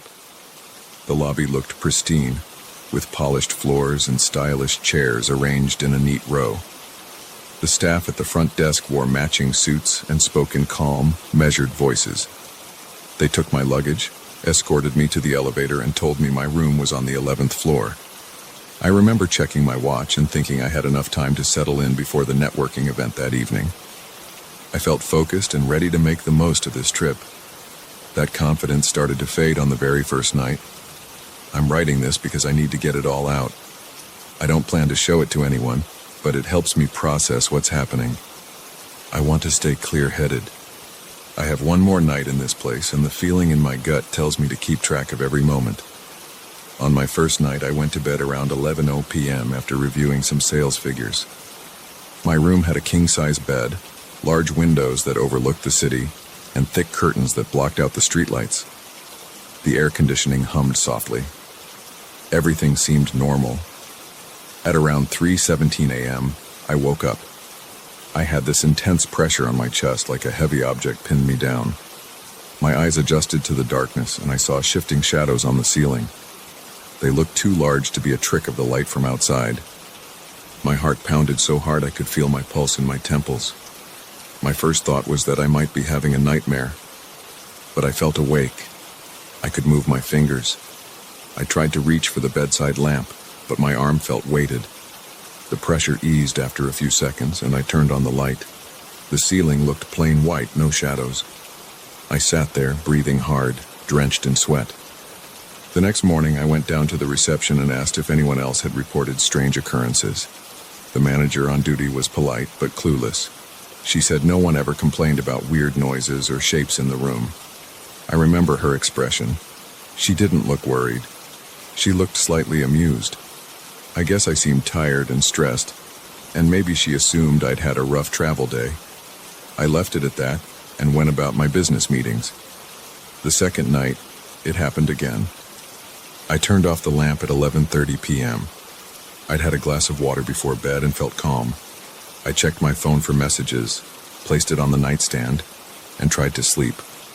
At 3:17 a.m. sharp, I snapped awake. Same feeling on my chest, same sense of dread, the same movement above me. I saw those shadows swirling around, but not in a random pattern. They formed something like a circle that expanded and shrank. My throat felt tight. My heart raced. I struggled to move my body. After maybe 10 seconds, I managed to switch on the lamp. The shadows vanished. The ceiling looked normal. I didn't sleep much after that. I stayed awake, half sitting in bed, staring at the ceiling with the lights on. My mind felt scattered, I kept replaying the images, the swirling shapes, the heaviness on my chest. I wondered if I was hallucinating. I decided I'd mention it to the hotel manager in a more direct way in the morning, but I worried about sounding delusional. The next day I spoke to the same manager, only this time I asked if the room had any history. She told me the hotel was relatively new. She repeated that no one had complained about nightmares or illusions. I tried to push the topic, but she politely changed the subject to ask if I needed assistance with any housekeeping requests. I realized I wasn't going to get anywhere with her, so I left. That afternoon, I had a break between meetings. I went back to the room to rest. I sat on the edge of the bed feeling restless. My eyes landed on the thick carpet. The design was plain gray with no patterns. Suddenly, a random thought struck me. What if there was something under the carpet? I dismissed it at first, but the idea kept nagging me. I had seen a slight bump near the left corner close to the wall. I walked over, crouched down, and pressed on that spot. The carpet was loose. Curious, I pulled it back. My pulse sped up when I saw pencil marks on the concrete floor underneath. They were thin lines and shapes that looked like geometric symbols. There were circles connected by triangles, small arcs and strange markings that looked foreign to me. I peeled more of the carpet away until I uncovered a big section of the floor. The symbols formed a wide pattern that stretched under the bed. My skin prickled. The lines looked too organized to be random scribbles. My first thought was that some previous occupant had drawn them for a prank, but something about the careful detail made me uneasy. I quickly set the carpet back in place and stood there, my heart thumping. I realized I needed more information, so I grabbed my phone and searched online for any references to those shapes. After a few vague results, I stumbled onto some obscure forums about occult practices. People posted pictures of symbols used for summoning different entities. Some images resembled what I'd seen. I didn't recognize the language, but it made me feel tense and shaky. I wasn't ready to believe in that stuff, but my instincts told me there was a connection. I decided not to tell the hotel staff. I didn't want them thinking I'd lost my mind. Instead, I planned to gather more evidence. I took photos of the markings with my phone, making sure to get a clear shot of each section. Then I tucked the carpet back neatly so no one would notice. That night I considered changing rooms, but something in me wanted to figure out what was happening. I wanted to face it, or at least understand it. The third night, I prepared.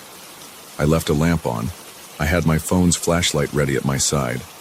I tried to relax, but my nerves were on edge. I laid down around midnight, stared at the ceiling, and fought against drowsiness. Eventually, I dozed off. And again, around 3:17 a.m., I jolted awake. My chest tightened.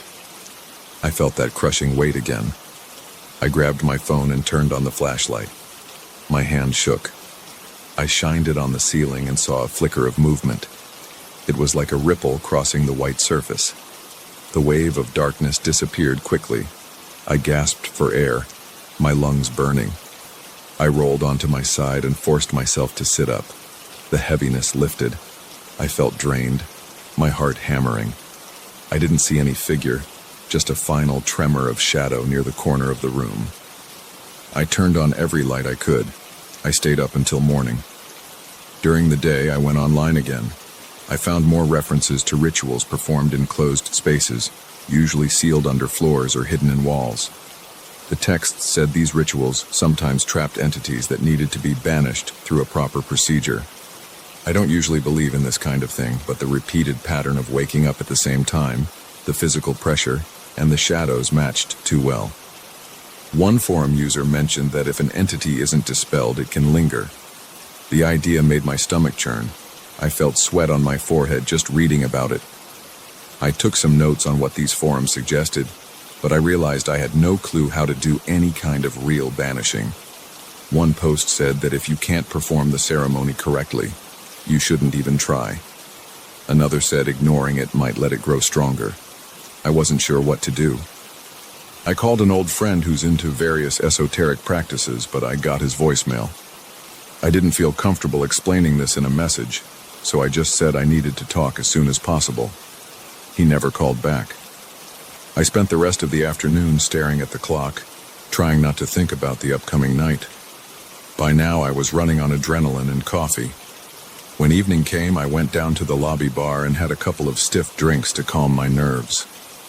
I watched people chat around me. They seemed at ease, laughing, checking their phones. I listened to their voices, trying to distract myself from my room upstairs.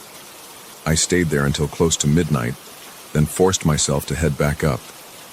In the elevator, my fingers tapped the rail. My heart rate picked up the moment the doors opened onto the 11th floor. The hallway was quiet. The overhead lights flickered once, making me jump, but they settled. I walked to my door, slid in the key card, and stepped inside. I stood by the entrance for a few minutes, just listening. The air conditioning made its usual low noise. I could hear a faint hum of city traffic through the windows. Nothing else. I told myself to gather my courage. I knelt by the corner of the room, lifted the carpet, and traced the lines with my fingertips. The pencil marks felt smooth on the concrete. It gave me chills. Part of me wanted to grab something to scrub it all away, but another part worried that might make things worse. According to some of those forums, messing up a seal or a circle could release whatever was contained. I didn't want to risk that. I carefully replaced the carpet and stood up. I turned on every single light, including the bathroom one. I put the desk lamp on the floor, aimed at the bed. I sat in the armchair for a while, scrolling through more sites on my phone. Some recommended reciting certain words, but I didn't trust random incantations from strangers online. One site suggested placing salt around the bed. That sounded like a cheap horror movie trick, but I was desperate. I went to the minibar area, found some packets of salt next to the coffee machine. It wasn't much, but I sprinkled it in a rough circle around the bed. I felt silly doing it, but my gut told me to try. I finally lay down. Time crawled. The digital clock on the bedside table read 2:55 a.m. I stared at it, waiting. My mind felt jumpy, my muscles tensed. I squeezed the blanket in my fists. I noticed my breath getting shallow. I kept the lamp on. 3:10 a.m. approached. My heart slammed in my chest. I tried to keep my eyes open, but I drifted. At 3:17 a.m., I woke with a jerk. The air felt thick. My chest tightened so badly it hurt. I forced my eyes open and saw the shadows swirl on the ceiling again. I tried to lift my arms. My limbs felt like lead. I managed to nudge my phone, but it slid off the nightstand and hit the floor. I felt a sharp ache in my chest, like a cramp squeezing my lungs. I made a choked sound. The swirl of shadows grew. I could see them forming an expanding ring in the center of the ceiling. I thought about the salt. I forced myself to look down at the floor. The circle was still there, but the pressure on my chest didn't ease. I pushed against the mattress with my palms, trying to sit up. My arms trembled. After a moment, I succeeded. My chest felt a little lighter. I grabbed the lamp from the floor, pointed it at the ceiling, and the swirling shapes flickered. For a second, I saw something resembling an outline in the center. My scalp tingled. My hands shook so hard I almost dropped the lamp. Then it vanished. My breathing was ragged. Sweat covered my entire body. I stayed there, holding the lamp in my hand for the rest of the night. Now it's the next morning. I'm sitting on the bed with my laptop on my knees, typing this out. My flight leaves tomorrow afternoon, and I'm supposed to stay one more night. I'm thinking about booking an earlier flight, but my pride is in the way. I keep telling myself there must be a rational explanation, but every night has been the same. Same time, same crippling weight, same shifting shadows. I can't dismiss the symbols under the carpet. They're real. I've seen them with my own eyes. I've taken photos. I have them saved on my phone. I haven't spoken to the manager again. I might just leave without a word and never return to this hotel. But part of me wonders if I should warn someone about the drawings on the floor. Maybe the hotel can bring in somebody to remove them. Or maybe they'll just think I'm making it up. My mind keeps racing with these questions. I don't have answers, and I doubt I'll find them in the next few hours. Right now, I'm exhausted. My hands are still trembling a bit. My mouth feels dry. I'm going to buy a large bottle of water from the lobby store, then maybe see if I can get some fresh air. I'll avoid the manager. I don't want any more polite smiles or dismissive comments. Tonight, I'm planning to leave every single light on, keep my phone in my hand, and try to stay awake. If I can make it to sunrise, I'll get out of here. I'll pack my things, take the first flight I can find, and never look back at this place. I just want to shake off the memory of those nights and that crushing sensation on my chest. I don't know if there's something supernatural here or if it's a psychological reaction to stress. All I know is that every time I've closed my eyes past midnight, I've had the same experience at exactly 3:17 a.m. My chest still hurts a bit. My throat is tight. Every time I blink, I see those shadows swirling above me. I'll gather my courage and push through one more night. After that, I'm gone. I'm done.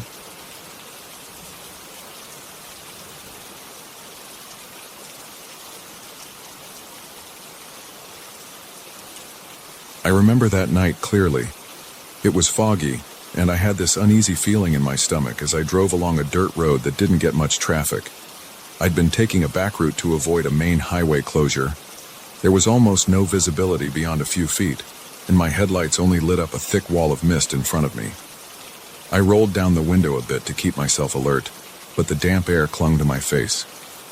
My knuckles felt stiff on the steering wheel, and my shoulders were tense from leaning forward, trying to see past the fog.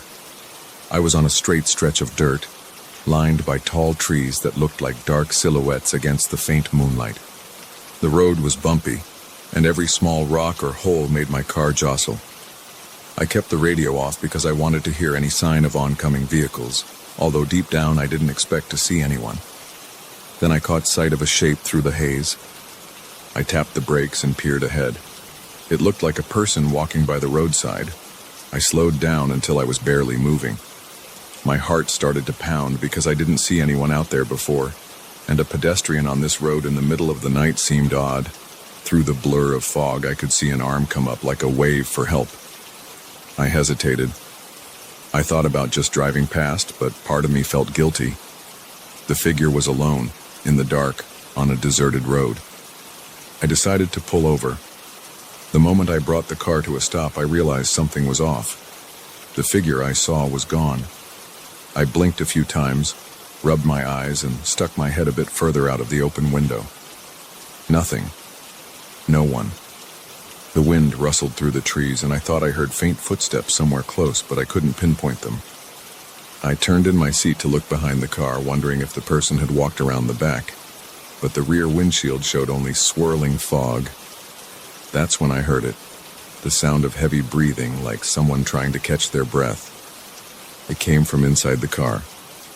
I felt a jolt of adrenaline in my chest. My pulse hammered in my ears. I quickly glanced at the passenger seat, but it was empty. The sound was behind me. I looked in the rearview mirror. For a split second, I saw a figure sitting in the back seat, staring straight at me. The face was pale, the eyes locked on mine, and the shape was blurry, as if not fully there. My stomach dropped. My jaw clenched. I spun around to look directly, but there was no one there. I let out a shaky exhale and turned forward again. My hands were damp with sweat, and I could feel my heartbeat in my throat. I told myself I must be tired or my eyes were playing tricks on me. I tried to steady my breath. Then I heard that breathing again, slow and rough, like someone was exhausted. I glanced at the mirror. Nothing. I kept the engine running, and the car idled in a low rumble. I could feel the seat vibrate under me. I decided to move on. I didn't want to stay in that spot. I eased my foot onto the gas. The wheels spun a little in the loose dirt, and I kept an eye on the mirror. My reflection looked tense, and I felt a chill even though the night was humid. The temperature in the car seemed to drop. My arms broke out in goosebumps. The air smelled stale. I switched on the heater, but the vents blasted only lukewarm air. That heavy breathing grew quieter, like it was receding into some corner of the back seat. As I drove, I fiddled with the radio, hoping some music or even static would calm my nerves. The display flickered and crackled, then cut out completely. The digital clock on the dashboard started to flash random numbers before going blank. A wave of dread sank into my gut. My eyes darted back to the rearview mirror. I saw a quick flicker of movement behind me, a kind of silhouette, but it vanished. I felt my scalp prickle with fear. My entire body was rigid. I tried to shake it off by focusing on the road. My headlights lit up the dirt track and the fog swallowed everything else. The trees on both sides seemed to press in. My tires crunched the gravel and I could hear the occasional knock of a small rock bouncing off the undercarriage. But my mind kept drifting back to that presence in the car. I kept telling myself I was being paranoid. Suddenly, the steering wheel jerked in my hands like someone grabbed it. I yelped and yanked it back. The car swerved for a second, and I managed to straighten out. My heart pounded even harder. My breathing turned shallow, and I felt a tremor in my legs. I let out a shaky laugh, trying to calm myself. Maybe I'd just hit a rut or a stone in the road. Still, I couldn't ignore the sensation of a force on that wheel. I wiped sweat off my forehead with my sleeve and adjusted my grip. My mouth was dry, so I reached for the bottle of water in the cup holder. I took a swig, noticing how quiet the cabin was now. Even the breathing seemed gone. That silence felt unsettling. It was so complete that my own gulping sounded loud. I replaced the bottle and checked the mirror again. Empty, but then the hair on my arms stood up, and the back of my neck went cold. I felt as if someone was right behind me, leaning forward, watching me. I could almost feel a faint pressure near my shoulder, like a cold breath. I pressed the gas pedal harder, wanting to get away from whatever was happening. The car bumped along, and I gripped the wheel until my forearms ached. I kept my eyes forward, but I couldn't stop glancing at the mirror. Each time I expected to see that figure's face. My shoulders felt tight, and my hands were cramping. The heater started sputtering. The air that came out turned icy cold, even though I had it set to high. My teeth chattered for a second. The cabin smelled different now, kind of musty, like damp earth. I reached down to turn off the heater completely, hoping that would help. As I did, I noticed the radio display flicker back on, but it showed a random station number I didn't recognize. A burst of static hissed through the speakers, then a low moan. It didn't sound like a song. It sounded like a person in pain. I swore under my breath and turned the volume down until it was silent again. Everything felt surreal, but also immediate. My hands kept trembling. My heart wasn't slowing down. I was desperate to see another car or a house or any sign of normal life. The fog made it impossible to see far. The lights on the dashboard were still glitching, occasionally flashing or dimming. My phone was on the passenger seat, but there was no signal out here. I slid it into my pocket, feeling no comfort from having it. I started thinking about turning back. Maybe I needed to go back to that spot where I'd seen the hitchhiker. It didn't make any sense, but I felt this weird pull. Maybe that was the only way to get rid of this presence. The idea of turning around in the middle of the road made me nervous, though. I envisioned myself stepping out of the car, turning around, and seeing a figure standing behind me. My stomach twisted. I stayed in my seat, fighting the urge to slam on the gas and drive until the road ended.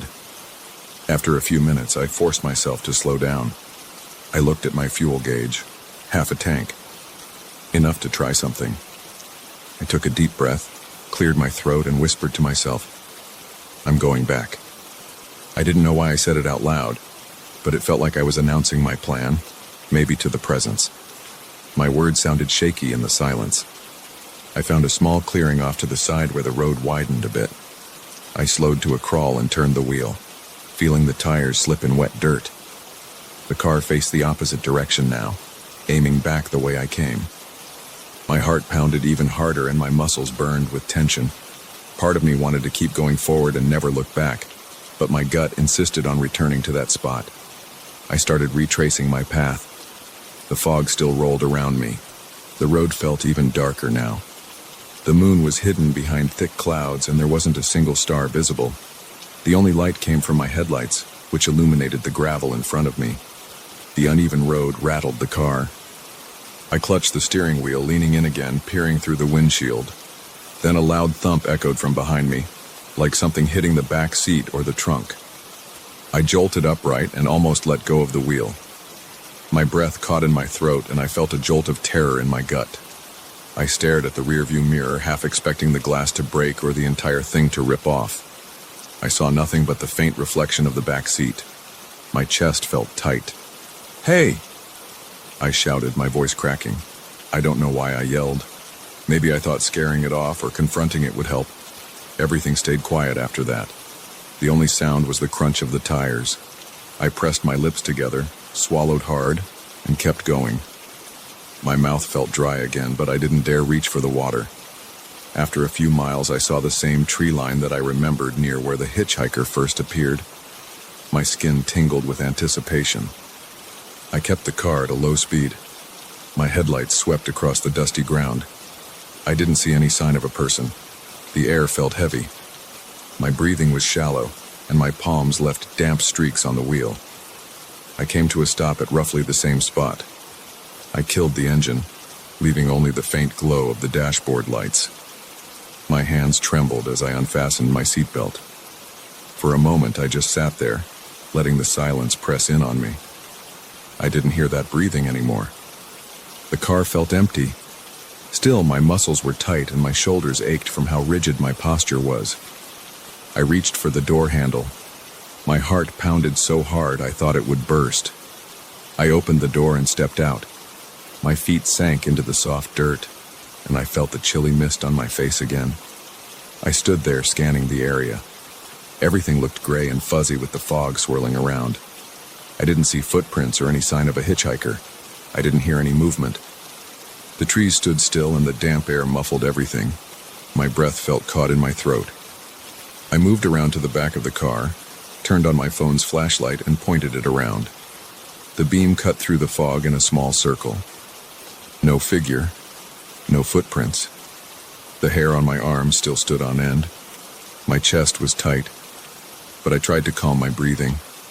The quiet was unsettling, but at least I didn't feel that cold presence hovering around me. I walked up and down the road for a few paces, checking either side, feeling uneasy with every step. My pulse thudded in my ears. Then I returned to the driver's seat. I got in and closed the door. The inside of the car felt less cold. It was still damp and uncomfortable, but it didn't have that intense chill. I switched the ignition on. The engine came to life with a normal hum. The lights on the dashboard were steady, and the radio screen showed the time accurately. The heater worked when I turned the dial, pushing out warm air. I glanced in the rearview mirror. The back seat was empty. I let out a long, shaky exhale. My shoulders slumped with relief, but I was still on edge. I sat for a couple of minutes, letting the engine idle. No static came from the radio. The temperature didn't drop. I felt nervous but not terrified like before. I put the car into gear and started driving forward again, following the same road, but in the original direction I had intended to go. I kept checking the mirrors, waiting for that face to appear again. It never did. As I pressed on, the fog began to lift. The dense grayness thinned out, and I could see more of the trees around me. After a while, I spotted the main highway in the distance, its lights glowing faintly. My hands still shook and my stomach churned, but I was moving away from that eerie stretch of road. I reached the highway and merged onto it. Other cars were there, their headlights and taillights a welcome sight. The tension in my body started to ease. I turned on the radio. Music played without interruption. I kept driving for another hour before finally pulling over at a gas station. My legs felt weak, and my throat was parched. I filled up the tank, went inside for another bottle of water, and just stood there under the harsh fluorescent lights for a minute. The cashier asked if I was okay. I just nodded, though my face probably looked drained. I sipped some water, noticing how plain everything felt in comparison to that strange experience. Even now, I can recall every detail of that night. I remember the weight of that presence in my car, the cold air, the heavy breathing, the flickering electronics. I don't know what it was, and I don't know if going back to the spot somehow released it. All I know is that once I returned to where I saw that hitchhiker, things started to feel normal again. I never saw anyone. I never saw that figure after that either. I haven't taken that dirt road since. I stick to highways and well-lit routes, even if it means a longer drive. Sometimes when I'm driving at night, I catch myself checking the rearview mirror a little too often, expecting to see that pale face staring at me. I still feel the pinch of dread in my chest when I pass through foggy areas, but I try not to think about it too much. It doesn't help to dwell on it. That's all that happened. I won't forget it anytime soon. It still makes my heart race when I talk about it. I can't explain it, and I don't like to guess. But I'm certain of one thing. Something joined me in my car that night, and it left only after I went back to that lonely patch of road. I haven't told many people because I'm not interested in arguments about what I might have seen. I know what I experienced. I felt it on my skin and in my bones, and that's enough for me.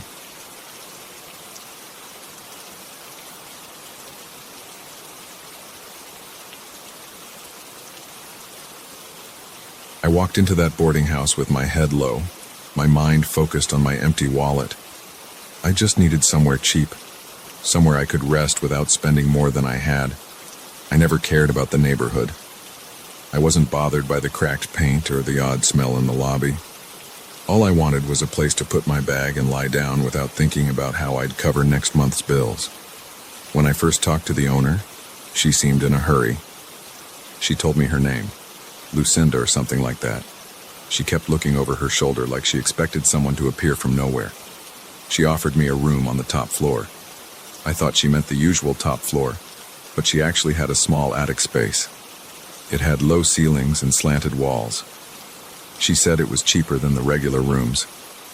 I said fine. I wasn't in the mood to argue. I followed her up the old staircase, listened to the squeaks under my feet. It felt like each step might break, but I kept going because I had nowhere else to stay. The attic door was a thin piece of wood at the end of a narrow hallway.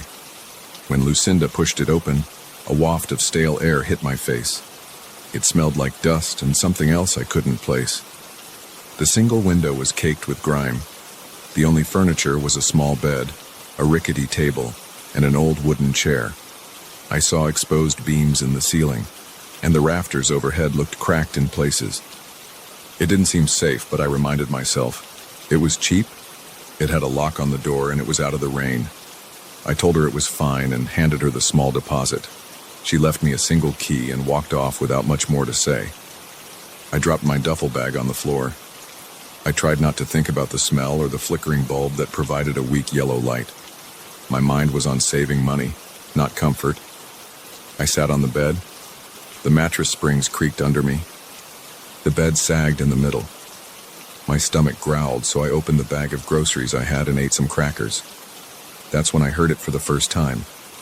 It was a soft murmur, like people talking in another room. At first, I thought maybe there was a TV on somewhere. The walls were thin. But then I noticed something strange. Whenever I moved, the sound seemed to fade. If I cleared my throat, or shifted, or just let out a sigh, the murmurs stopped. It was only when I stayed perfectly still, not even breathing loudly, that I heard multiple voices whispering. I couldn't pick out any distinct words right away. It was just low, hushed chatter, like a crowd murmuring behind a wall. I got up, walked around, pressed my ear against the walls. Everything was quiet. I sat back down on the bed and tried to be still. Sure enough, after a minute or two, the whispering started again. It was impossible to understand, so I shrugged it off as thin walls or maybe just old plumbing. Still, it bothered me. It felt odd, like the voices were right in my ear. Over the next few days, I went about my routine. I left early for my job search and came back late with cheap takeout. The halls always felt cold. The staircase always creaked. I saw a few other tenants in the hallway, but no one seemed eager to talk. They looked down, nodded, or mumbled a greeting. At night, I'd lie on my bed, exhausted, half listening to those whispers. I tried to tune them out. Sometimes I turned on my phone to watch a video, just so I wouldn't hear them. But eventually, I ran out of data, and the building's Wi-Fi never worked right. So I was left in the silence of that attic, hearing the voices come and go. One evening, I decided to see if I could catch any real words. I turned off the single overhead bulb, making the attic dark. I settled on the bed and tried to stay as quiet as possible. My heart was thumping because the idea of listening to these mystery voices made me uneasy. But I did it anyway. I stayed still until I felt an itch on my arm. I ignored it. I kept my breathing shallow. After a while, I heard them again. At first, it was just that same murmur, a jumble of voices. But as I remained quiet, I began to hear fragments of sentences. Somebody was saying something about, "The time has passed." Another voice was talking about the shift. Then there was a voice that sounded urgent, talking about him, or he, or something like that. I thought it might be about someone else in the building. Then I heard my own name, clear as day. It felt like a jolt in my chest. I froze. My eyes were wide open in the dark, staring at nothing. Nobody in this building knew me well enough to mention my name. I barely gave it to the owner, and she had trouble even pronouncing it. Yet here it was, spoken in that hushed, tense way. I felt goosebumps run down my arms. I wanted to say something, but I was afraid that if I made a noise, the voices would vanish. I forced myself to keep still, heart pounding. I heard more phrases, but they were broken up. Something like, "He needs to see," and, or "It will keep going." Then everything went silent. I waited a few minutes. No more whispering. I finally exhaled and realized I was shaking. I turned the light on and paced around the attic, trying to make sense of it. The next day I kept telling myself it was just stress, or maybe neighbors talking about someone else with my name, but I couldn't shake the feeling that it was directed at me. Late that evening, I decided to explore the attic a little more. I slid aside the small wooden chair and climbed onto it so I could inspect the rafters overhead. The wood was dusty, spiderwebs were clinging to the corners, and some boards had dark stains. I wasn't sure if it was water damage or something else. Then I saw something etched into the beam near the window. It looked like a circle with odd lines crossing it, and there was some writing I couldn't read. It might have been letters or symbols from a language I didn't recognize. I pulled out my phone's flashlight and shined it across more of the beams. That's when I noticed dozens of smaller symbols, all carved or drawn in faded chalk. Some looked like spirals, others looked like eyes. A few were repeated in different spots. My stomach felt tight. I was scared, but I also wanted to keep looking. I ran my finger along one of the carvings. The wood felt rough and a little piece chipped off. My fingers started to tingle like a small electric buzz. It startled me. I jerked my hand away, half expecting something to jump out. Nothing happened, but I had a dull ache in my fingertips. That night I laid awake, listening to the whispers. They got louder whenever I stayed still. I heard my name again, and they said something about opening the door or breaking the chain, but I couldn't be sure. It was as if multiple people were in the room whispering around me. Every time I tried to speak, the voices would stop. Then my heart would race, and I'd break into a sweat. I would lie there in the dim light, just trying to keep my breathing steady. The following morning, I asked Lucinda about the attic's history. I didn't mention the voices. I just asked if there had been any previous tenant who might have left behind weird carvings. She seemed irritated that I was bothering her. She said something about the attic being used for storage. She claimed she didn't know anything about carvings. I could tell she was lying because her voice trembled and she wouldn't look me in the eye. I didn't push the subject. I just backed off and went about my day. Over the next week, the voices became more distinct.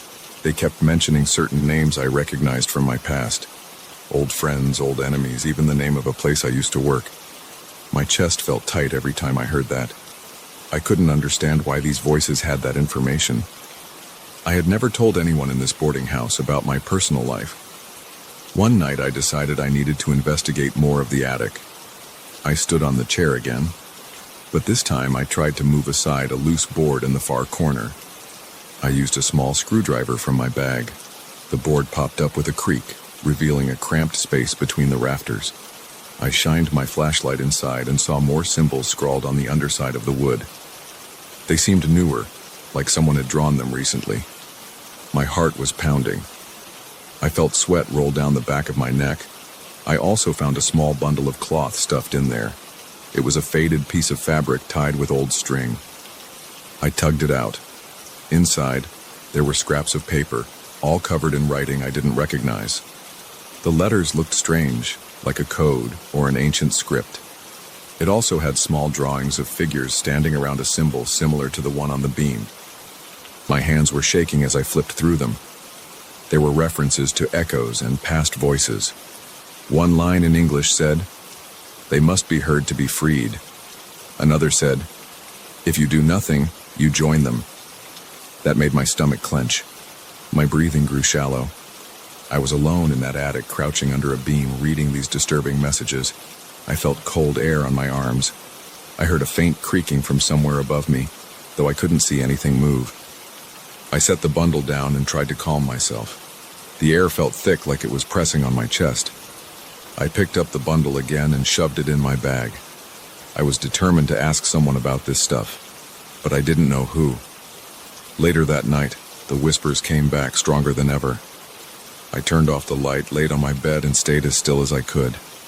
The voices sounded agitated. Some were almost hissing, others were sharp, like they were angry. I heard them say my name several times. They said, "He found it, and he must do it now." My heart was hammering, my breathing was fast, and sweat trickled down my forehead. I clenched my jaw, not sure what to do.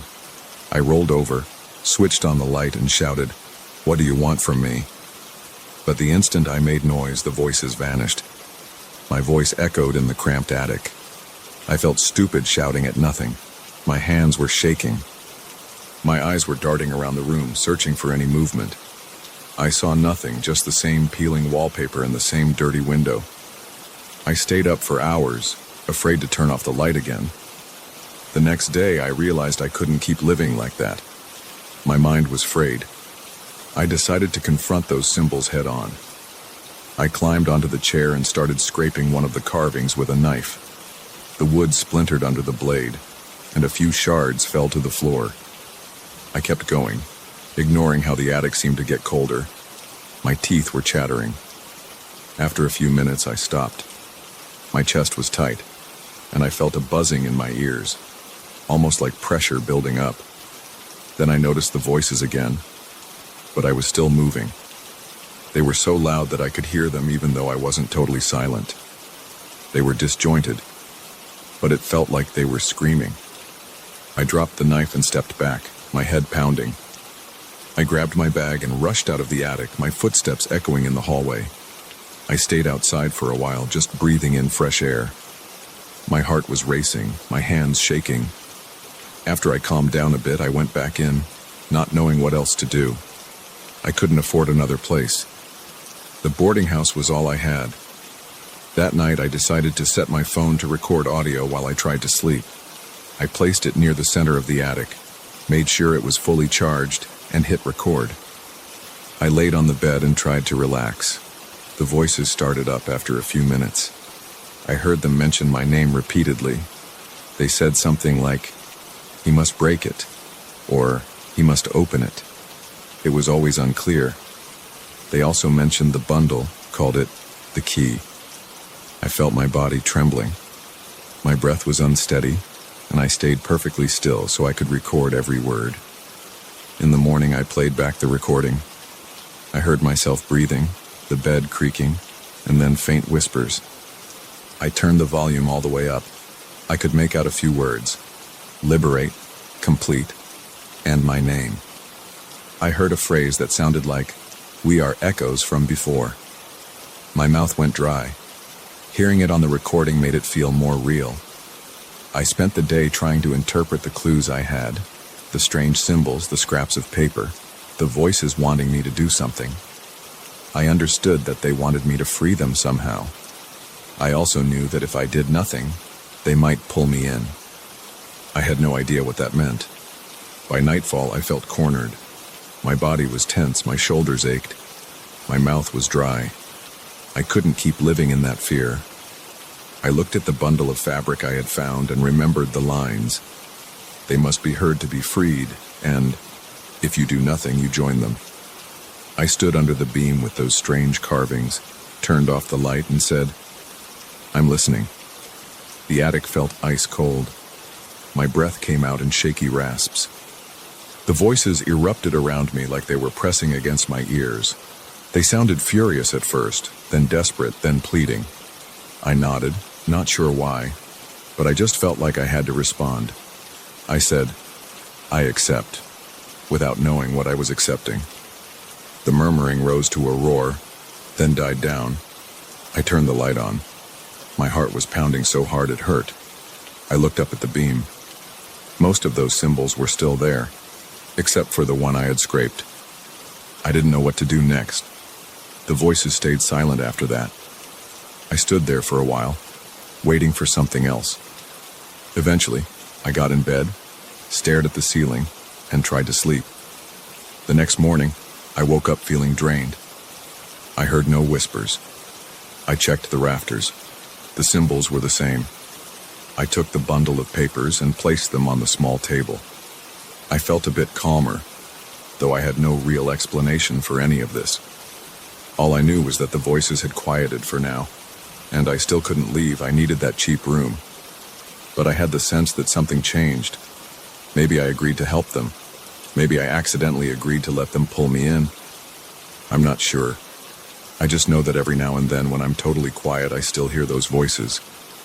They're softer, like they're watching, waiting for me to act. And every time I see those symbols on the wood, my fingers buzz with that strange energy. I don't know what happens next, but I'm stuck in that attic until I figure it out or until I lose myself in the silence. For now, that's my life. And I can't afford to move anywhere else.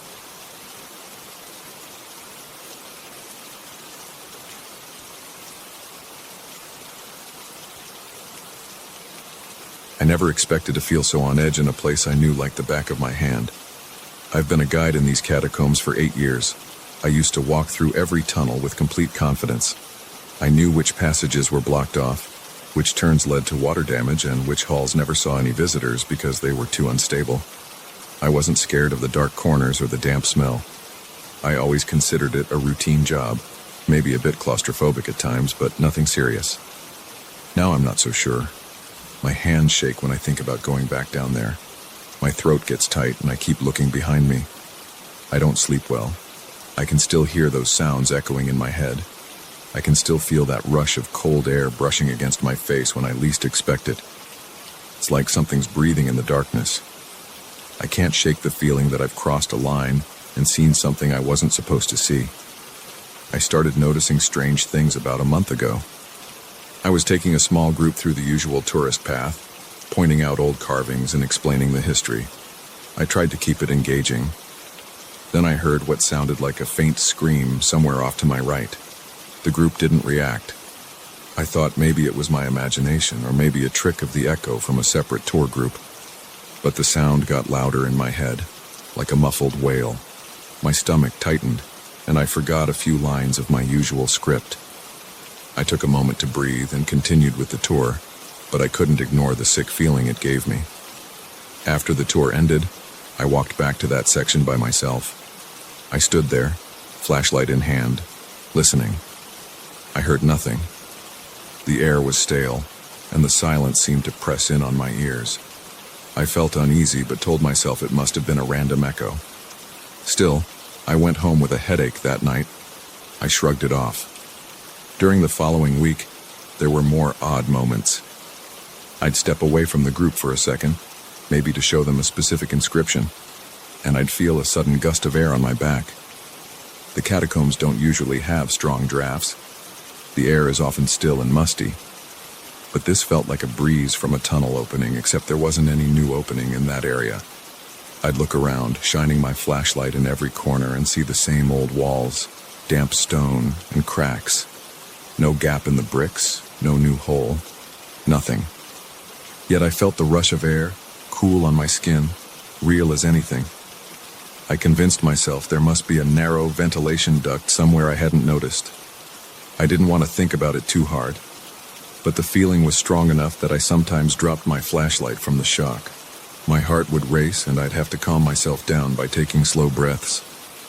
Then came the night I saw that passage. It was late.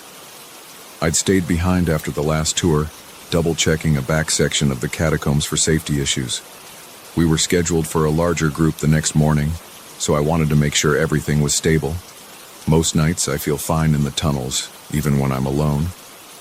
That night felt different. The light seemed dimmer, and my steps echoed with a hollow ring that made me tense up. My pulse throbbed in my neck. My eyes kept darting toward corners I normally never gave a second thought. I kept hearing faint shuffling noises behind me, like feet dragging on stone. I shone my flashlight over my shoulder more times than I want to admit, but I never saw anything. I was about to wrap up and head back to the main exit when my flashlight beam caught something unusual. It looked like a small archway on the left side of the corridor, in a spot that had always seemed like a solid wall. I'd never noticed any sign of an entrance there. The stone looked old, worn, and covered in dust, but the shape was clear. There was an opening maybe 3 feet wide, arching upward about 6 feet high. I stepped closer, heart racing, and wiped some of the grime away with my sleeve. Below the arch, I saw carvings in the stone. The words were in a language I didn't recognize except for a phrase that stood out. It said, "Labyrinth of the Repentant," in older lettering, like an ancient mix of Latin and something else. The rest of the symbols looked twisted with strange lines that circled back on themselves. The more I stared at them, the more I felt my vision blur. My hands got sweaty. My breathing got shallow. I thought I saw the lines shifting in the faint light, like they were moving when I wasn't looking directly at them. I thought about leaving right then. It was late, and I was already uncomfortable, but my curiosity got the best of me. I stepped into the passage, holding my flashlight out in front. The temperature dropped almost instantly. My breath came out in soft clouds, and my lips felt numb. The walls were tight around my shoulders, but they seemed to widen as I went forward. I heard a low whisper near my ear, but I couldn't make out the words. The floor felt uneven under my boots. I tripped on a rock and nearly fell. My flashlight flickered, casting wild shadows on the walls. I smelled damp moss and something sharp like sulfur. The space opened into a small chamber with more of those inscriptions on the walls. They all had the same style, curving lines that seemed to slither across the stone. My heart pounded so hard I could hear the blood rushing in my ears. I noticed a door on the other side of the chamber. It was made of old wood reinforced with iron. The hinges looked rusted, but the door stood firm, as though it had never been touched. I pushed on it, and it gave a soft creak. A draft of air came through, cold enough to make my eyes water. I took a step back. Something about that door felt wrong. My chest felt heavy, and my stomach knotted. I thought about turning around right then, but I couldn't ignore the strange pull I felt, like a pressure behind my eyes that urged me to keep going. My flashlight flickered again. I took a deep breath and walked through that door, ignoring the tightness in my chest and the sweat on my neck. The corridor beyond was narrow, but the floor was smoother, almost polished. The walls had more of those unsettling symbols, all carved at eye level. I tried not to look too closely. My imagination kept playing tricks on me, and I swore I saw shapes shifting whenever my light flickered. The air smelled stale and cold, like a crypt that had been sealed for centuries. My ears caught a low humming noise like distant machinery, but it faded as soon as I tried to pinpoint its source. My throat felt raw, and the dryness in my mouth made me swallow hard. I kept moving forward, one step at a time. After about 10 steps, I heard a voice. It came from somewhere ahead, so faint I barely caught it at first. It sounded like a whisper carried by a breeze. I froze in place, pressing my back against the cold stone. My heart hammered as I turned off my flashlight for a moment to listen. I heard a murmur, something like, "Keep going." I felt a chill spread through my shoulders. I switched the flashlight back on and pointed it down the corridor. Empty. No movement, no figure, nothing. I told myself I was just jumpy. My mind was probably playing tricks on me because of the gloom, but I couldn't calm the tremor in my hands. I reached another chamber, bigger than the last. The ceiling arched overhead, dripping with moisture. The floor was dotted with shallow puddles. I stepped around them carefully, not wanting to slip. My flashlight caught a series of inscriptions on the far wall. They looked fresh, without the layer of grime I'd seen on the others. I stepped closer and saw the same phrase repeated, "Labyrinth of the Repentant." My spine tingled. The letters looked carved with a precision that didn't match the rest of the place. They were etched deep into the stone as though done recently. I didn't want to stand there anymore. My palms were slick with sweat. I felt exposed, like the shadows were watching me. My instincts screamed at me to go back, but that same pull in my head urged me forward, whispering that I needed to see what lay beyond. I found another door, similar to the first. This one was partly ajar. The space beyond was darker. I stepped through and felt like I'd crossed into a different part of the catacombs altogether. The walls were dark brown, moist, and the floor felt soft under my boots, like packed earth instead of stone. I heard dripping water and the faintest sound of something shifting far ahead, like a large body scraping against the tunnel walls. Every hair on my neck stood on end. My mouth went dry and I could hardly catch my breath. My thoughts were racing. I wondered if some huge creature had made its home down here. The idea of a wild animal in the catacombs didn't feel right. There were no signs of paw prints or any typical nesting spots, and it was too deep to be an ordinary animal anyway. My chest pounded, and sweat trickled down my back. I pressed on, shining my light along the walls. The inscriptions now looked different, larger, more spread out, as though carved by a different hand. The lines were thicker, and the shapes reminded me of contorted figures trapped in cages. But I couldn't look for long. My body tensed each time I focused on them, like they were pulling at my mind. I kept my gaze on the ground, trying to keep track of my steps. I felt a draft again, stronger this time, blowing from ahead. It brought a deep rumble, like an exhalation from something enormous. My ribs felt tight. My flashlight beam wavered with the trembling in my hand. Suddenly I heard that whisper behind me. I spun around, shining the light back the way I'd come. The corridor was empty. The silence pressed in, thick and heavy. My stomach churned. I turned back to see if there was any sign of an exit, but the passage twisted away into darkness. No direct route back. I felt panic rising in my throat, and I forced myself to breathe in and out, thinking I might pass out if I kept freaking out. My steps felt slow and stiff as I inched forward. The floor was damp, and each footstep made a soft squelch. My clothes clung to my skin from the humid air and my own sweat. I couldn't believe I'd gone so far in. Everything around me felt hostile. The corridor ended in another chamber, circular this time, with a single pillar in the center. The pillar had those inscriptions swirling around it from top to bottom. I turned in a slow circle, shining the light on every inch of the walls. No visible exits. I stared at the pillar. My hands twitched. I felt like the room was breathing. There was a faint rhythmic movement in the air. My flashlight started to dim. I slapped it a few times and the beam steadied, though weaker than before. I approached the pillar, stepping around small piles of rubble and puddles. The inscriptions were as unsettling as before, but I tried to keep my eyes on them. I noticed a series of shallow grooves carved into the floor around the pillar, almost like a ring. I stepped over the ring and a vibration ran up through my legs. It felt like stepping onto a live wire. That's when the pillar started to glow faintly. It wasn't a bright light, more like a dull shimmer. I heard that same whisper, now all around me. My chest seized and my knees felt weak. I dropped my flashlight. It clattered on the ground, rolling away. I scrambled to pick it up, never taking my eyes off the pillar. The glow faded after a few seconds, leaving me in near darkness except for the flickering beam of my flashlight. I backed away, stumbling over the ring in the floor. My leg twitched and I bit my lip. A taste of copper flooded my mouth. The whisper got louder for a split second, then stopped. Everything went dead silent. My ears rang from the absence of sound. I don't know how long I stood there, breathing fast, feeling like my entire body was trembling. Finally, I forced myself to step back the way I came.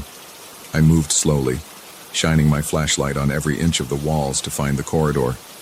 I expected the door to be right there, but it took me several minutes to realize the chamber must have shifted somehow. I traced my hand along the damp stone, searching for the opening. My heart hammered and I started to sweat more than ever. The wall felt solid. No door, no seam, nothing. I let out a shaky breath. My mind spun. I tried not to panic, but I felt claustrophobia tightening around me. I circled the room 2 or 3 times, running my hand across every surface. All stone, no gaps, no door. Eventually, I found a small crack in the far side of the room. I put my shoulder against it and pushed. It shifted, making a grinding noise. My heart lifted for a second. I shoved harder, and a piece of the wall slid open about a foot. I squeezed through, scraping my arms on the rough stone. My flashlight beam danced over a narrow tunnel. I followed it, feeling relief with every step away from that chamber. My breath rasped in my ears, and I just wanted to get out. After several minutes, the tunnel opened into a passage I recognized. The old bricks and dripping ceiling told me I was near the main corridor we sometimes blocked off for safety reasons. I let out a sigh and rushed down the path, finally recognizing markers we'd placed on the walls. My boots kicked up dust as I pushed forward, ignoring the dull ache in my legs. I found the main corridor, then followed it to the exit. I broke into a near run. I didn't stop until I was outside, under the dim light of the lone security lamp near the entrance. I leaned against the cold stone exterior, chest heaving. My clothes were damp. My mind was a mess of images. Shifting walls, the glowing pillar, the whispers that seemed to come from every direction. I locked up and left without telling anyone what happened. I had no explanation. I didn't want to sound crazy, but the experience has stayed with me. Every time I close my eyes, I see those inscriptions dancing on the walls, twisting into shapes I can't describe. I hear that deep rumble like a giant breathing in the shadows. My pulse races and I feel a wave of nausea. I've tried to tell myself it's all in my head, but it doesn't help. I keep thinking about that phrase, labyrinth of the repentant. It's like it's carved into my thoughts, looping endlessly. Now each day I guide tourists. I avoid that section of the catacombs. I stick to well-lit tunnels and familiar rooms, but I can't ignore the sense that there's something else down there. The air feels charged, like static before a storm. The walls seem closer than they used to. Sometimes I swear I see cracks in places that used to be smooth. My flashlight flickers now and then. I hear faint echoes of what might be distant footsteps. I pretend not to notice, but it sets my nerves on edge. I'm still trying to decide whether I'll ever go back to that hidden passage. Part of me wants to seal it up to make sure nobody else stumbles across it. But another part of me feels that strange pull again, urging me to return, to see what else lies deeper inside. I've stood at the entrance a few times after closing, gripping my flashlight, debating whether to push forward and confront whatever's there. Each time, my palms get sweaty, and my mouth goes dry. I picture that cold corridor and the heavy darkness pressing in on me, and I walk away. The catacombs used to feel like a second home. I knew every inch, every stone. Now I feel like I'm just a stranger walking through halls that watch me back. The silence is never just silence. The darkness never feels empty. There's always that faint sense that something is breathing, something is whispering, and I'm just one step away from hearing it again. I can't stop thinking about the possibility that I released something, or maybe I just woke it up. I keep telling myself to act normal at work, lead the tours, collect my paycheck and go home. But my nights are restless. I hear the screaming echo in my dreams, and I wake up in a sweat. I've started leaving my bedroom light on. I feel silly admitting that, but as soon as I turn the lights off, I imagine the darkness wrapping around me like those corridors. I can't handle the thought of hearing those whispers again. I also can't handle the idea that I might see the lines from the inscriptions crawling on my bedroom walls. Sometimes I stare at the ceiling, waiting for my eyes to adjust, half expecting to see shapes forming. My heart races and I have to remind myself I'm at home, not in those passages. Yet the memory of that cold air and those moving shadows never leaves. I've thought about quitting my job, but I need the income. and I'm not sure leaving would fix anything. The fear is in my head. The sense of being watched is always there. I haven't told my coworkers. They'd laugh or think I'm cracking under the stress of the job. Some might believe me, but I doubt it. The company that employs me wouldn't want rumors of something hidden in the catacombs scaring away tourists. So I keep it to myself. I show up, smile, and guide groups through the safe zones. I warn them not to wander off. Inside, I feel my stomach tighten every time someone takes a step too close to an uncharted tunnel. Tonight, I'm sitting at home, staring at my keys and thinking about the next shift. My hands shake a little. My pulse thuds in my temples. I can't stop replaying those moments. The breeze on my neck, the strange voice telling me to go deeper, and the feeling that something ancient waits behind those walls, eager to reach out and warp my mind. I feel sweat beating on my forehead. My legs feel restless, like I want to run but don't have anywhere to go. I'm torn between the urge to go back and the fear of losing my last grip on sanity if I do. I'm not sure how this will end. But I know something changed after I found that passage. The catacombs aren't just a job anymore. They're a place where something lives in the dark, whispering to anyone who wanders too far. My gut tells me it's some sort of trapped entity, locked away by ancient designs, waiting for the right moment to break free. The inscriptions call it the Labyrinth of the Repentant, but I don't see any sign of atonement down there. All I feel is dread. The next time I have a shift alone, I might be tempted to go back through that hidden archway, to see if the door is still there, to see if the symbols have changed. But deep down, I'm scared of what might happen to me if I give in to that pull again. I don't want to end up trapped in those shifting corridors listening to whispers I can't escape. For now, I'll try to keep my head down, stick to the guided paths, and hope whatever is down there stays locked behind that door. Because one thing is certain. Something in those tunnels wants out, and I'm not sure I can hold on to my sanity if I face it again.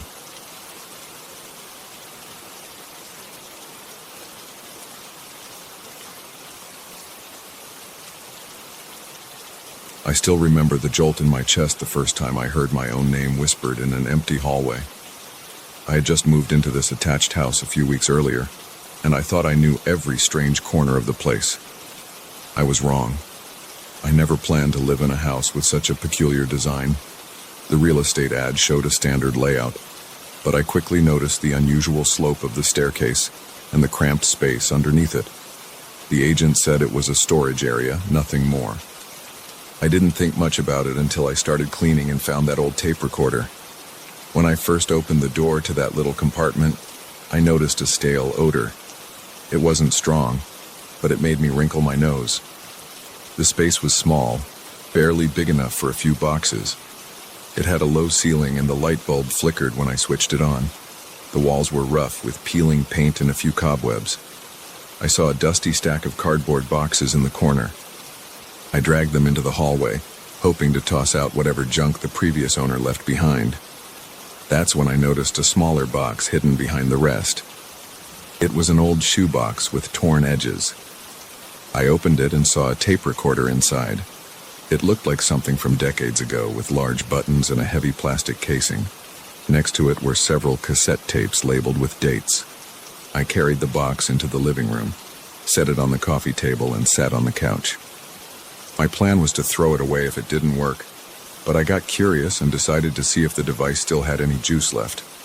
It didn't, so I rummaged around until I found an AC adapter in the same box. I plugged it in.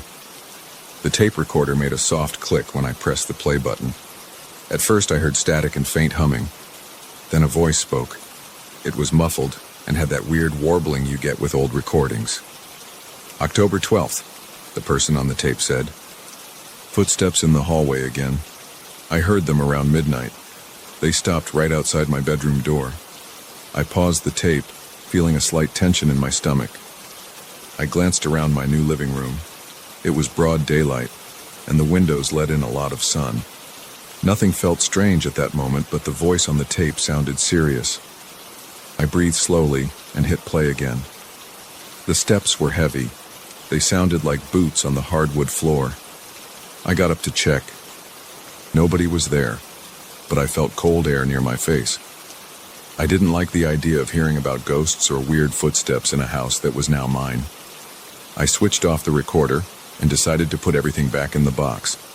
I planned to forget about it, or maybe listen to more of it when I felt braver. But an hour later, I found myself wondering about the rest of the tapes. Curiosity got the better of me, and I grabbed the next cassette from the shoebox. It was labeled with a different date. I popped it in, pressed play, and waited. The voice on this tape sounded different. It was deeper, almost panicked. November 3rd, it said. Door slammed in the middle of the night. I tried to open it, but it was locked from the inside. Then I heard my name coming from somewhere behind me. I felt a little shaky. I realized I was leaning forward, elbows on my knees, staring at the tape recorder. I pictured that scenario in my head. It sent a small chill through my arms.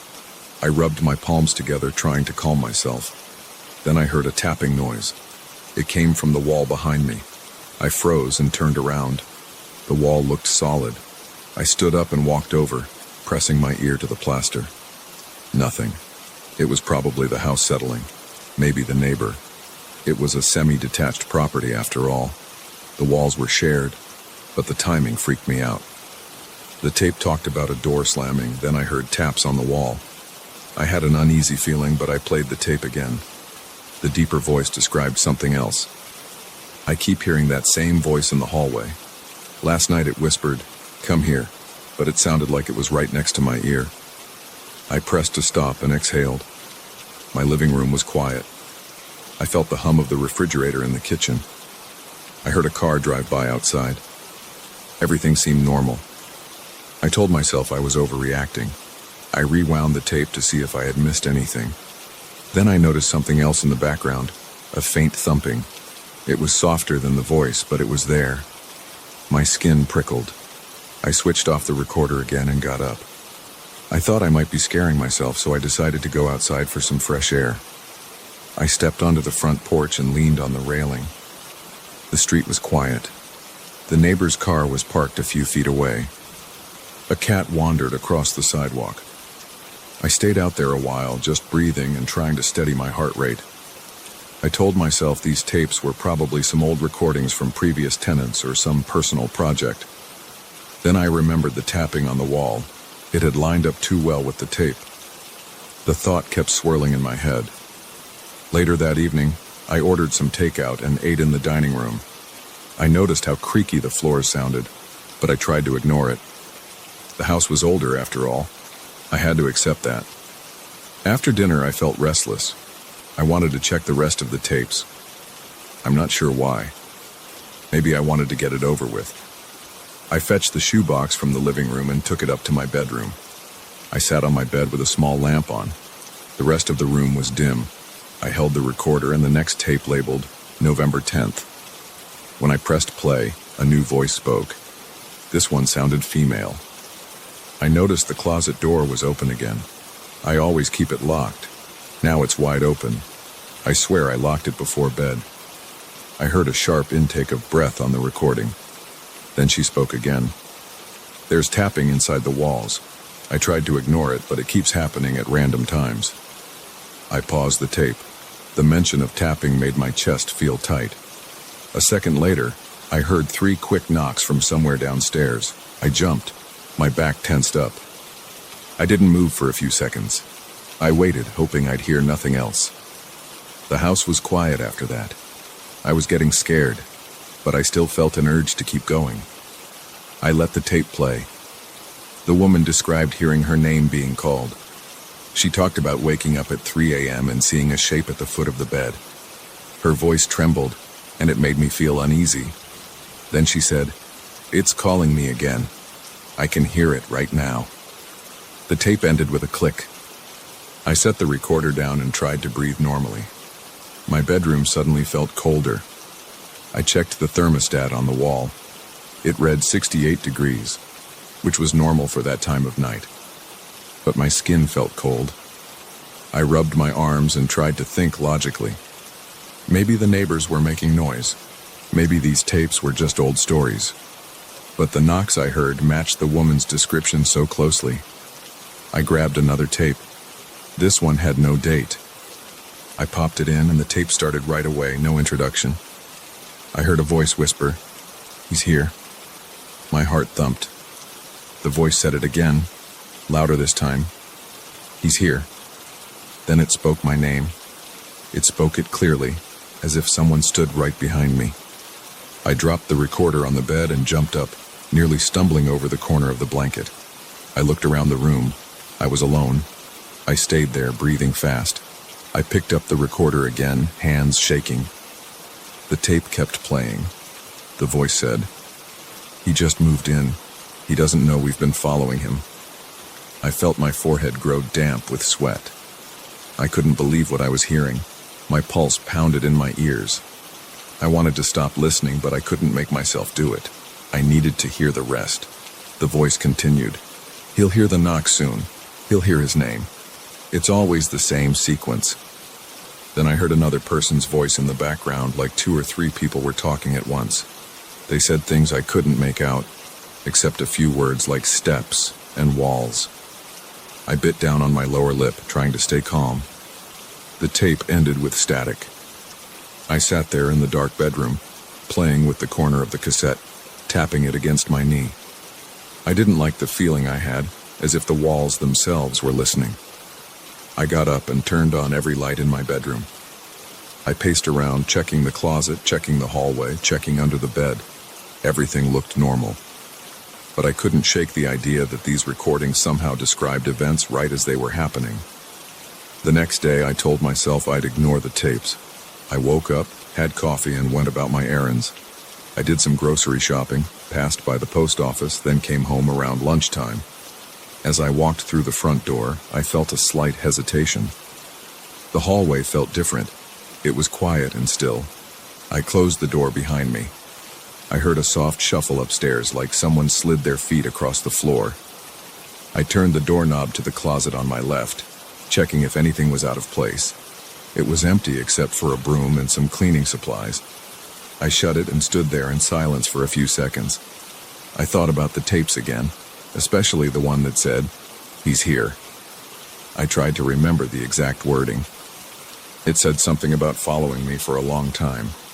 The idea that these voices had been tracking me before I moved here made my skin crawl.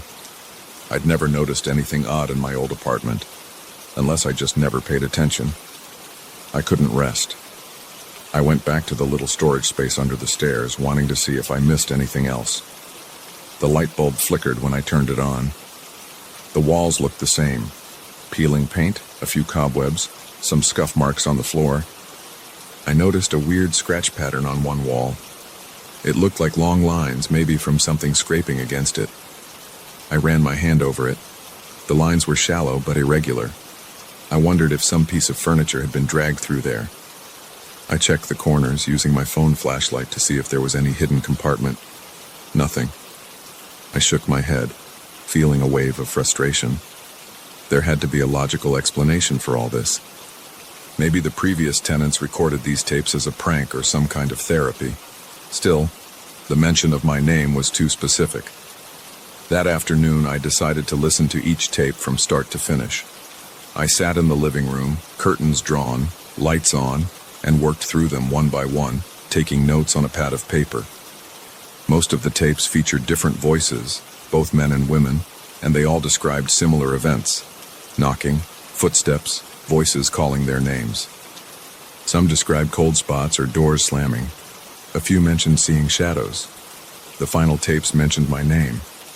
Some referred to me by describing places I used to frequent, like my old coffee shop or my workplace. That detail made my throat go dry. As I listened, I felt an uncomfortable pressure in my chest. I'd pause the tape whenever I heard something I couldn't believe, like references to things I did before I moved into this house. I tried to recall if I'd seen anyone watching me at the old place. I thought about neighbors, co-workers, random people at the grocery store. None of it rang a bell. My notes were messy, half sentences and scribbled question marks. Around 7 p.m., I paused to grab a bite to eat. I went to the kitchen, fixed a sandwich, and leaned against the counter. I heard movement in the living room, a subtle shifting like someone brushing against the couch. When I went back to check, nothing looked disturbed. but the air felt heavy. I didn't hear anything else, so I sat down and forced myself to finish the last tape. It started with another voice I didn't recognize. Then I heard shuffling, like the recorder was being moved around. A person spoke my name again. Then he said, "He's listening to this right now." I stopped breathing for a second. Then I heard a faint click, like a door being opened on the recording. The voice continued, "Look behind you." I froze.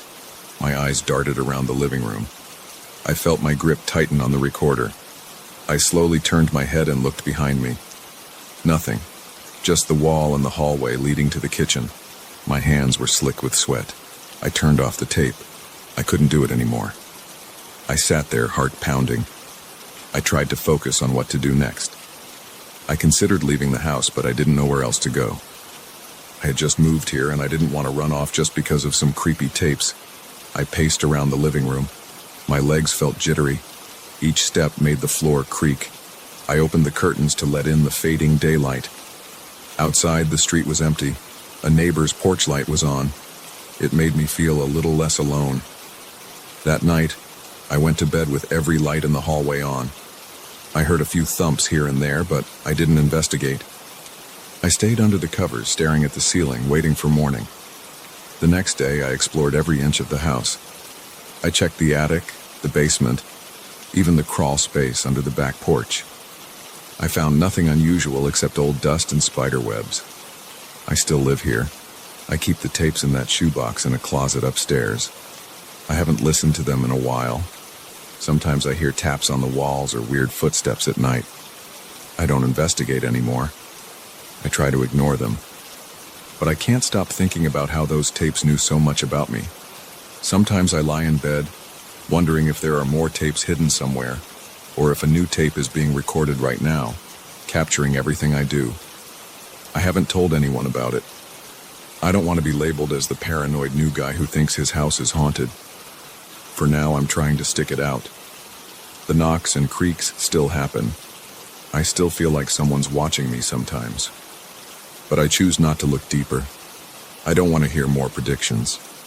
I don't want to hear another voice call my name and match the exact second I'm standing in that same spot.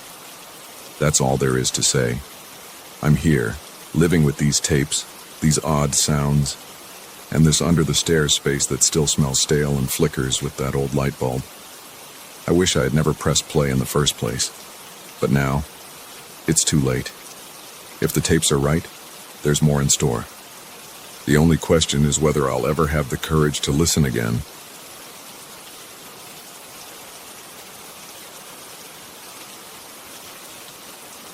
I first heard the rumors about those caves when I was sitting in a small diner near the foothills. A local man mentioned strange echoes in one of the deeper caverns. He said the sound sometimes repeated parts of a person's speech, but not in the usual way an echo does. I remember how he leaned forward over his coffee cup and said, "That place isn't right." His face looked pale, like he'd seen or heard something that wouldn't let go. I felt a tightness in my chest just from the way he said it. Still, I wanted to see those caves for myself. I'm not big on superstition, and I never liked being scared off by vague warnings, but I can't deny I felt a spark of unease. Something about his eyes told me he wasn't making it up. The first time I approached the mountains, I parked my truck in a clearing. The air was cool and the slope looked steep ahead of me. I felt the crunch of gravel under my boots. I took a heavy flashlight and my backpack, which held some spare batteries, a bottle of water, and a basic first aid kit. My plan was simple: hike to the known entrance, see if I could find the rumored side passage where the echoes were supposed to be the strongest, and take a few pictures. I'm not a professional cave explorer or anything. I just like to check out places people consider strange. It's more of a hobby than anything else. But that day, as I stared at the dark opening in the rock, I had a sudden urge to turn around. The wind picked up a bit, and a few loose stones tumbled down the slope behind me. I felt my pulse quicken, but I told myself to keep moving. Inside the cave, the temperature dropped sharply. My breath came out in short puffs. I shone my flashlight around and saw a tunnel that sloped downward. The walls were damp and stained with small patches of moss. Tiny droplets of water trickled from the ceiling. The sound of dripping water echoed in a slow, rhythmic pattern. Every step I took kicked up dust and bits of gravel. I kept moving forward, eyes scanning for any sign of an unusual chamber.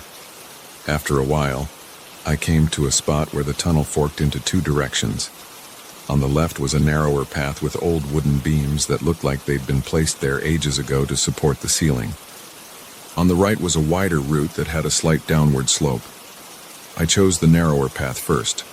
The deeper I went, the stronger my sense of isolation became. The silence was so intense that my own heartbeat echoed in my ears. I noticed a faint breeze coming from somewhere ahead, which felt odd because I was deep underground. Then I noticed shapes on the walls. They were faint outlines of human-like figures, drawn in what looked like a reddish pigment. I brushed my fingers lightly across them. The pigment flaked slightly to the touch. At that moment, I realized these weren't just random lines. There was a pattern showing figures standing around a large shape that looked like a swirl or vortex. It was crude, but clear enough to tell it was important to whoever painted it. I kept my flashlight trained on the walls as I went further. The passage opened up into a larger chamber with a high ceiling. Stalactites hung overhead, and the floor was uneven with small jagged rocks. My footsteps echoed with a metallic ring. A chill ran down my spine when I spotted more drawings on the far wall. This time, they showed people pointing upward toward these weird, specter-like forms. I stepped closer, crouching low to avoid a low-hanging rock. The figures had long arms, and they were positioned in a way that suggested they hovered in the air. The human shapes below them were arranged in a circle, almost as if they were performing some kind of ritual or maybe just meeting those forms. I suddenly heard a whisper-like sound behind me. I spun around, flashlight shaking in my hand. The beam only showed wet rock and the mouth of another passage behind me. My throat felt dry. The whisper had sounded almost like my own voice, but too faint to be sure. I stayed silent for a moment, listening. The dripping water continued. My heart thumped hard in my chest. I took a few steps back toward the tunnel, not fully ready to turn my back on the room. Then I heard it again, an echo, but it felt out of sync with my own movement. I muttered, "Hello?" My own voice bounced back to me, but it wasn't a normal echo. I heard something else layered under it, like a distorted attempt at repeating my word. I felt a shiver across my arms. My muscles tensed, and I tried to swallow the lump in my throat. I walked closer to the wall with the drawings, shining the flashlight from one end to the other, searching for more detail. Near the bottom, I noticed a series of smaller figures leaving the main scene, heading toward something that looked like a bright shape, possibly the surface. Above them, the specter forms seemed to follow. The whisper returned, but this time it sounded like words I couldn't understand. It was like hearing someone speak a language you've never heard before in a very soft voice, right next to your ear. I whirled around, the flashlight beam scattering across rocks. Still no one there. I backed out of that chamber and hurried through the tunnel. By the time I reached the fork again, I was panting. My skin felt clammy and covered in goosebumps. I needed air, so I walked back out the way I came, nearly tripping on the uneven ground. A surge of relief hit me when I finally saw daylight again. On the surface, the wind felt colder than before. The sun hadn't moved much, so I figured I had only been down there for maybe an hour or two. My stomach churned, and I realized I hadn't eaten since morning. I hopped in my truck and drove back to the motel where I was staying. That night, I couldn't sleep well. Every time I closed my eyes, I heard that soft whisper. It was like it was gently repeating random syllables, trying to mimic my voice.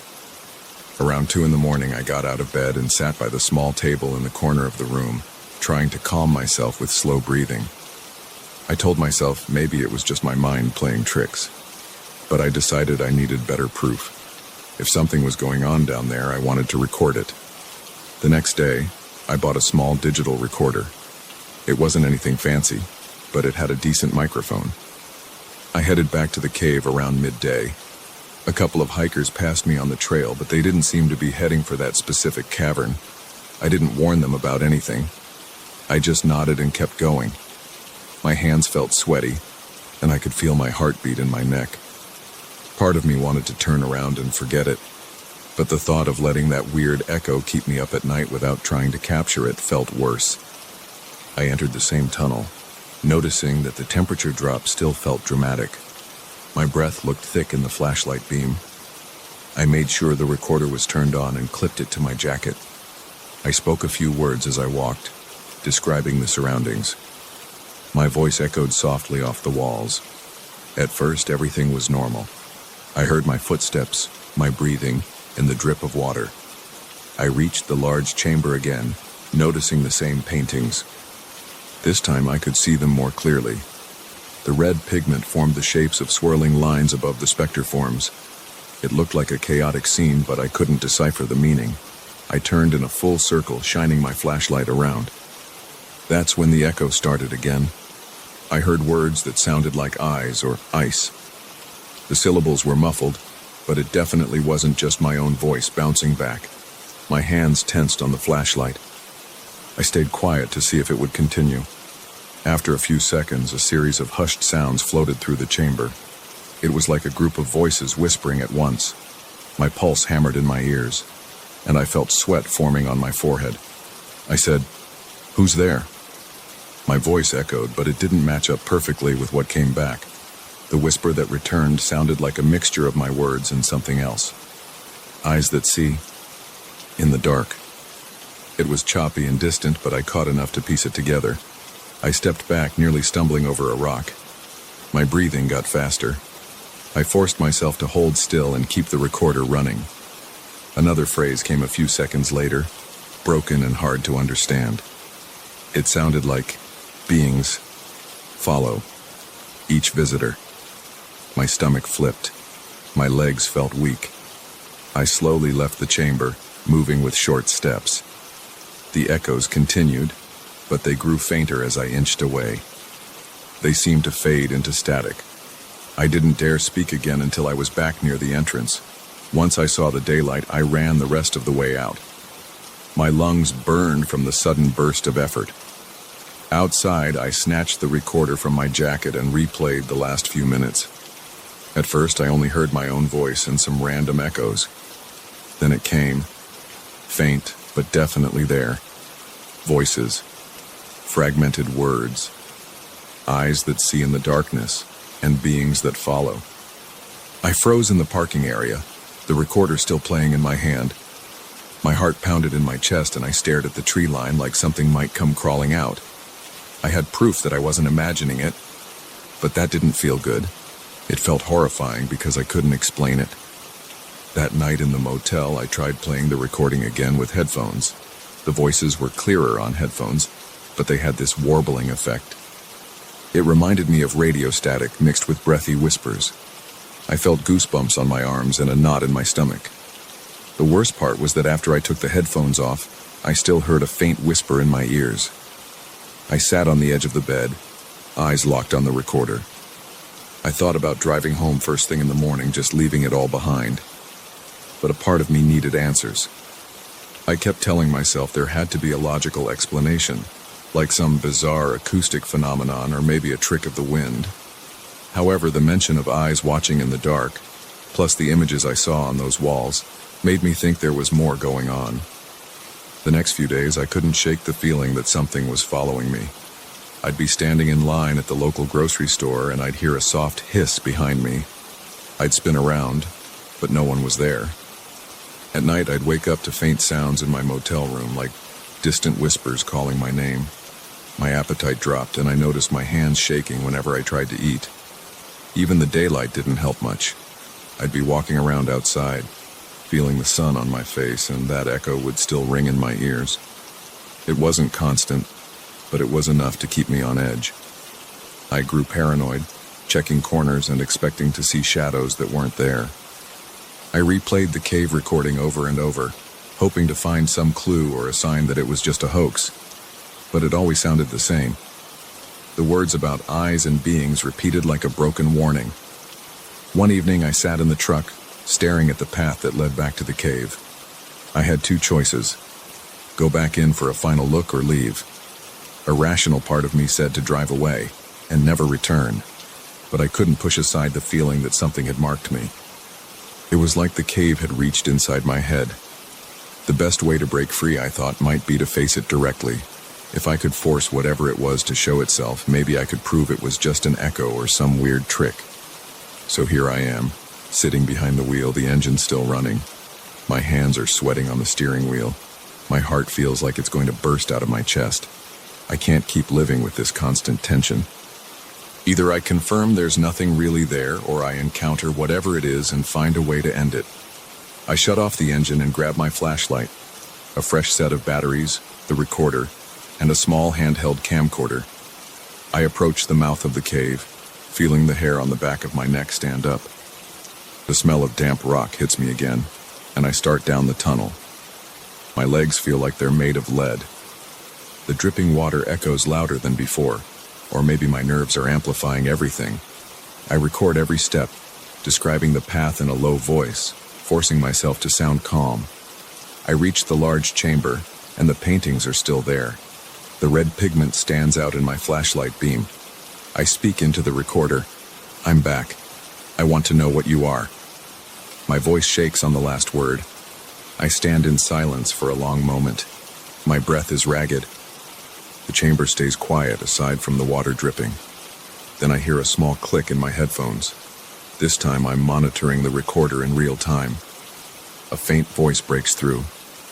It's not an echo. It says something about seeing in the shadows. I can't catch it all. I swallow hard, feeling my pulse pound in my throat. My flashlight flickers.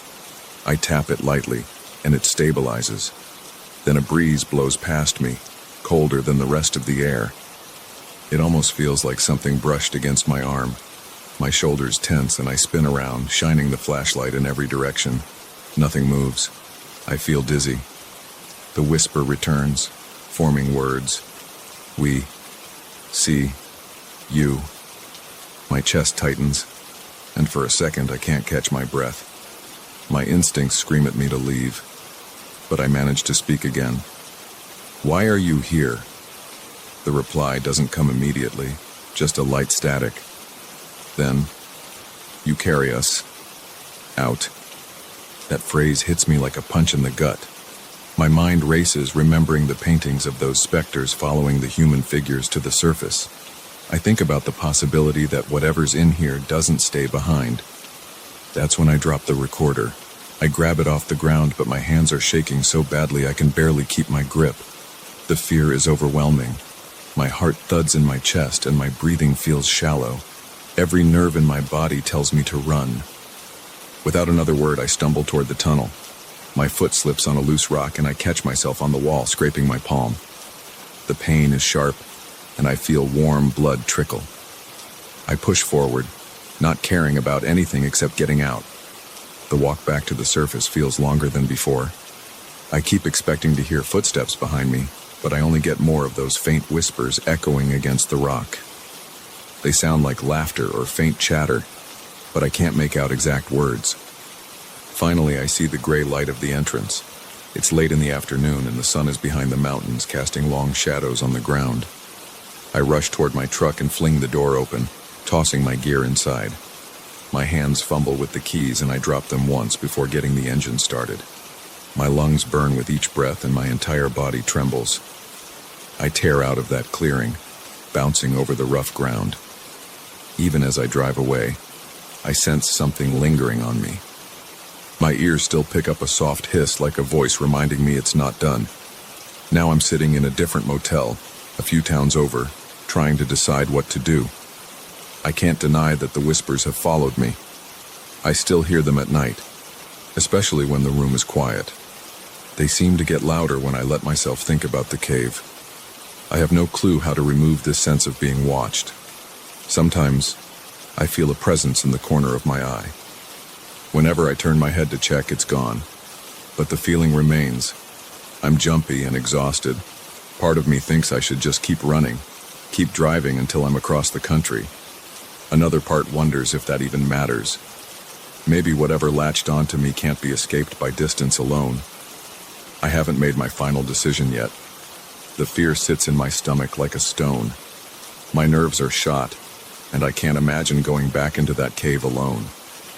But if I don't, will I live with these echoes forever? Right now, I'm just staring at the recorder on the table. I'm trying to steady my breathing and clear my head. I don't know what happens next.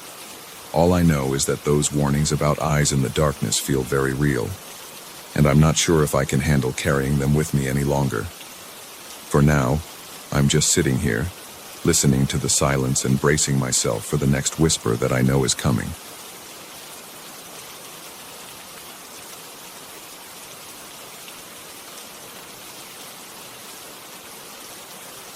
I remember the day I arrived at the old castle.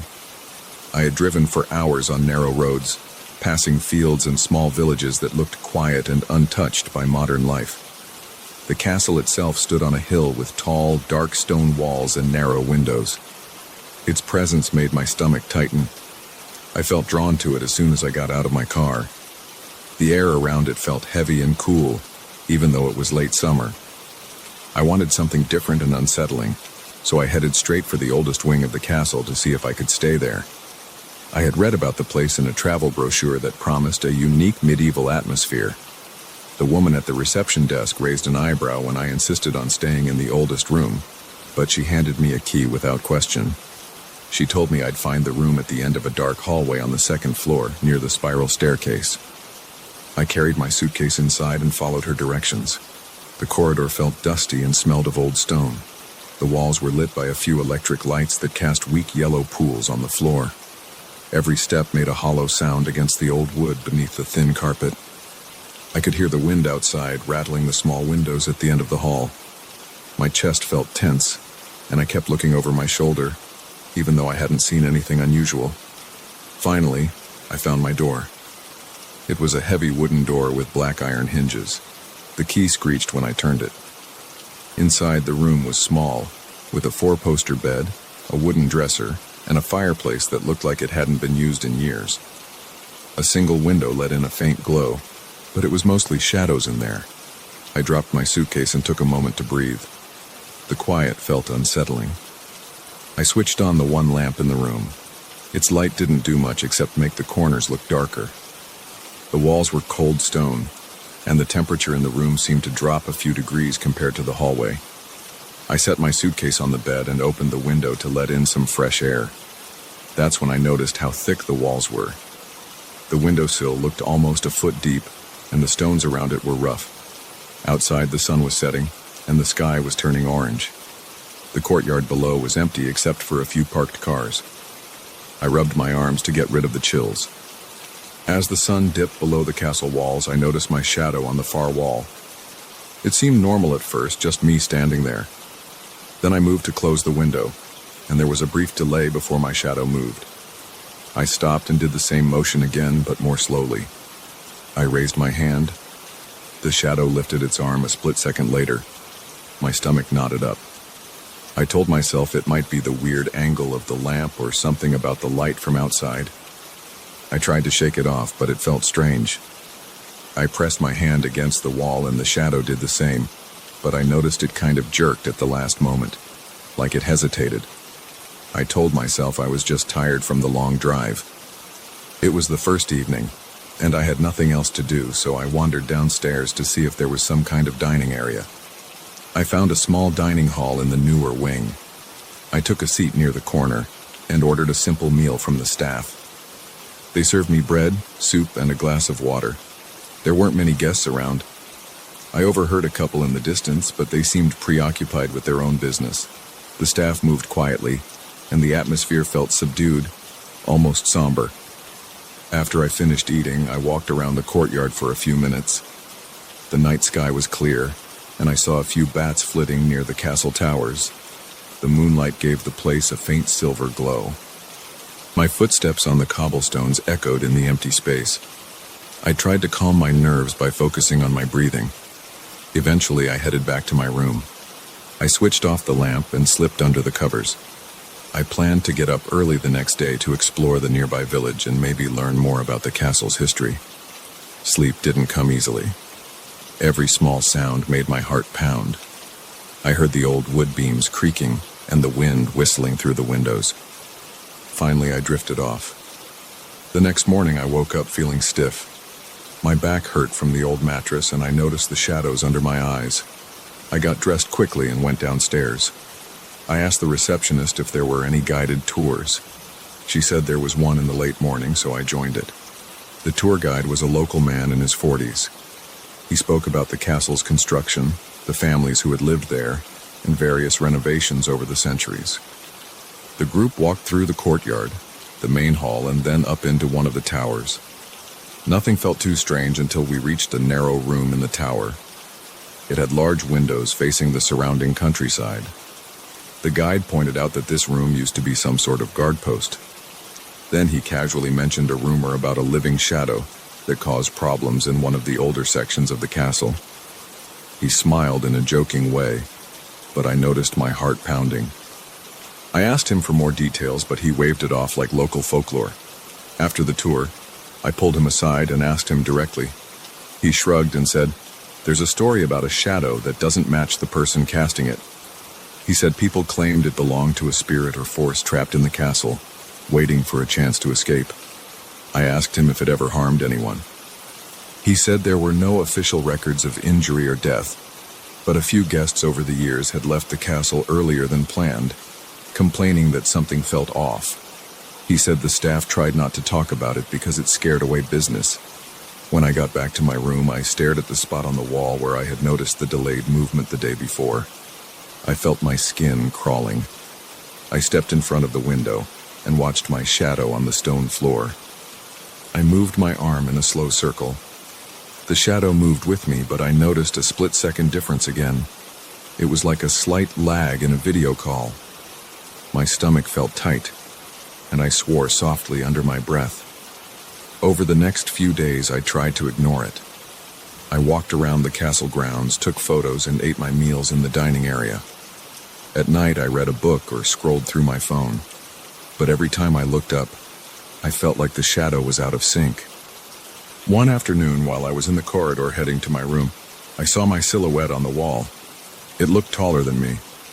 At first, I thought the lighting angle was playing tricks, but as I walked, the shadow seemed to stretch itself. I stopped, but for a heartbeat, the shadow kept moving. That made me break into a cold sweat. I tried to keep calm, but I couldn't help testing it. I'd turn corners quickly, trying to catch it off guard. Sometimes it followed me normally. Other times it had that unsettling delay. It gave me a jolt of adrenaline every time. My hands would get clammy, and my legs felt weak. I struggled to eat much because my stomach was in knots. I asked the receptionist if anyone else had reported flickering lights or strange electrical issues. She said no. I didn't mention my shadow directly, but I think she sensed I was uneasy because she asked if everything was all right. I lied and said I was just tired. That evening, I decided to learn more. I walked down to a small tavern just outside the castle walls. It was a short walk through the gates and down a cobblestone path. Inside, the tavern was dimly lit, with a few local people sitting at the bar. I ordered a beer and tried to make conversation. Eventually, I found one older man who knew a bit about the castle legends. He said there was a story about a shadow that was once imprisoned in the fortress. He claimed that a long time ago, someone performed some kind of ritual to contain this entity. The shadow couldn't leave on its own, so it stayed trapped in the walls. According to him, it needed a host, or someone to bond with, to break free. He said visitors who stayed in certain rooms reported that their shadows didn't look or move quite right. I asked if there was a way to stop it. He shrugged, saying that some people said if you leave soon enough, it won't fully attach. Other people tried to confront it, but he didn't have details on how that went. He just told me to be careful. His tone was calm, but it made my heart race. I felt a chill across my shoulders. I finished my beer quickly and headed back to the castle. When I entered my room, I noticed the shadow right away. The lamp was on the nightstand, casting a strong outline of my form onto the wall. But the shape on the wall had broad shoulders, and the head looked slightly tilted even though I was standing straight. I raised my arms. The shadow lifted its arms more slowly and with a strange jerk at the top. I felt my scalp prickle. My mouth went dry. I moved around the room just to see if it would correct itself. It didn't. It followed me, but with those little hesitations and shifts. My heart thumped in my chest. I turned off the lamp and sat on the bed in the dark. I couldn't sleep. Every time I closed my eyes, I imagined the shadow creeping along the walls, getting larger and more separate from me. My chest tightened and my arms felt tense. I got up and turned the lamp back on, then left the room. I walked down the halls, hoping to clear my head. The corridor was quiet and smelled like damp stone. My footsteps echoed. When I passed by a window, I saw my reflection in the glass. The shadow behind me looked heavier.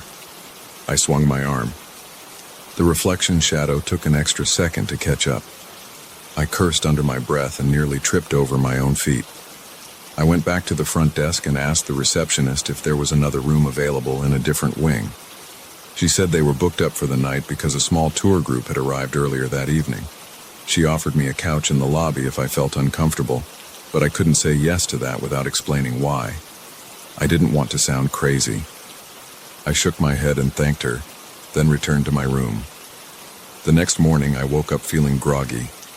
I had finally managed to sleep for a few hours after leaving the light on all night. My body felt achy. I decided I wasn't going to stay any longer. I started to pack my suitcase. As I moved around the room, I saw the shadow on the wall again. It had a distinct outline that didn't match my arms or shoulders. My hands shook, and my heart pounded. I grabbed my things and rushed down the stairs, ready to check out. At the reception desk, I handed back the key. The receptionist asked if everything was okay. I told her I had to leave for personal reasons. She looked at me with concern but didn't push for details.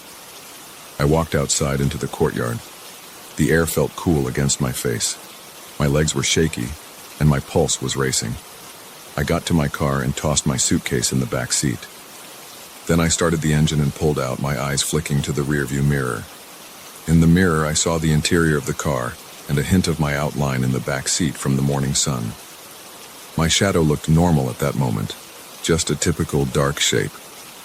My heart was still pounding, but I felt a small bit of relief. I kept my eyes on the road as I wound my way back down the hill toward the main highway. Halfway to the first town, I noticed the late morning sun was casting my shadow on the driver's side door. I glanced at it while turning the steering wheel. For a second, it looked like the shape had a slight delay again. My breath caught in my throat. I kept my hands tight on the steering wheel and forced myself not to look directly at it. My eyes started to water from stress. I told myself I was just imagining things. I didn't stop until I reached a gas station about an hour away. I parked, got out, and stretched. The sun was high in the sky. I stepped around the car and looked at my shadow on the pavement. It seemed to move with me perfectly now. I felt my breathing slow down just a bit. I went into the station, bought a bottle of water, and tried to steady my nerves. I looked at my reflection in the window. I saw the same exhausted face I always saw. The shape behind me looked normal too. Still, I couldn't shake the unease. I thought about the old man in the tavern saying that if you leave soon enough, it won't fully attach. I was hoping I got out in time. The memory of the shadow hesitating and stretching stayed with me, though. Even as I drove away, I kept glancing at my side mirror, half expecting to see something out of place. I never saw anything definitive, but my body remained tense for days afterward. I haven't gone back to that castle. I don't plan on visiting again. Sometimes I think about how the local legend said the shadow wanted to escape by attaching itself to someone. It makes me uneasy. I haven't noticed any lingering oddities, but I still get anxious when I'm in a dimly lit room. Whenever I see my shadow stretch across a wall, I feel my heart skip a beat. I remember that half-second delay in the castle. I remember the shape that didn't line up with my real body. I remember that old man saying, "If you leave soon enough." And I remind myself that I left before it could do whatever it planned. I think I did anyway. Sometimes I check the mirror and watch my own outline move just to be sure. If it hesitates, I feel that same surge of panic. So far, though, it looks normal. I hope it stays that way. If it doesn't, I don't know what I'll do. But for now, I'm away from those stone walls and that dark corridor. and I'm trying to forget the moment my shadow fell out of sync. I can't erase it from my memory, but I can try to ignore it, and that's all I can do.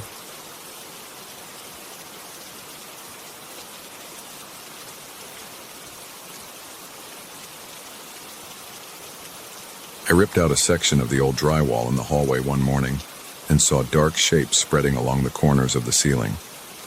At first I thought it was just moisture, maybe a sign of a leaky roof. But then I noticed these shapes had contours that reminded me of faces. The outlines looked like they had eyes and twisted mouths. I felt something in my gut tighten. I had been in this house for a few weeks trying to fix it up, but I hadn't seen anything that strange until that day. I tried to ignore it at first. The house is old, and old houses often have leaks. I had a bucket of joint compound by my feet. I remember tapping the lid nervously, listening to the hollow sound. Then I dragged a stepladder over to the corner and climbed up to inspect the damage.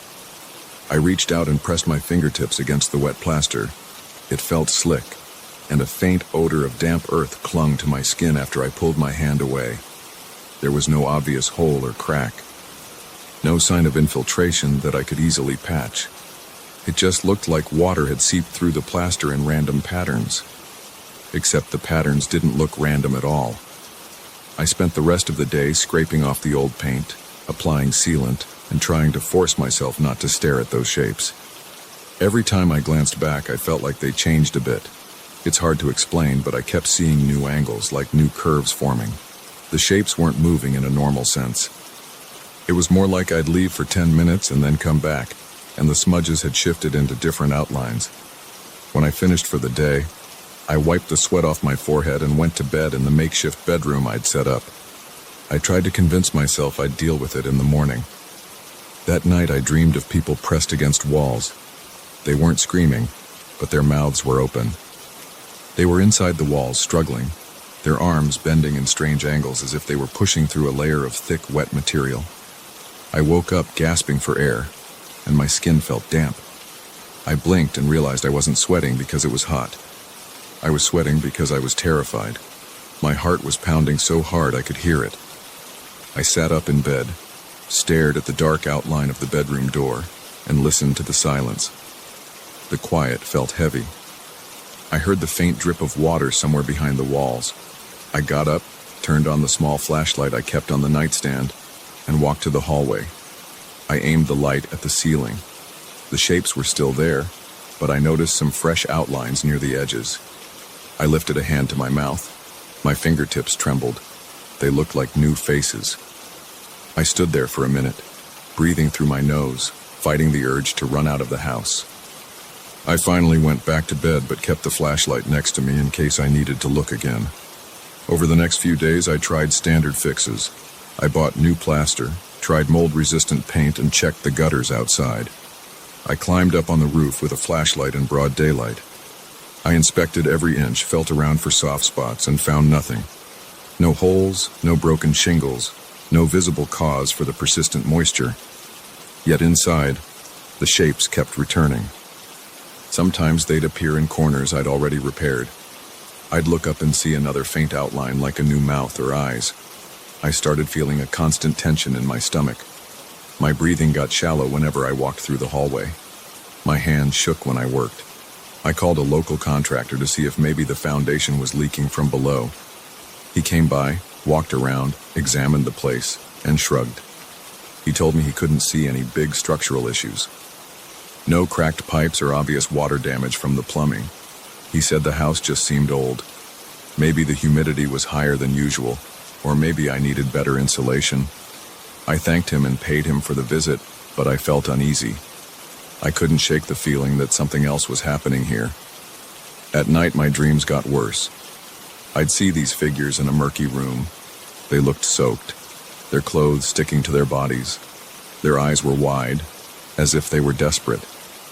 They would extend their arms toward me, and I'd see water dripping from their fingers. Sometimes I'd hear faint voices, but never actual words. Just this muffled whispering noise that made me wake up with a tight chest and sweaty hairline. One evening, I decided I'd look into the house's history. I drove to the local records office in town. It was in the basement of an old municipal building. The fluorescent lights flickered overhead as I flipped through property deeds and old documents in a cramped reading room. I found references to some unusual events from decades ago. There was a note about a group that used to own a nearby property. They had built underground tanks for something called purification rites. The record was vague. It didn't detail what those rites were, but I saw references to water, submersion, and ceremonies that took place beneath the ground. I felt my back tighten as I read. I rubbed my eyes and kept scrolling through the microfilm, looking for anything else that might explain the strange moisture in my house. One old news article mentioned a rumor of people hearing strange sounds near old wells in the area. Another piece described a local rumor about an abandoned meeting place where a group practiced secret rituals involving water. No mention of actual injuries or anything like that. Just stories about folks hearing odd chanting sounds at night, then noticing unusual damp spots in their homes the next morning. I stayed until closing time, gathering as much information as I could. I left with a handful of printed records and a spinning mind. Driving back, I kept tapping my fingers on the steering wheel. I wanted to believe it was all folklore, but the shapes on my ceiling didn't feel like random mold patterns anymore. They felt alive. When I got home, I went straight to the hallway. I didn't even bother turning on the main lights. I used a small flashlight again and aimed it at the corners of the ceiling. The black smudges looked more defined. I saw what resembled two large eyes, side by side, and a line below them that might have been a mouth. My neck felt stiff. I turned off the flashlight and then turned on the overhead light, hoping that the normal illumination would make it look less threatening. But it looked worse. The outlines were so clear that I stepped back involuntarily and bumped into the wall behind me. I could smell damp plaster. I could feel the moisture in the air. I breathed in and out, trying to stay calm. I decided I'd check the basement. I'd only glanced down there a couple of times, but I'd never really explored it. I figured maybe there was a hidden cistern or some old water tank. So I grabbed a heavy flashlight, a hammer, just in case I needed to pry something open, and headed down the narrow stairs. The basement was cold. The air felt stagnant, and I caught a whiff of mold. There were old boxes piled in one corner, and the floor was made of rough concrete. I tapped the walls with the hammer, listening for hollow spaces. Most of it sounded solid, except for one section in the far corner. I gave it a few more taps and heard a slight echo. My heart started pounding again. I knelt down and pressed my ear to the wall. I heard a faint dripping sound on the other side. I took the hammer and pried at the old wooden panel covering that section. After a few tries, the panel gave way, and I saw a small opening about 2 feet wide. Inside, there was a short tunnel or passage. It was barely tall enough for me to crawl through. I aimed the flashlight and saw a wet stone floor. I squatted down, feeling my knees tremble a bit, and shuffled inside. The air was colder and smelled like old water. My flashlight beam revealed damp walls with streaks of algae or mold. I followed the passage for maybe 10 or 15 feet. Then it opened into a small chamber. There was a round stone pit in the center, filled with dark water. I walked around the perimeter, shining my light on the walls. I saw carved markings, lines that might have been symbols, but they were eroded. I leaned in closer. The stone felt cold and slick. I noticed areas that looked like they had been chiseled into shapes, maybe some kind of pattern, but it was hard to tell. The pit itself looked deep. I squatted down at the edge, pointed my flashlight into the water, and saw my reflection. My face looked pale and tense. I took a deep breath. The water was dark, and I couldn't see the bottom. I stayed like that for a minute, just listening. I heard a faint dripping sound echoing through the chamber. My pulse thumped in my ears. I tried to imagine people gathered in this small underground room for some kind of ritual. The thought made me uneasy. I felt a tightness in my throat. I decided I didn't want to be there anymore. I backed away, turned around, and hurried back through the tunnel. My knees ached from the crouching, and my palms were clammy. I slipped once on the wet stone, but caught myself. When I reached the basement again, I took a big gulp of air as if I'd been holding my breath the entire time. I climbed the stairs as fast as I could without running.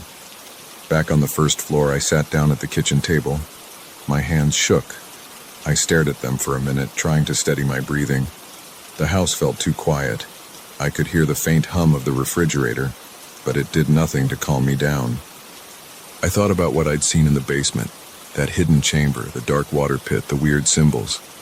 I remembered the old records about a sect that practiced water purification rituals. My heart pounded faster. I looked at the ceiling above me, half expecting to see a face forming right there. After a while, I grabbed my phone and looked up more local history. I found references to stories about underground tanks in older properties. Some were connected to rumored gatherings that involved submerging volunteers in water to cleanse them of impurities. They believed water could trap certain energies, and they liked building these hidden basins. I also saw a few brief mentions of people hearing whispers through walls and houses near those old sites.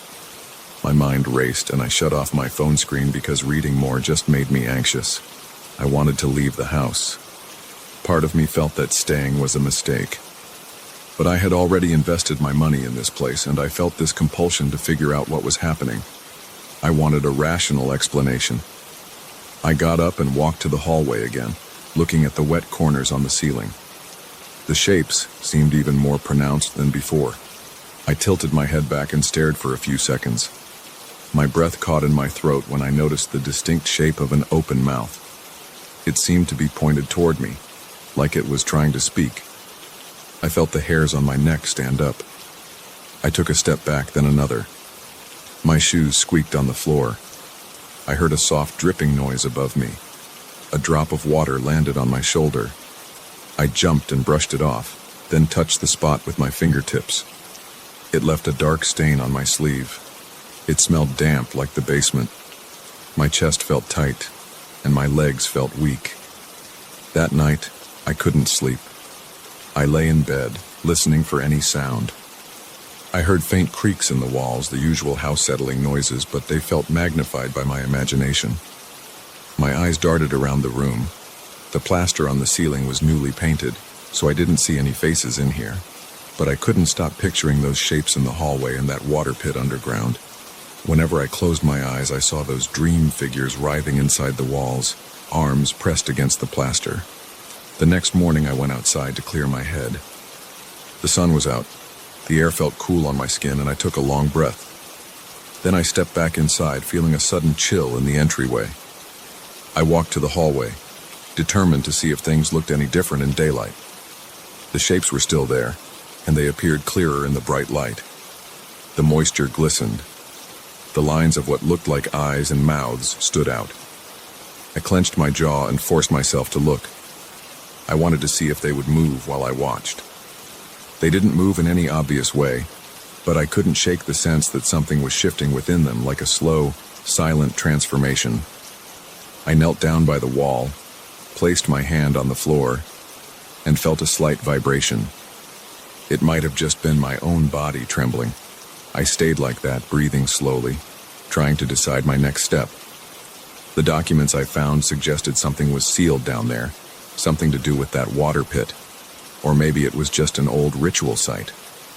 But I couldn't ignore the way the walls seemed damp, the way those shapes looked like faces, or the fact that my dreams were filled with images of people trapped in water. I took some photos with my phone. I planned to show them to someone at the Historical Society or maybe a building inspector. My fingers felt unsteady. I kept wiping the phone screen because it got streaked with sweat from my hand. The idea of letting other people see this made me nervous. Would anyone believe me if I said the shapes kept changing? Would they just say it's mold or that I'm overreacting? Maybe they'd say I need a psychologist, but I needed to do something. So I sat down at the table again, phone in hand, flipping through the photos. The faces were visible but not as obvious as they were in person. I sighed. My throat felt dry.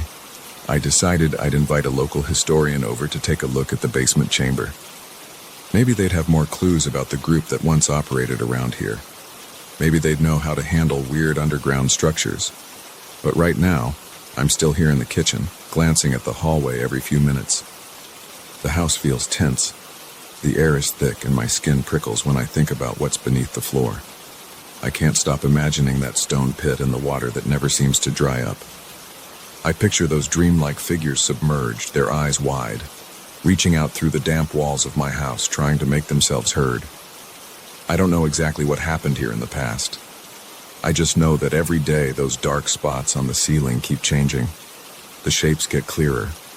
The house feels more humid even though there's no logical reason for it.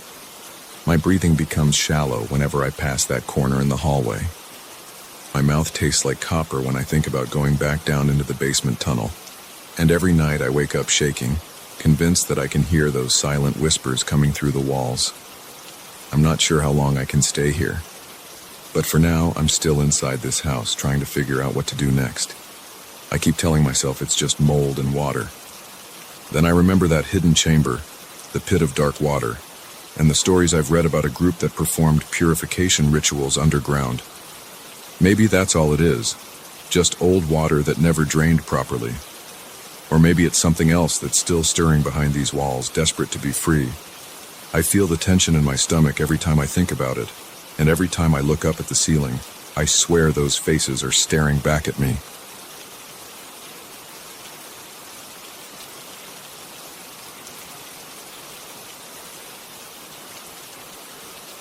I remember feeling that sudden drop in my stomach the first time I laid eyes on the old well.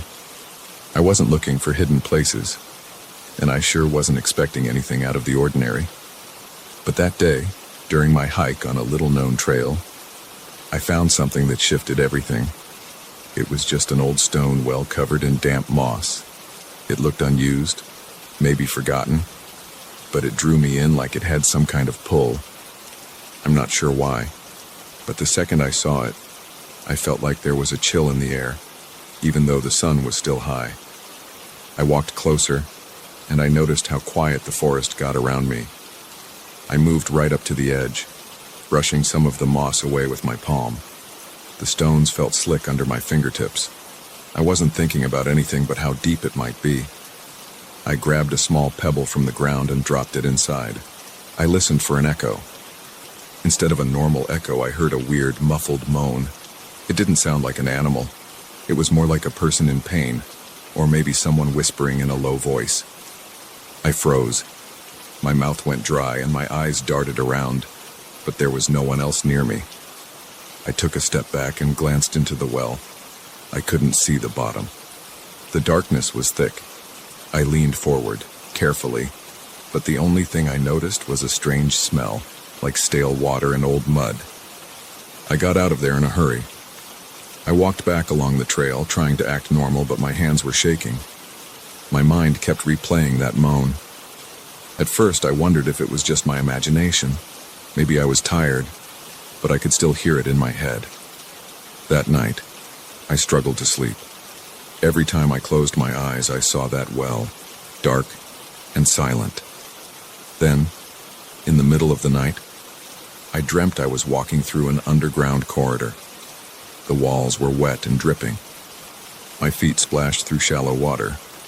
I could see a faint light in front of me and I followed it, but I never got any closer to the source. All I could hear was the sound of water trickling down stone and my own unsteady breathing. I woke up covered in sweat, my heart pounding. The next day I went back to the same spot. Part of me wanted to brush it off as some weird experience and move on, but my curiosity wouldn't let me. The path was quiet again, almost too quiet, with only a few birds and a soft breeze. When I reached the well, nothing happened at first. I stood there, looking at the rocks and the moss. The air smelled damp even though the day was warm. This time I called out, "Hello?" No answer, just a faint echo. I waited, leaning on the edge for a few seconds. Then I thought I heard a whisper. It sounded like my name, but very faint and dragged out. My breath caught in my throat, and I took a step backward, my shoes sliding on the dirt. I felt my chest tighten, and my pulse hammered in my ears. I left again, feeling even more uneasy. I decided to do some digging around the local area. It's not a popular place, so there aren't a lot of people to ask. There's a small diner on the side of the main road, though. The owner is a guy named Martin, and he's always there, wiping counters and talking about local fishing spots. I asked him if he knew anything about an old well in the woods behind the ridge. He paused, looked at me with a stiff expression, and said he'd heard some stories. He told me that folks around here avoided it. Some claimed they had heard voices calling them from the bottom. A few said the voices used their actual names, like the well knew who they were. Martin didn't say much more. He looked uncomfortable, like he'd rather change the subject. That night I tried to sleep again, but the same dream came back. This time the corridor felt longer and the water was deeper. I could feel it soaking into my socks. The walls were narrower and I had to keep my arms tucked in as I walked. My flashlight flickered and I smelled mold. I tried to look back, but I couldn't see anything behind me. All I heard was a slow, heavy drip. I forced myself awake, gasping for air. My sheets were soaked in sweat. My heart was racing, and I couldn't slow it down for a while. I got up and drank some water. My hands were trembling against the glass. By the third day, I decided I needed to know more. I asked around another place near the forest, an old gas station, where the attendant, a middle-aged guy with a tired face, just shrugged and said something like, "Don't mess with that. People come back spooked. Some claim the well calls their name." I felt a chill on the back of my neck. That lined up with what I heard. I tried to ask if anyone ever went down there, but he just shook his head and said, "Not that I know of." I noticed he wouldn't meet my eyes. I couldn't shake the feeling that the well was there, waiting. My dreams wouldn't stop. Every night I was back in that underground passage. Sometimes the water was up to my ankles. Other times it was up to my knees. I never saw the end of that corridor. I just kept hearing something breathing in the darkness, like a steady rasp that got closer with each step. When I woke, my body was covered in cold sweat, and my throat was dry. I was losing sleep fast, and it started to affect my mood. I felt irritable. I jumped at small sounds. On the 5th day after I first discovered the well, I returned in the early morning. I brought a flashlight, some rope, and a few basic tools. I'm not sure what I planned to do. Maybe I just wanted to prove to myself that there was a logical explanation. The forest was damp with morning dew, and the leaves glistened under the pale sunlight. Everything smelled fresh, except around the well. That same stale, musty odor lingered. When I shined my flashlight inside, I saw the interior walls were lined with slick stones. The light hit the water at the bottom, which looked murky. I couldn't tell how deep it was. I tied the rope to a nearby tree just in case.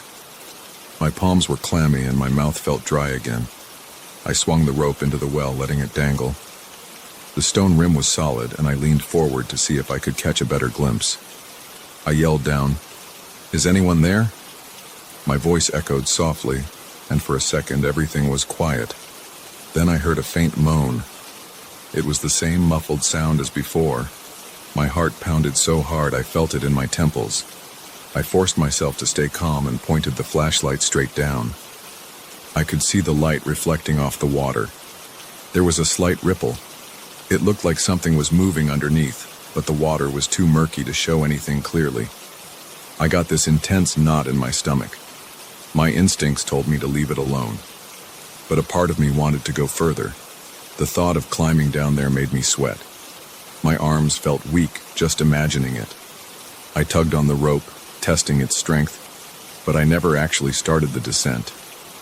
I just stood there, heart pounding, and kept shining the flashlight. After a few minutes of that, I couldn't handle the tension anymore. I pulled the rope back up, untied it, and walked away. As soon as I got back to my car, I sat there for a while trying to steady my breathing. My hands were shaking on the steering wheel.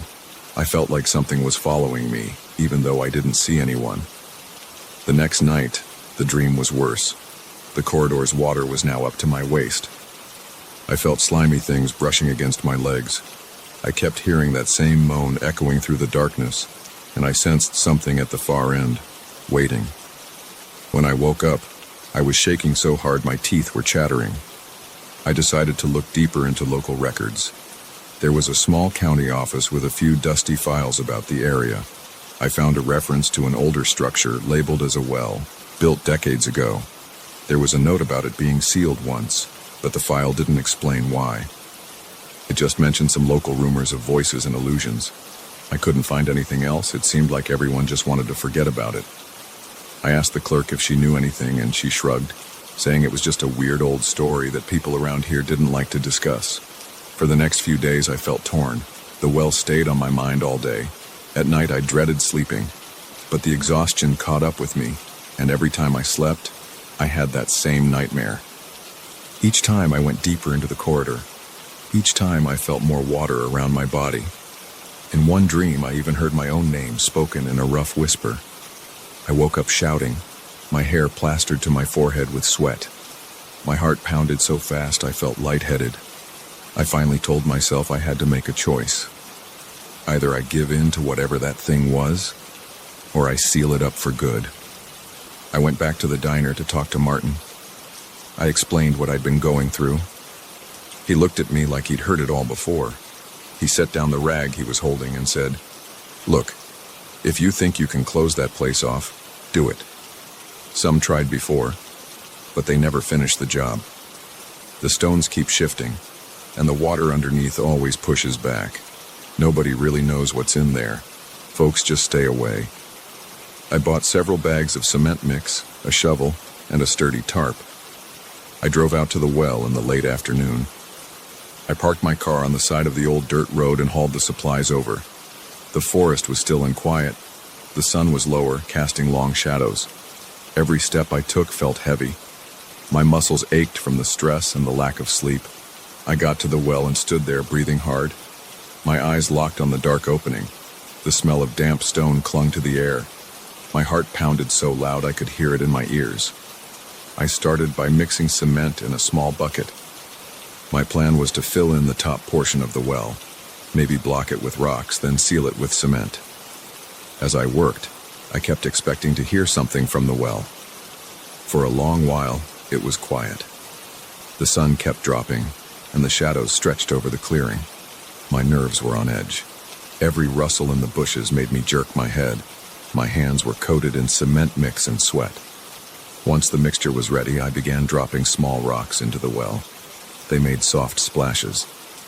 Occasionally, I heard a faint ripple afterward, like something was moving the water below.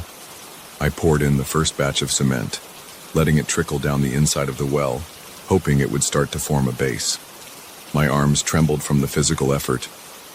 Then I heard it again. That moan. It was louder this time, and it sounded closer. My chest tightened, and I almost dropped the bucket. I forced myself to keep going. I poured more cement, then more rocks. I tried not to listen. I felt goosebumps all over my arms. The moan turned into a faint whisper. It sounded like it was right at the bottom of the well, just beyond my flashlight's reach. My name was in that whisper. I stopped and took a step back. My breathing was ragged, and I wiped my forehead with my sleeve, leaving a streak of cement. I thought about climbing down to see what it was, but my gut told me that was a bad idea. Instead, I grabbed the tarp and wedged it under the stones around the edge. Then I poured more cement over the top, hoping it would harden and keep the tarp in place. I worked fast. My shoulders ached, and my neck stiffened from tension. The sky was darkening. The flashlight beam felt weak. I kept hearing the water stirring. I heard occasional wet sounds like something dragging on the stone walls. My hands started shaking harder. I wanted to run, but I also didn't want to leave it half-finished. I kept piling debris on top of the tarp, adding more layers of cement. I packed it down with the shovel. My breath was coming in short bursts. Finally, when I used the last of the cement, I smoothed it over the makeshift cover. I stepped away, staring at the result. It didn't look professional, but it covered the opening. There was no obvious gap. I touched it carefully with my foot. The tarp and the rocks seemed solid enough, at least for the moment. I waited, listening for any sound. The forest was dead quiet, not a single breeze. I let out a long breath. My legs felt like jelly. My shirt was damp with sweat, and my hands were caked with cement residue. I stood there until the last bit of daylight vanished. I realized I was shaking, partly from the chill and partly from raw nerves. I tried to calm down, telling myself it was done. Whatever was in there was blocked off, at least for now. I walked back to my car in the dark. using my flashlight to avoid tripping over roots. My ears strained to catch any sign of movement behind me. The trees looked like tall silhouettes. My car was right where I left it. I threw my tools into the trunk and got in. My body felt exhausted, like I'd been in a fight. I started the engine and drove away, not looking back. That night, I waited for the dream. I stayed awake for hours, just sitting on my couch, the TV on mute. Eventually, sleep caught me. I found myself at the entrance to that same corridor. I could smell the stale water, but this time, I didn't hear the moan. I stood there, not moving. After a moment, everything just faded to black. When I woke up, it was morning. My sheets were dry and my heart rate was normal. My entire body felt sore, but I felt some relief. There was no corridor, no deep water, no voice calling my name. I don't know if the well will stay sealed. If the water rises or the ground shifts, that tarp and cement might break. But I did what I could. I haven't gone back to check and I don't plan to. Even thinking about it raises the hairs on the back of my neck. I haven't heard the voice in my dreams since that night. I keep telling myself it's over. The nightmares might return if the well opens again. But I won't be the one to set foot there again. I made my choice. I can only hope it stays buried.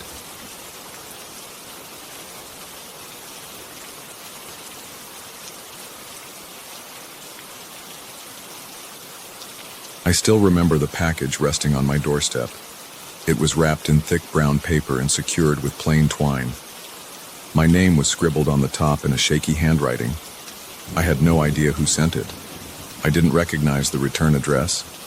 It just said the name of a distant relative I'd barely heard of. I felt a strange pulse of curiosity as I lifted it. It felt lighter than it looked. I brought it inside without thinking too much about it. When I sat down in my living room, I tore off the paper. Inside, I found an old wooden box with a hinged lid. The wood was scratched, and it had a stale smell like it had been buried in a basement for years. I opened the lid and saw a radio inside. It looked like something from the 1940s. It had chunky knobs, a curved handle on top, and a short antenna that was bent. There was a small envelope tucked into one corner. I flipped the radio over and found a handwritten sticker with my relative's name. Underneath that it said, "Property of the true listener." That phrase made me pause.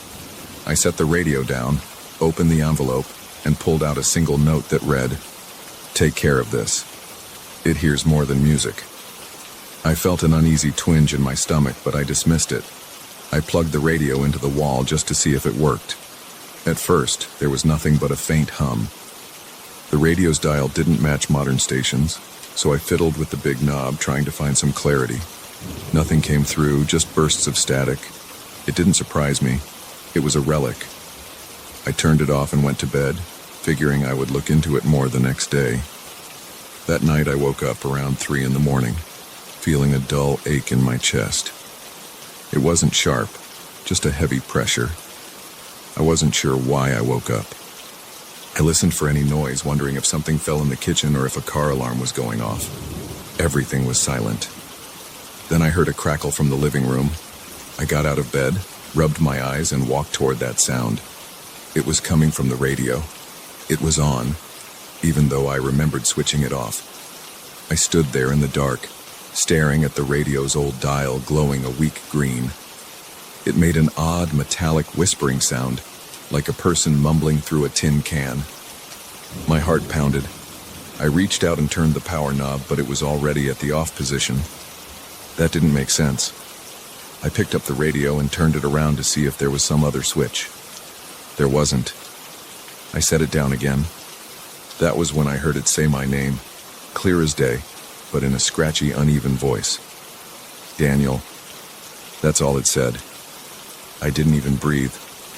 I felt my skin prickle, and my hands got clammy. I stood there staring at that radio for at least a minute, waiting for something else. Nothing came. I twisted the knob again, and the glow disappeared. The static cut out. I went back to bed, but I didn't sleep. In the morning, I thought I might have dreamed the whole thing. I felt stupid for losing sleep over it. Still, I was too uneasy to leave it alone. so I tried to see if maybe it was just a random station. I powered it on. This time, all I got was static. But as I turned the tuning knob, I noticed something strange. The furniture around me, my chair, the bookshelf, even my lamp, began to shake very lightly. I heard a faint rattle like the vibration you get from a subwoofer, but there was no actual low bass sound. It was more like a vibration I felt in my bones. I switched the radio off and the shaking stopped. My arms felt shaky too, but in a different way, like I'd just realized something was very wrong. I looked around the house, trying to see if something else might be causing that vibration, but everything else was silent. No trucks outside, no helicopters overhead, no construction in the area. I flipped the radio back on to test it again. The shaking returned.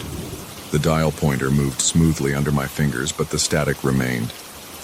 After a moment, I heard short bursts of words. They were cut off, like half sentences. I strained to understand them. This, not, safe. Then more static. In the dark, opening, no time. My heart hammered.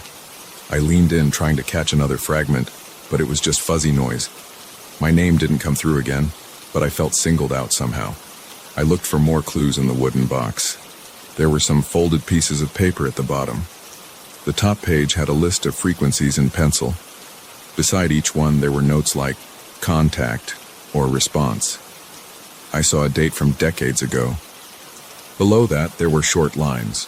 Voices identified, energy spikes, keep mind calm. I flipped through the pages. One page mentioned, they feed on mental signals. That made my pulse quicken. I didn't like the idea of anything feeding on me, especially not through a radio. Another page said, maintain open channel at your own risk. I slammed the box shut, feeling a surge of dread. That heaviness in my chest came back. I spent most of the day debating whether to throw the radio away. Something held me back. Maybe it was curiosity or some twisted fascination. I decided to keep it unplugged and shoved it into the coat closet. I tried to carry on with my day. I attempted to work on my computer, watch some TV, and cook dinner.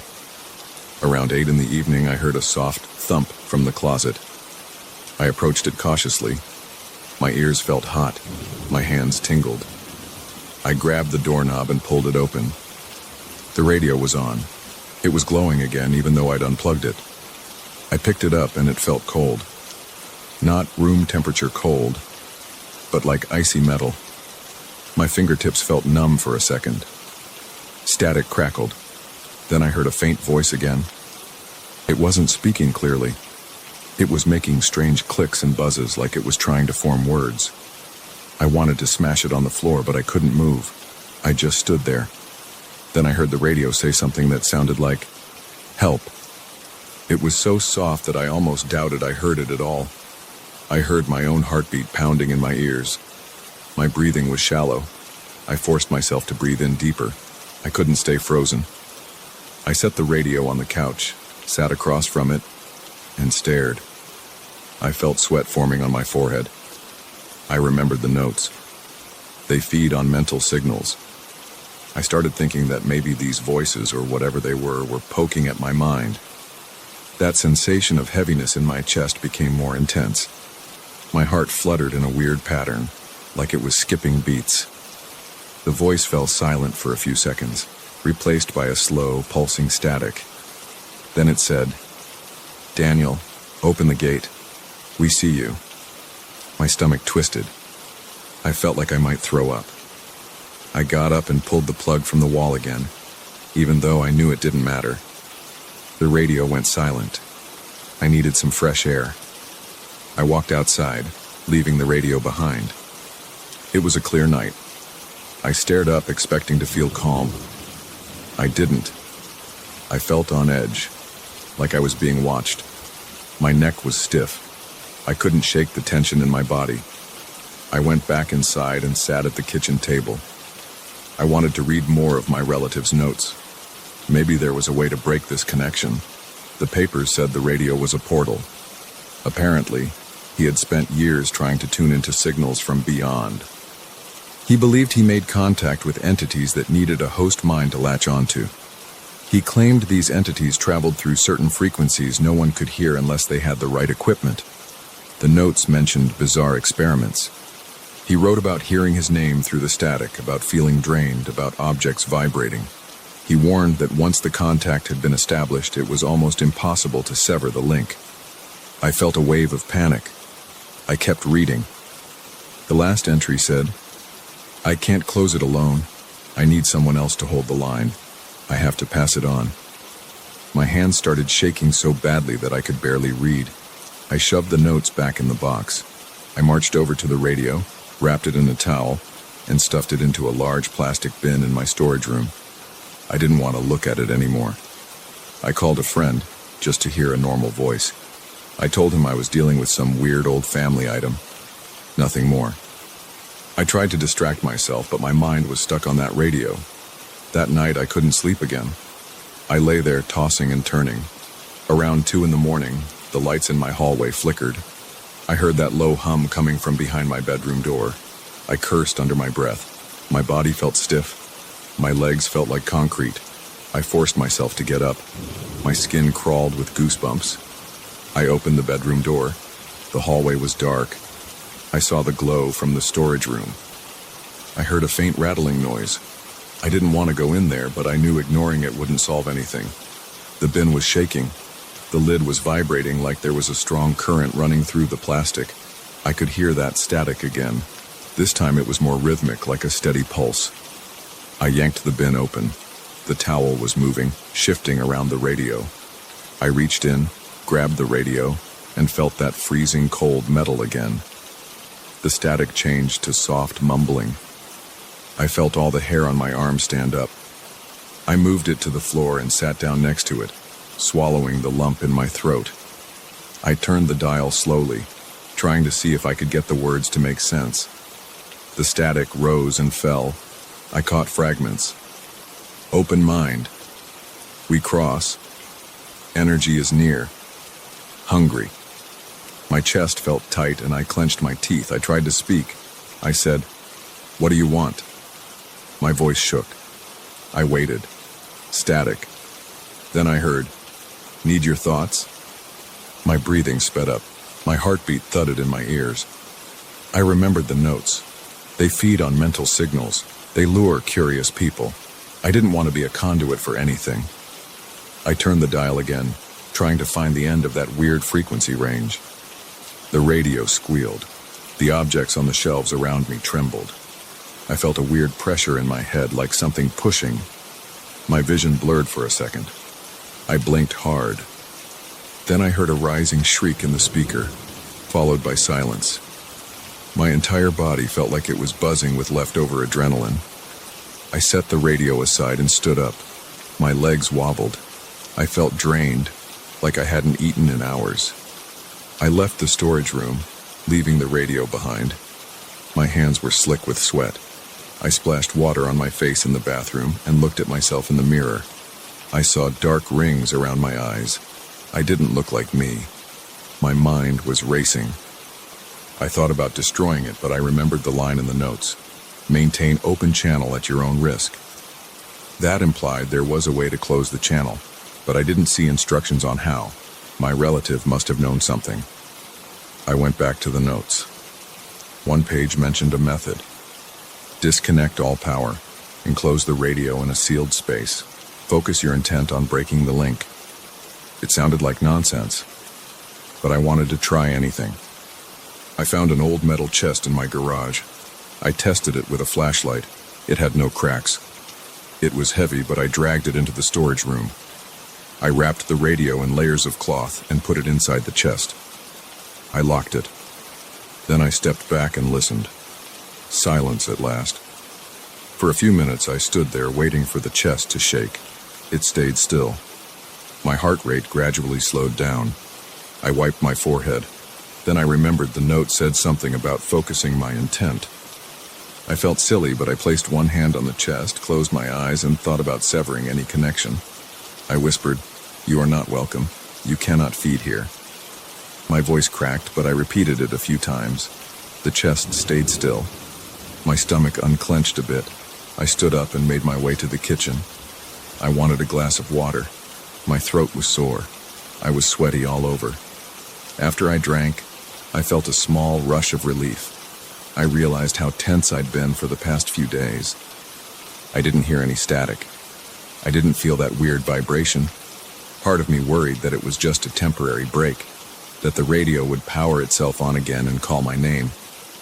But for the moment, it was quiet. I sat at the table, thinking about the fact that I had inherited this thing from someone who must have gone through the same torment. I pictured him alone with that radio, desperately wanting answers from beyond, and then getting trapped by those presences.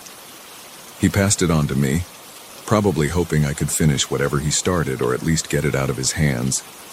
I felt angry at him, but also pity. Maybe he'd hoped I'd figure out a permanent solution. As the night wore on, I went back to check on the chest. It was still there, unchanged. No sound, no glow, no trembling. I left it locked. I decided I would store it in my garage for now. Maybe I'd figure out a way to dispose of it later. I have no intention of plugging it in again. I don't want to hear those voices. I don't want to sense that pressure in my head or feel my furniture shake. I'm done. I hope they can't reach me if it stays locked away. I haven't heard my name whispered since. I don't feel that icy cold presence either. I feel tired but calmer. I still wonder if I've really closed the channel. The radio is still in my garage, inside that metal chest. I'm leaving it there. Every now and then I catch myself listening for a hum or a faint knock at the door. But so far there's nothing. Maybe I managed to starve them out. Maybe they're waiting for a better moment to reach me again. I don't know. All I know is that I want no part of it. If anyone asks about my weird old radio, I just shrug and change the subject. I'm not letting that thing feed on me again. If it tries, I'll lock it up even tighter. That's the only plan I have.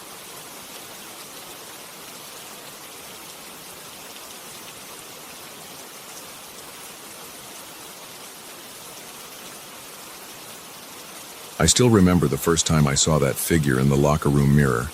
I had finished my workout and felt a little dizzy. My shirt was soaked, and I just wanted to rinse off.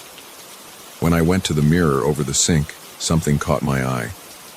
In the corner of the room, reflected behind me, there was someone standing still, facing me. I froze. My heart pounded and my mouth dried up. But when I turned around, nobody was there. The tiled wall was empty. There was no one else in the locker room. I felt my stomach knot. I tried to tell myself it was my tired eyes playing tricks. I showered quickly, got dressed, and left. I tried not to think too hard about it. The next day, though, I noticed the same thing. After I left the wait area and headed to the locker room, I glanced at the long wall of mirrors by the water fountains.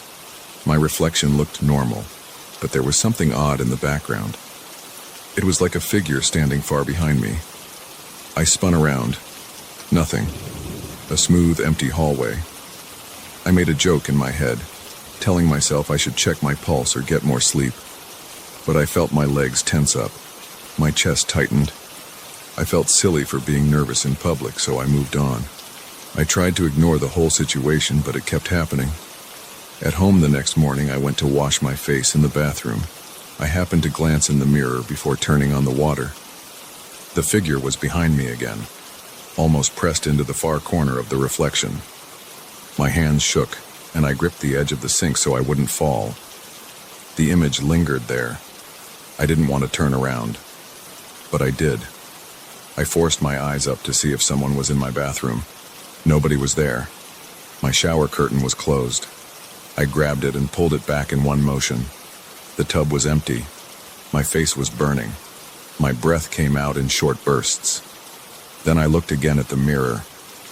The figure was gone. I tried to calm down. I had to get to work. I left my house and walked to the elevator in my apartment building. The elevator has those reflective walls that show every angle of whoever's inside. I got in alone. Once the doors slid shut, I saw my own reflection. Then I saw the figure behind me near the corner of the elevator. I nearly dropped my phone. I slammed the door open button, but I was so shaky that my finger slipped. By the time I finally got the doors open and spun around, there was no one behind me. The elevator was empty, as it should be. My breathing went ragged, and I felt a tingling in my arms. I got out of there. I took the stairs instead, but I still felt jumpy. My mind kept looping back to that reflection. I asked myself what it could be. I didn't have an answer. I decided to go about my day. I tried focusing on work, but it was useless. Every time I saw a glass window or a reflection on a computer screen, I twitched, expecting to see that figure. By the end of my shift, I was mentally drained. The next morning, I went to the gym again. I didn't want to give in to fear. I told myself that working out would clear my head. After my session, I went to the locker room to change. I stood at one of the big mirrors, trying not to look too closely. But I had to see if that thing was there. Sure enough, out of the corner of my vision, I spotted something in the reflection. The figure was closer this time. It wasn't in the far corner of the room. It was only a few feet behind me. I couldn't make out every detail, but I saw it clearly enough to sense it was a man. He had dark hair and stood with his shoulders squared. I felt a cold pressure around my chest. My eyes darted back to my real surroundings. The locker room was empty except for one guy at the far end, busy with his earbuds on, not paying attention. I wanted to leave right away, but I also felt curious. I stepped away from the mirror, turned around, and walked to the spot where the reflection had shown the figure. There was nothing, just the row of gray lockers and a bench. I walked back to the mirror and looked again. This time, it was gone. I left the gym without showering, which was gross, but I didn't care. I felt a crawling sensation on my neck, like someone was behind me. It didn't go away until I got home. Once I was in my apartment, I kept the lights on. I avoided any reflective surface. I didn't look at my TV screen when it was turned off. I didn't open the bathroom mirror cabinet. I just wanted to relax. But I had to make dinner, and the glass oven door and the window above the sink could still reflect things. So I kept my eyes straight ahead and tried to focus on preparing food. My arms were tense. I felt sweat gathering under my shirt. That night I hardly slept. I kept thinking that if I opened my eyes and looked at my phone screen or something reflective, I'd see him. I dozed off at some point, but I woke up with a jolt around 3 a.m. My heart was racing. I felt cold sweat on my forehead. It was like a nightmare, but I couldn't remember the details. I stayed in bed, forcing myself to keep calm. The next day, I debated skipping the gym, but I didn't want to give up on the routine I'd just started. My doctor told me exercise was key for my health. So I went, feeling uneasy. I tried not to look at any mirrors, but that's difficult in a gym full of them. I did my best to face away from them. I stayed focused on free weights and avoided the machines with reflective metal. When it was time to leave, I realized I needed to change. I went into the locker room, trying to keep my eyes forward. I went to my locker, but I slipped up. As I reached for my stuff, I caught a glimpse of my reflection in the locker door. My face was pale. The figure was there again, right behind me. I swear I felt something like breath on my neck, though that might have been my imagination. I snapped my head around, empty, just me in a row of lockers. But in the reflection, his face looked almost visible. I couldn't see details, but he had a firm expression, as if he was waiting. My lungs felt tight. I forced myself to take a deep breath. I grabbed my gym bag and left without changing out of my workout clothes. I went straight home. I locked my door. I put down my bag and took a deep breath. Then I turned on every light. I shut all the curtains. I avoided my reflection in the living room window. My mind raced. I felt a pounding in my temples. Something was following me in my reflections, and I had no idea why. My legs felt weak, so I sank onto my couch. I put my head in my hands. I didn't want to call anyone because I wasn't sure how to explain it. Who would believe me? I spent the rest of that day trying not to look at anything shiny. At one point, I got hungry and opened the fridge. I caught the reflection of my face in the stainless steel door. Nobody else was behind me.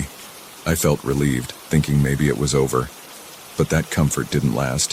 When I turned to close the fridge, I saw it again. That figure was there near the edge of the reflection. My heart jumped so hard I almost yelled. I slammed the fridge door shut, dropping a jar on the floor. It shattered, sending pieces of glass everywhere. I left the mess and backed away. My breathing was fast. I felt beads of sweat forming on my scalp. I grabbed a bunch of towels, cleaned up without looking directly at the shards. Then I tossed everything in the trash. My arms were shaking so badly I had to sit down again. I felt like I was under surveillance and I hated it. Later, I went to the elevator to bring out the trash. The metal doors reflected me. I tried not to look, but I have a habit of checking if I have my keys.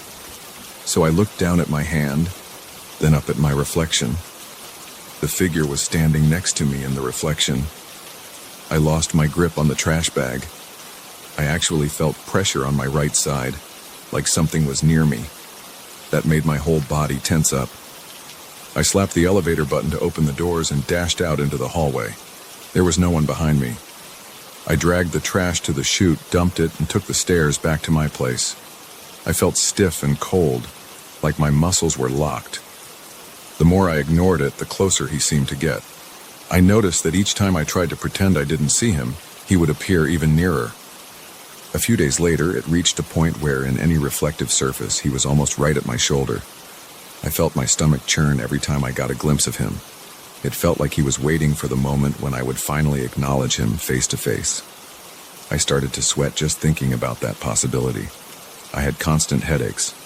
I stopped sleeping well, worried that I'd wake up in the night and see him in my bedroom mirror, right next to me. I stopped going to the gym. I called in sick to work for 2 days. I kept the TV on at all times, using it as background noise because I hated the silence. Whenever the TV was off, its screen was like a black mirror. I didn't want to see what might appear if I glanced at it. My phone was another problem. When it went to sleep, the screen turned black. Sometimes I'd see his faint shape there. So I started setting my phone to never go completely dark. I'd leave it face down when I wasn't using it. On the third day of hiding in my apartment, I realized I had to do something. I decided to test a theory. If I tried to confront this figure, maybe I could get it to stop. It was a desperate idea, but I was out of options. My plan was simple. Find the largest mirror in my place, stand in front of it, and face him. I hoped that if I accepted his presence, maybe he'd disappear or reveal something that would end this. My heart raced just thinking about it, but I couldn't keep living in fear. I went to my bathroom. The mirror above the sink was wide enough to see most of the room behind me. I took a few deep breaths and looked at my reflection straight on. At first, I only saw myself. Then I caught movement behind me. He appeared. He stood directly behind my right shoulder, almost touching me. I felt a wave of cold sweat down my spine. My hands clenched on the sink edge. My legs wobbled. I fought the urge to turn around. I forced myself to keep looking at the mirror. He didn't move. He just stared at me. I couldn't see his eyes clearly, but I saw enough of his face to know he was looking right at me. My heart pounded, and I could hear my breath rasping in my throat. I said out loud, "I see you." My voice shook. I tried to stay calm, but my body was tense and I was shaking. He remained there. I couldn't hear him breathe. I couldn't smell anything unusual, but it felt like the temperature dropped. My scalp tingled, my vision blurred from the tears in my eyes. I wasn't crying from sadness. It was just raw fear. He lifted a hand, slowly, as if he wanted to put it on my shoulder. My chest tightened so much it hurt. I shut my eyes for a moment. I felt a slight touch, almost like static electricity, near my shoulder. I jerked away. When I opened my eyes, he was gone from the mirror. I looked around the bathroom. I was alone. I was breathing like I'd just run a marathon. My shirt was soaked in sweat. I turned on the faucet and splashed water on my face. Then I looked back at the mirror. Nothing unusual, I dried off and left the bathroom. I checked the TV screen in the living room. No one was there. I checked the window reflection. Nothing. I picked up my phone. The screen was black. I saw only my own face. He wasn't there anymore. That night, I went to sleep with the lights off for the first time in days. I woke up the next morning feeling better than I had in a while. I tested a few mirrors around the apartment. There was no sign of him. I didn't feel that pressure near me anymore. I decided to try the gym again. I got dressed and went back. After my workout, I walked into the locker room. I faced the mirror. I felt a jolt of anxiety in my gut, but I forced myself to stand there. I didn't see him. It was just me and the usual background. No one else was in the locker room at that moment, but it felt empty in a normal way. I don't know if he'll ever come back, but for now, he's gone. I keep my eyes open, though. Every time I glance at my reflection, I brace myself, half expecting him to be there. So far, he hasn't reappeared. My chest still gets tight when I think about how close he got in those final days. That feeling of him almost touching me hasn't faded. Sometimes I wake up at night and my mind goes back to that moment. My shoulder tingles and I'm sure I can feel him again. But when I look around, I see nothing. I still go to the gym. I still try to live my life. But I'll never look in a mirror without remembering what happened. And if he does show up again, I'm ready to stand there and face him, because hiding didn't help. Confronting him was the only thing that made him vanish. And if he returns, I'll do the same thing. I can't live in fear, not anymore.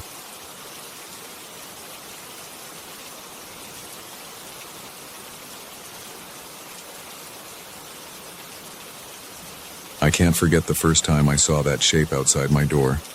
It was late, and the only reason I noticed it was because I caught a glimpse of movement through the crack in my living room curtains.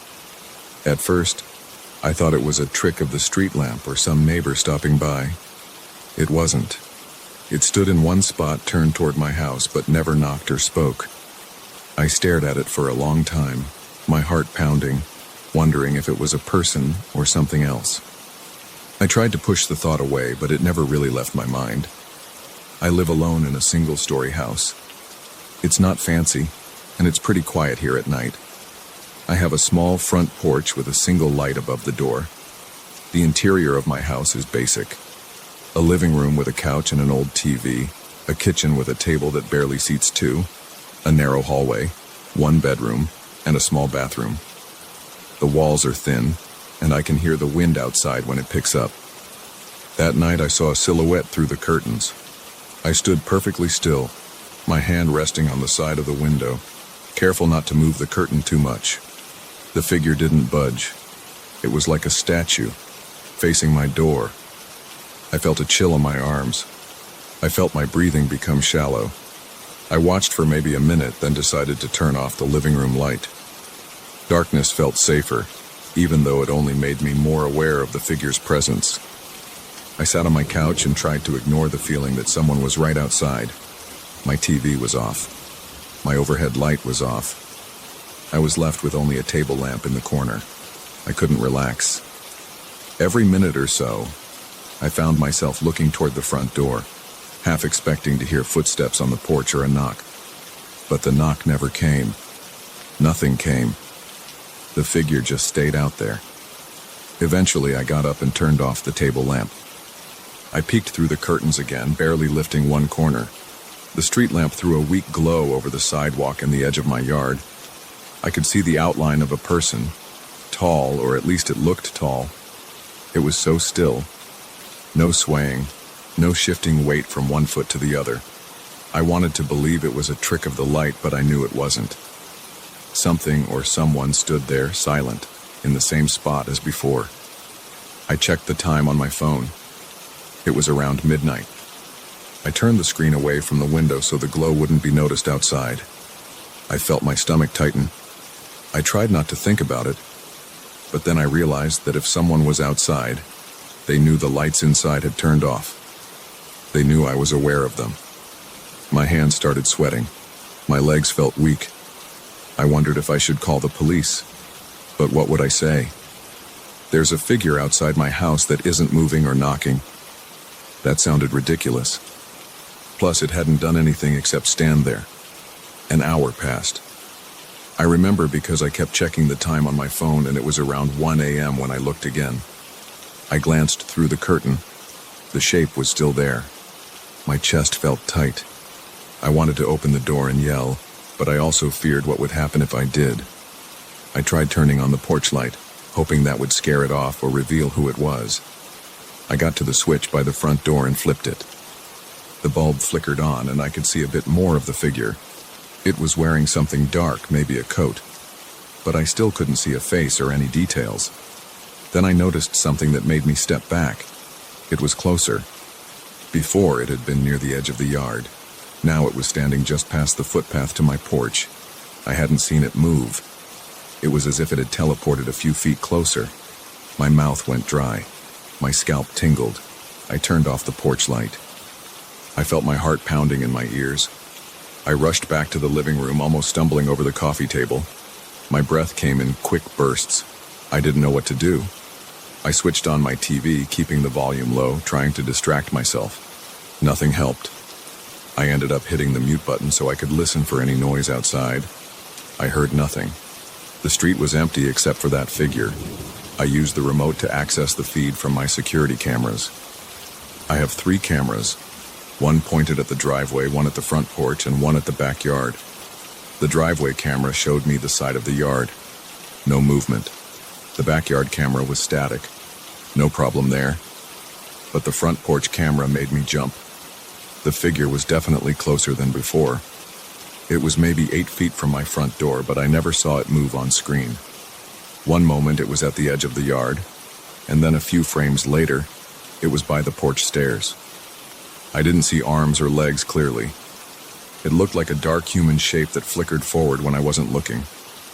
I felt sweat running down my face and neck. I wiped my forehead on my sleeve and tried to calm down.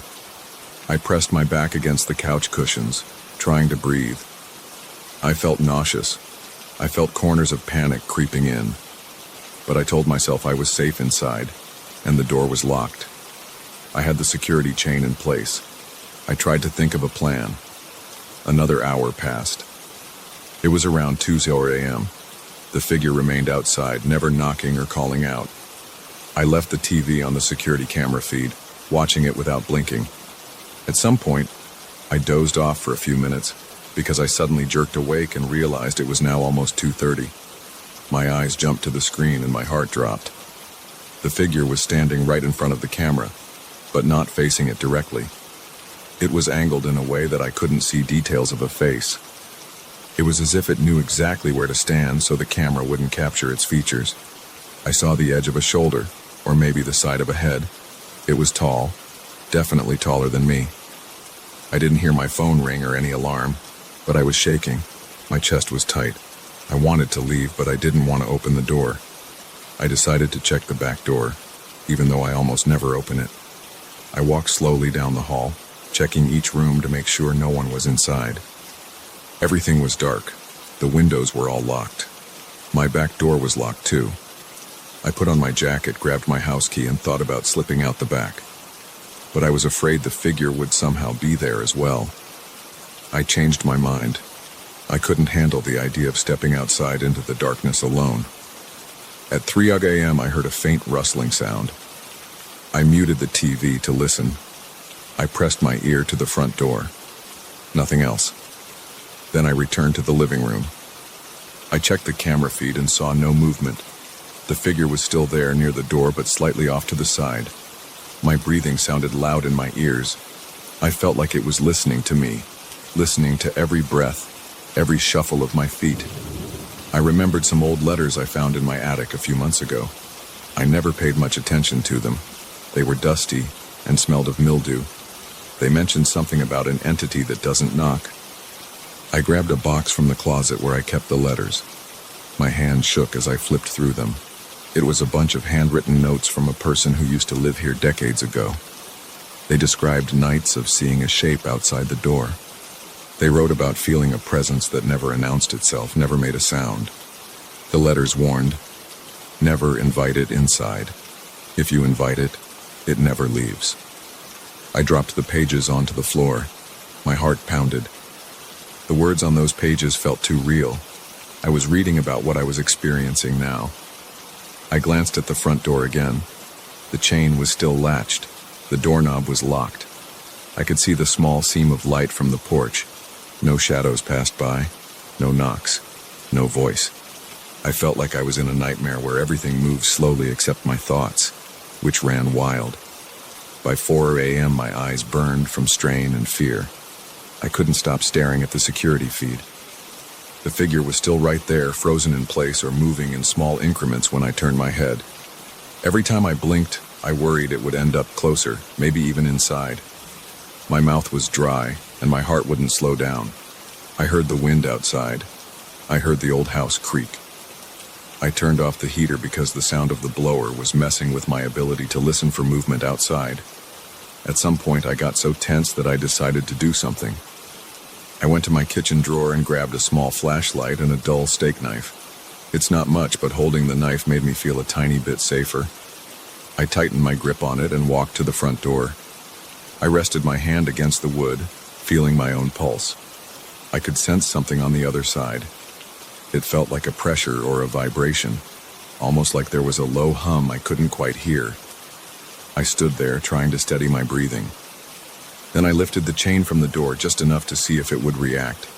Nothing happened. No movement. I put the chain back in place. I shook my head and stepped away from the door. I could smell my own sweat. My t-shirt clung to my back. My legs felt like they were going to buckle. I held onto the wall to steady myself. I stared at the door for a few more seconds, then went back to the living room. I lost track of time around 4:30. I paced back and forth, pausing to glance at the camera feed. The figure never left the frame. Sometimes I thought I saw it turning its head or shifting slightly, but it always happened when I looked away or blinked. I started to feel dizzy from lack of sleep and the constant adrenaline. My thoughts got jumbled. I thought about calling someone, but it was so late. I didn't want to sound crazy. I also wasn't sure if anyone would believe me. At 5 a.m., a faint glow of morning started to outline the sky. I looked at the small window high on the living room wall and saw the color changing from deep black to a lighter shade of gray. I tried to calm myself by thinking that daylight might drive this thing away. But then I checked the camera again and the figure was still there, motionless. Around 5:30, I heard birds chirping. Usually that's a sign of a new day, something that makes me feel normal. But that morning their sound felt out of place. I tried to swallow my fear and turned the porch light on again, hoping maybe now, with a bit of daylight and the porch light, I'd see the figure leave. Instead, I noticed it had moved about 1 foot closer to the door. My stomach twisted. I turned the light off again. I stepped back from the monitor, pressing my hand to my forehead. My pulse hammered. I considered barricading the door with furniture. But then I realized it might come through the windows. I felt an urge to scream, but I held it back. By 6 a.m., actual sunlight started to creep across my lawn. Through the curtain, I could see the brightness outside. Normally, that's when I'd start my day. I'd make coffee, shower, get ready for work. But now, I was glued to the security camera feed. The figure looked less solid in the light. It was still there, but it wasn't as sharp. I still couldn't see a face or features. It was just a dark shape. I thought maybe it was dissolving with the daylight, but it kept its position like a stain on my front porch. I waited another hour, checking every few minutes. The sun rose higher. The shape remained. I felt a wave of exhaustion slam into me. My eyelids drooped. I forced myself to stay awake by splashing water on my face in the bathroom sink. I stared at my reflection. My eyes were bloodshot, and I noticed lines of sweat dried on my temples. I patted my face with a towel and went back to the living room. By 7:30 a.m., there was enough daylight to see everything outside. My front yard, the street, the neighbor's driveway. But the figure was still there, dark and silent, about 2 feet from my front door. I took another look at the old letters scattered on the floor. They said never to invite it in. They said it never knocks, never tries to force its way. It waits for an invitation. I believed those words now. My entire body felt like a tightened spring.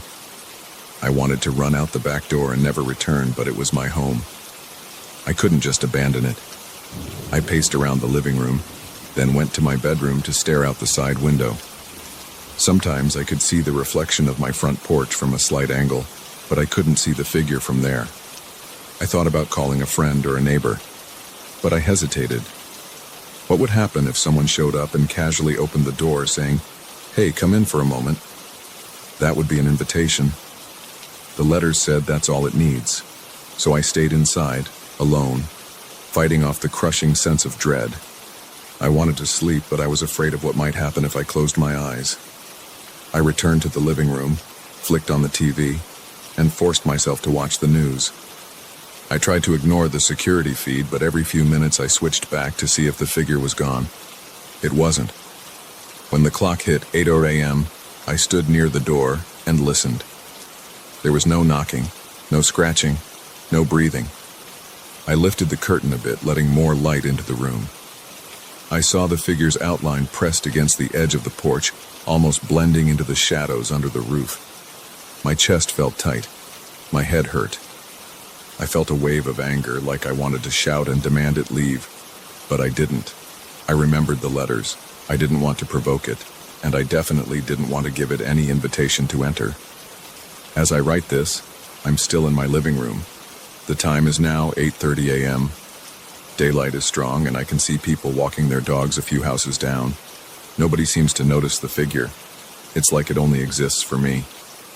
I've been awake all night, shaking and sweating. I keep checking the door, expecting a knock or a sudden push, but nothing happens. It just waits. My phone sits next to me, fully charged, but I can't bring myself to call anyone yet. I'm not sure what they could do. I'm watching the security feed right now. It's there, a dark shape against the pale light of morning.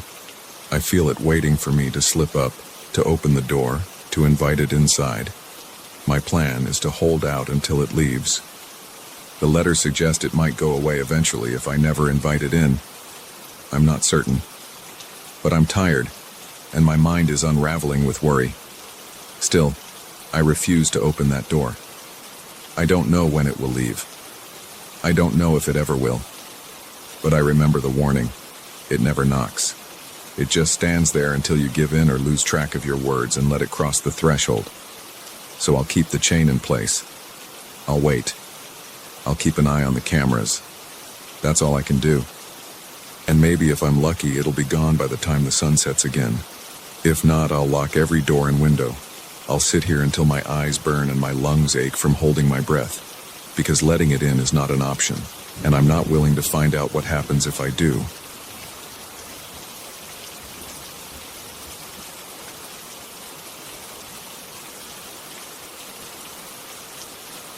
I checked into the old hotel farm to escape my routine. I didn't want anything fancy. I just wanted to clear my head and get some rest. The receptionist gave me a key and told me my room was at the end of the main corridor on the second floor. The place looked worn, and the carpets in the lobby were faded. The walls had a dull yellow paint that seemed to peel in a few spots. I noticed the smell of old wood and some faint dampness, like the building had seen better days. I tried not to think too much about it. I just wanted a quiet retreat for a few days. The moment I settled into my room, I unpacked my clothes and tried to relax. My bed was firm. The sheets smelled like strong laundry detergent, so at least the cleaning staff did their job. There was a single window facing a field with tall grass and a small fence. A cool breeze came in when I opened the window, so that helped me ignore the musty smell in the room. After a quick look around, I decided to explore the hotel. That's when I noticed something unusual. There was a door at the far end of the second-floor hallway. It looked older than the others, with chipped paint and a rusted knob. A sign hung there that said, "Do not disturb," in faded letters. The words seemed hand-painted. The wood around the frame had dark stains. They could have been water stains, but something about them looked off. I tried the knob out of curiosity, but it didn't budge. I went downstairs and asked the staff about the door. One was a middle-aged guy in a gray uniform. His name tag said Paul. He shrugged and said he didn't know anything about it. Another staff member, a woman in her late 20s, said she had never seen anyone go in or out. She looked at me with a puzzled expression. She said, "It's probably just a storage closet." But I could tell by her tone that she wasn't too sure. That door seemed to be one of those ignored corners of the place, something that nobody wanted to deal with. I tried to let it go, but a few days later I heard noises in the middle of the night. I'm a light sleeper, so any sound can wake me up. At first, it sounded like a distant clanking. I thought maybe it was just the ancient pipes in the walls. The noise got louder, and it seemed to come from down the hall. I left my bed, opened my door, and stood in the hallway. The corridor was dimly lit by a weak overhead lamp. I heard faint rattling that sounded like chains, and then I caught low moans. I couldn't tell if they were human voices or just the wind, but they gave me chills. My skin prickled, and I felt a knot in my stomach. I walked toward that old door. Each step made the boards under my feet creak. My heart thumped in my chest, and I tried to hold my breath to hear better. The closer I got, the more intense the sounds became. They were still muffled, like something was behind a thick wall. It definitely sounded like chains scraping and low groans. I felt lightheaded, but I kept moving. When I reached the door, I listened carefully. There was some kind of whispering, but I couldn't make out words. It was just a low murmur of voices. Then it all stopped, as if someone threw a switch. I hurried back to my room. I locked the door and tried to calm my breathing. I told myself it was just the plumbing or maybe my imagination. I tried to sleep, but I kept waking up. The next day I went to the lobby and tried to ask again, but I got the same blank stares and shrugs. The staff acted like I was making a big deal out of nothing. Paul just said he never heard anything, and he promised me that the old place sometimes made strange noises at night. Still, I couldn't shake the tension that was stuck in my gut. Later that evening, I decided to check out the door again. I walked by it casually, pretending I was just exploring. I pressed my ear against it. No sounds this time. The sign that said, "Do not disturb," looked even more worn up close. I noticed flakes of rust on the doorknob, and the area around the lock looked scratched, like someone had tried to force it at some point. That made me curious. I wondered if some guest had once tried to get in but gave up. That night, the noises returned. They were louder. I left my room again and walked down the hallway. The floor creaked under my weight. I carried a small flashlight this time because the corridor lights were weak. The beams of my flashlight fell on the door, and I saw rust streaks running down the knob onto the wood. The sign swayed a bit, as if someone had nudged it, but there was no draft. I don't know why it was moving. My heart pounded so hard that I felt an ache in my chest. My breathing turned quick and shallow. I reached for the doorknob, but it was locked as usual. Then I heard a clank on the other side. It sounded like a chain dropping. I jolted and stepped back. A cold sweat broke out on my forehead. I stood there for a good minute, maybe longer. I couldn't make sense of it. Then a series of muffled moans rose again, followed by whispers. My palms felt clammy on the flashlight. My mind raced with possibilities.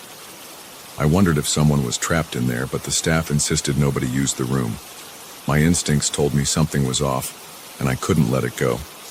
I felt compelled to see what was behind that door. The next day, I asked a maintenance worker if I could borrow some tools. He was busy and didn't ask too many questions. He handed me an old screwdriver and a small crowbar. That night, I went back to the door, determined to force my way in. The corridor was quiet. The overhead light flickered a bit. I crouched by the knob and tried the screwdriver. The lock resisted. I felt sweat rolling down the side of my face, and my heart hammered in my ears. I jimmied the lock for a while, but it refused to open. Then I used the crowbar. I wedged it between the door and the frame, trying to leverage my weight against it. The door groaned and splintered. A few more tries, and the lock gave with a snapping sound. I pushed the door open, and a burst of foul odor hit me. It was so strong that I gagged and had to cover my nose with my sleeve. The smell reminded me of something rotten or stale. The air inside the room felt thick and cold, like a draft coming from a damp basement.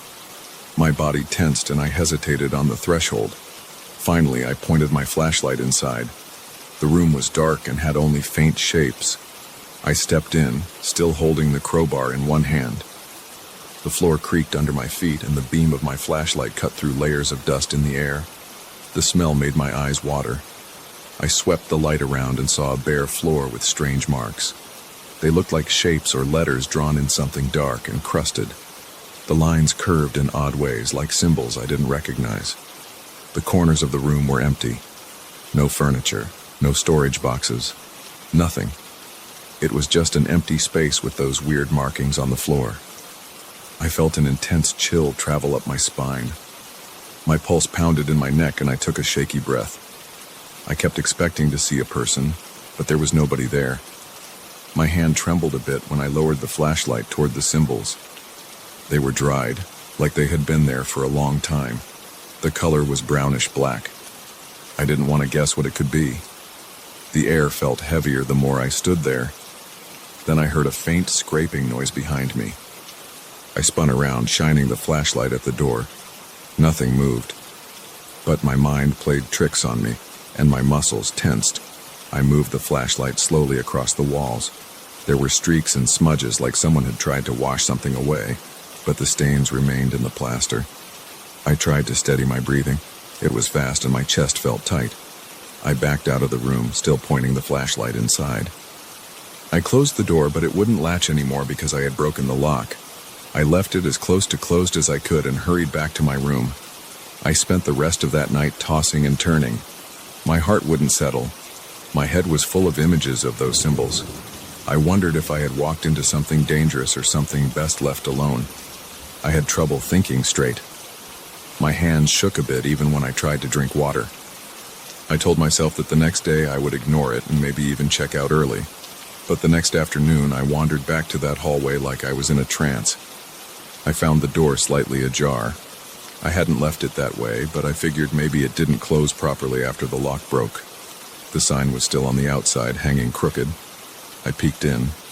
The odor inside was still strong, but somehow not as overpowering as before. The main difference, though, was the color of the markings. The symbols that had looked dark and dry the night before now had a wet sheen to them. I swear I could see a faint crimson shade, almost like fresh paint. It looked sticky. My stomach clenched, and I felt bile rise in my throat. I backed away and wiped sweat from my forehead. I tried to talk to the same staff members again. They denied any knowledge of what that room was for. They looked at me like I was making up stories. Paul wouldn't even meet my eyes. The younger woman just said, "I'm sorry, sir, I don't have any information," and walked off. I found the maintenance worker who gave me the tools. When I brought up the door, he just shook his head and said, "I don't know what you're talking about, buddy." Then he turned his back. It felt like everyone had decided not to get involved. They acted like they wanted me to drop it. I started feeling paranoid, like I was the only one who heard or saw anything. But I knew what I had seen, and the memory gnawed at me. The nights after that became worse. I tried to sleep, but every time I closed my eyes, I heard the chains and the whispers. I sat up in bed, rubbing my temples, feeling sweat roll down my back. I tried to ignore it, but the noises wouldn't let me.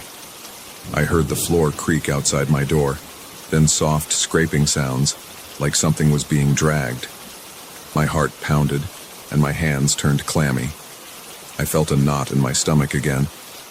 I tried to breathe slow, in and out, but each breath hitched with tension. I got up and opened my door. The corridor was empty, but the door at the end stood halfway open. I saw a faint flicker, like light coming from inside. I walked toward it, my legs shaking. When I reached the room, I stepped in. The flashlight beam bounced on the floor. The symbols had that fresh look again. They seemed to pulse, like they had some faint glow. The chain rattling was louder now, coming from the corners. There was no one there, but I felt a presence, something that made the hair on my arms stand up. The stench filled my nose, and my eyes watered. I tried to step closer to the symbols, but my feet felt heavy. My throat tightened and I fought the urge to run. I wanted to see if they were actually glowing or if my eyes were playing tricks. When I moved closer, the chain sounds seemed to circle me. I turned fast, shining the flashlight left and right, but I saw nothing. Then the whispering started again. It sounded like several voices speaking all at once in low tones. My chest tightened, and I thought I might pass out. I stumbled out of there, nearly tripping on the threshold. I rushed back to my room and locked the door. I packed my bag in a frenzy. My hands wouldn't stop shaking. I had planned to stay a few more days, but I couldn't do it. That tension in my gut told me it was time to leave. I booked it downstairs before dawn. The front desk was empty. I left my key on the desk and walked out. I got in my car, turned the key, and drove away. I didn't look back at the building. My heart still pounded and my shirt was soaked with sweat. As I drove, I kept glancing in the rearview mirror, half expecting to see something behind me, but all I saw was the empty road. My hands gripped the steering wheel and my breath felt shallow. I made it onto the main highway and tried to focus on each mile, leaving that place behind. I don't have an explanation for what happened. I know what I heard. I know what I smelled. I know those marks on the floor changed every time I looked at them. Nobody there would talk about it or even admit anything was strange. But I can't forget it. Even now when I close my eyes, I see those dark symbols and feel that cold air on my skin. Sometimes I wake up in a sweat, convinced I can hear the chain rattling again. I try to push it out of my mind, but it always comes creeping back in the quiet hours of the night. I haven't told many people about this. I don't want to sound like I lost my mind, but I'm sure I'll never set foot in that hotel farm again. I can't erase the smell, the sounds, or the sense that something in that room wanted attention, and I gave it more than it should have had.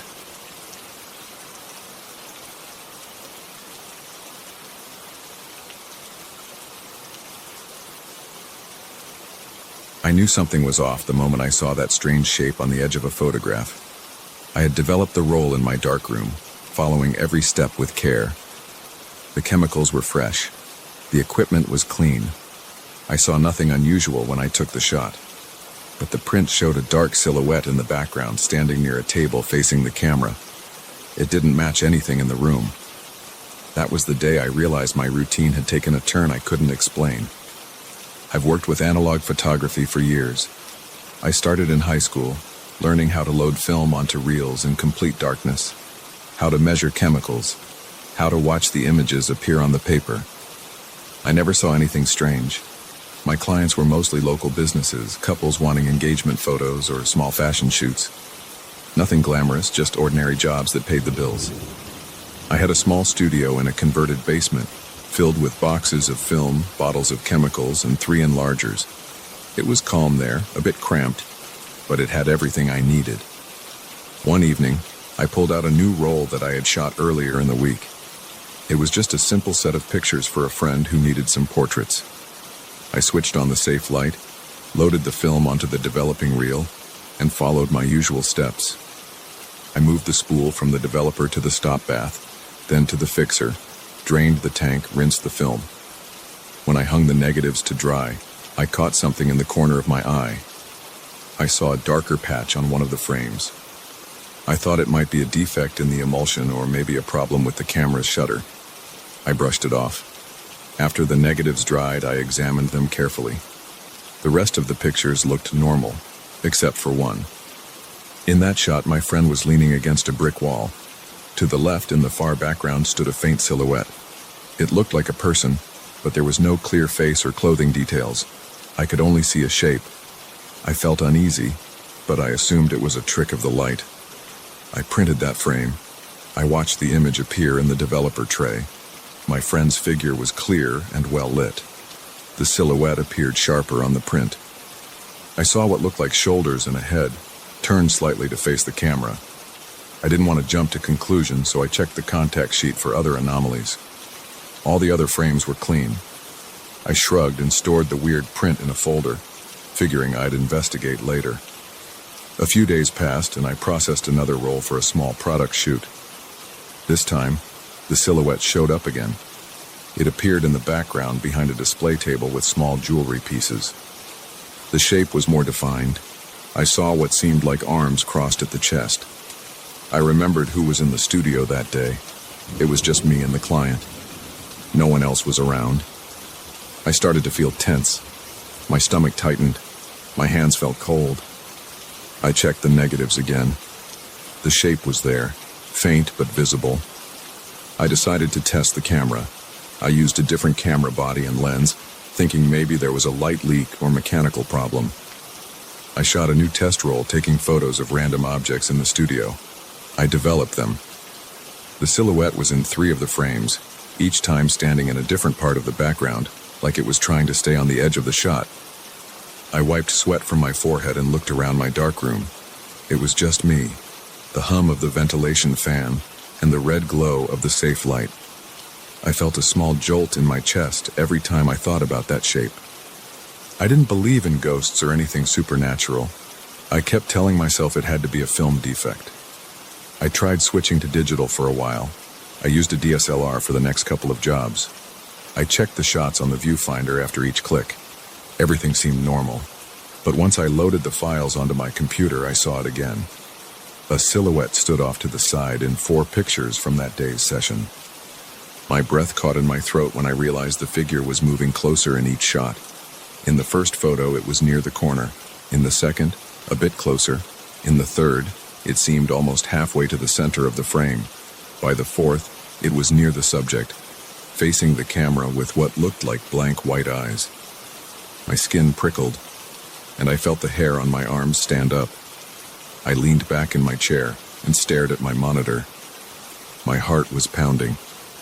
I checked the EXIF data, looking for some error or glitch. I zoomed in on the figure, looking for compression artifacts or signs of double exposure.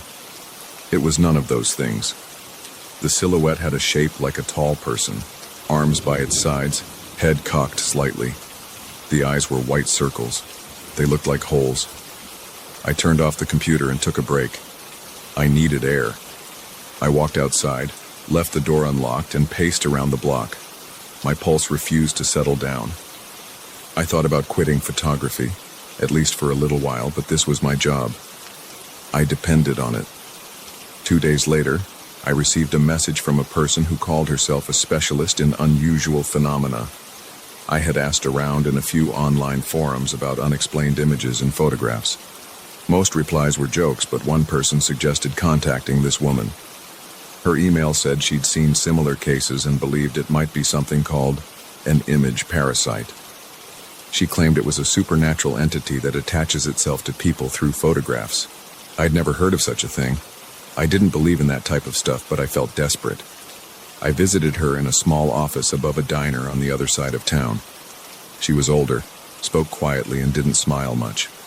She had a series of old photographs pinned to a corkboard. Each showed a figure in the background, similar to mine. She asked for my prints and digital files. I had them on a flash drive along with some physical prints. She studied them under a magnifying lamp, then nodded. She said that once an image parasite starts appearing, it feeds on the attention from each new photograph. It becomes more visible and more present with every shot taken by its target. According to her, these parasites follow people who engage heavily in photography or any visual medium. I felt my throat tighten as she explained that the parasite would continue to show up, inching closer, until it could manifest in a more physical way. She said there was no straightforward way to banish it unless I stopped taking photographs completely. When I asked how I was supposed to make a living, she shrugged. I grew frustrated. She told me I could try some old methods involving strong lights and certain cleansing rituals, but she couldn't guarantee anything. She also mentioned that if I continued to photograph, the entity would keep getting stronger. She seemed genuinely concerned, not just trying to sell me a story. That night, I tried to stay away from my cameras. I left my equipment in the studio, turned off the lights, locked the door, and went upstairs to my apartment. I sat on my couch and stared at the wall. My mind kept going back to those white eyes on my computer screen. I felt a knot in my stomach. My hands were shaky. I wondered if the silhouette would ever appear in real life, not just in photos. I reminded myself to stay logical. I didn't see anything out of place around me. Everything looked normal in the dim light of my living room. I heard the faint traffic outside, a dog barking somewhere. Nothing else. The next morning I had a small shoot scheduled for a local fashion designer. I debated canceling, but I needed the money. I packed a digital camera, a few lenses, and headed out. The shoot took place in a simple studio space the designer had rented. I tried to act normal, focusing on the clothes and the lighting. I took about 50 shots, checking the camera's screen every few clicks. I didn't see anything unusual. The tension in my shoulders eased a bit. I told the client I'd send the files in a day or two. When I got back to my own studio, I transferred the images to my computer. I opened the first few in my editing software. They looked fine. By the time I reached the 10th photo, I noticed a faint shape near the background, behind a rack of clothes. In the 15th photo, the shape stood behind the model, its head turned toward me. I felt a heavy pressure in my chest. I clicked the next images in rapid succession. The figure moved forward in each shot like a series of freeze frames. By the 40th photo, it was right behind the model, leaning toward the camera. I could make out white circles where the eyes should be. My hands shook. My breathing grew shallow. I closed the program and rubbed my temples. I remembered the specialist's words. It would keep getting closer. I set my camera aside and decided to try the cleansing technique she mentioned. She had given me a sheet of instructions. It involved shining a bright flashlight onto photos where the figure appeared. She said I should speak certain words out loud. I wasn't sure if this would work, but I had no other plan. I grabbed the prints that clearly showed the silhouette and laid them on a table. I turned off the main light and turned on the flashlight, pointing it at each image. I read the words, which were in some obscure language, or maybe it was just a phonetic script. I felt silly, but I forced myself to keep going. My voice shook. My back felt tight. I repeated the procedure for all the prints and then for my computer screen, shining the flashlight at the digital images. I felt a bit ridiculous doing that, but I was desperate to try everything. After I finished, I sensed no obvious change. The room felt the same. My eyes burned from staring at the bright light. My throat was dry from reading words I didn't understand. I sat on a stool and waited, half expecting something dramatic. Nothing happened. I spent the next few days avoiding any new photos.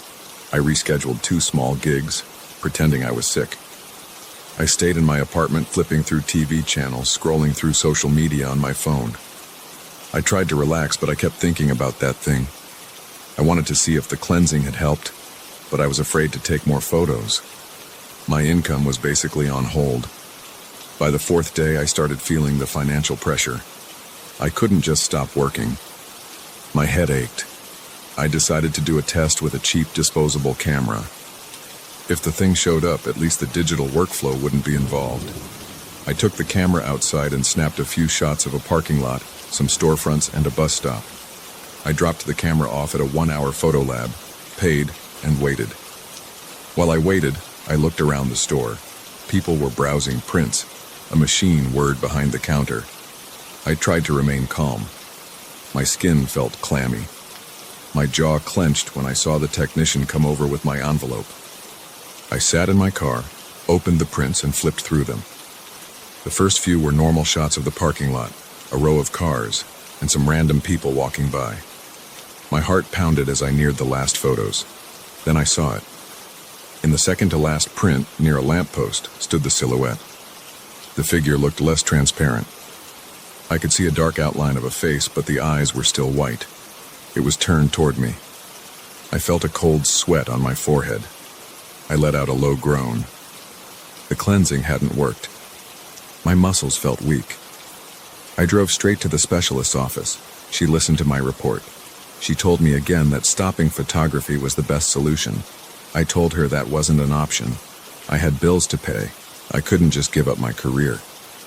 She said the parasite fed on my act of taking photos, and every new shot gave it more power. I asked if there was some way to trap it, maybe in a single image, and then destroy that image. She said it might work, but she had only heard rumors. We talked about using an extremely bright light source that could overload the medium, possibly severing the parasite's link. I went back to my studio and grabbed a high-powered strobe light. My idea was simple. I'd take one last shot with the strobe at maximum power. The flash would be intense. Maybe it would burn the image and disrupt the parasite.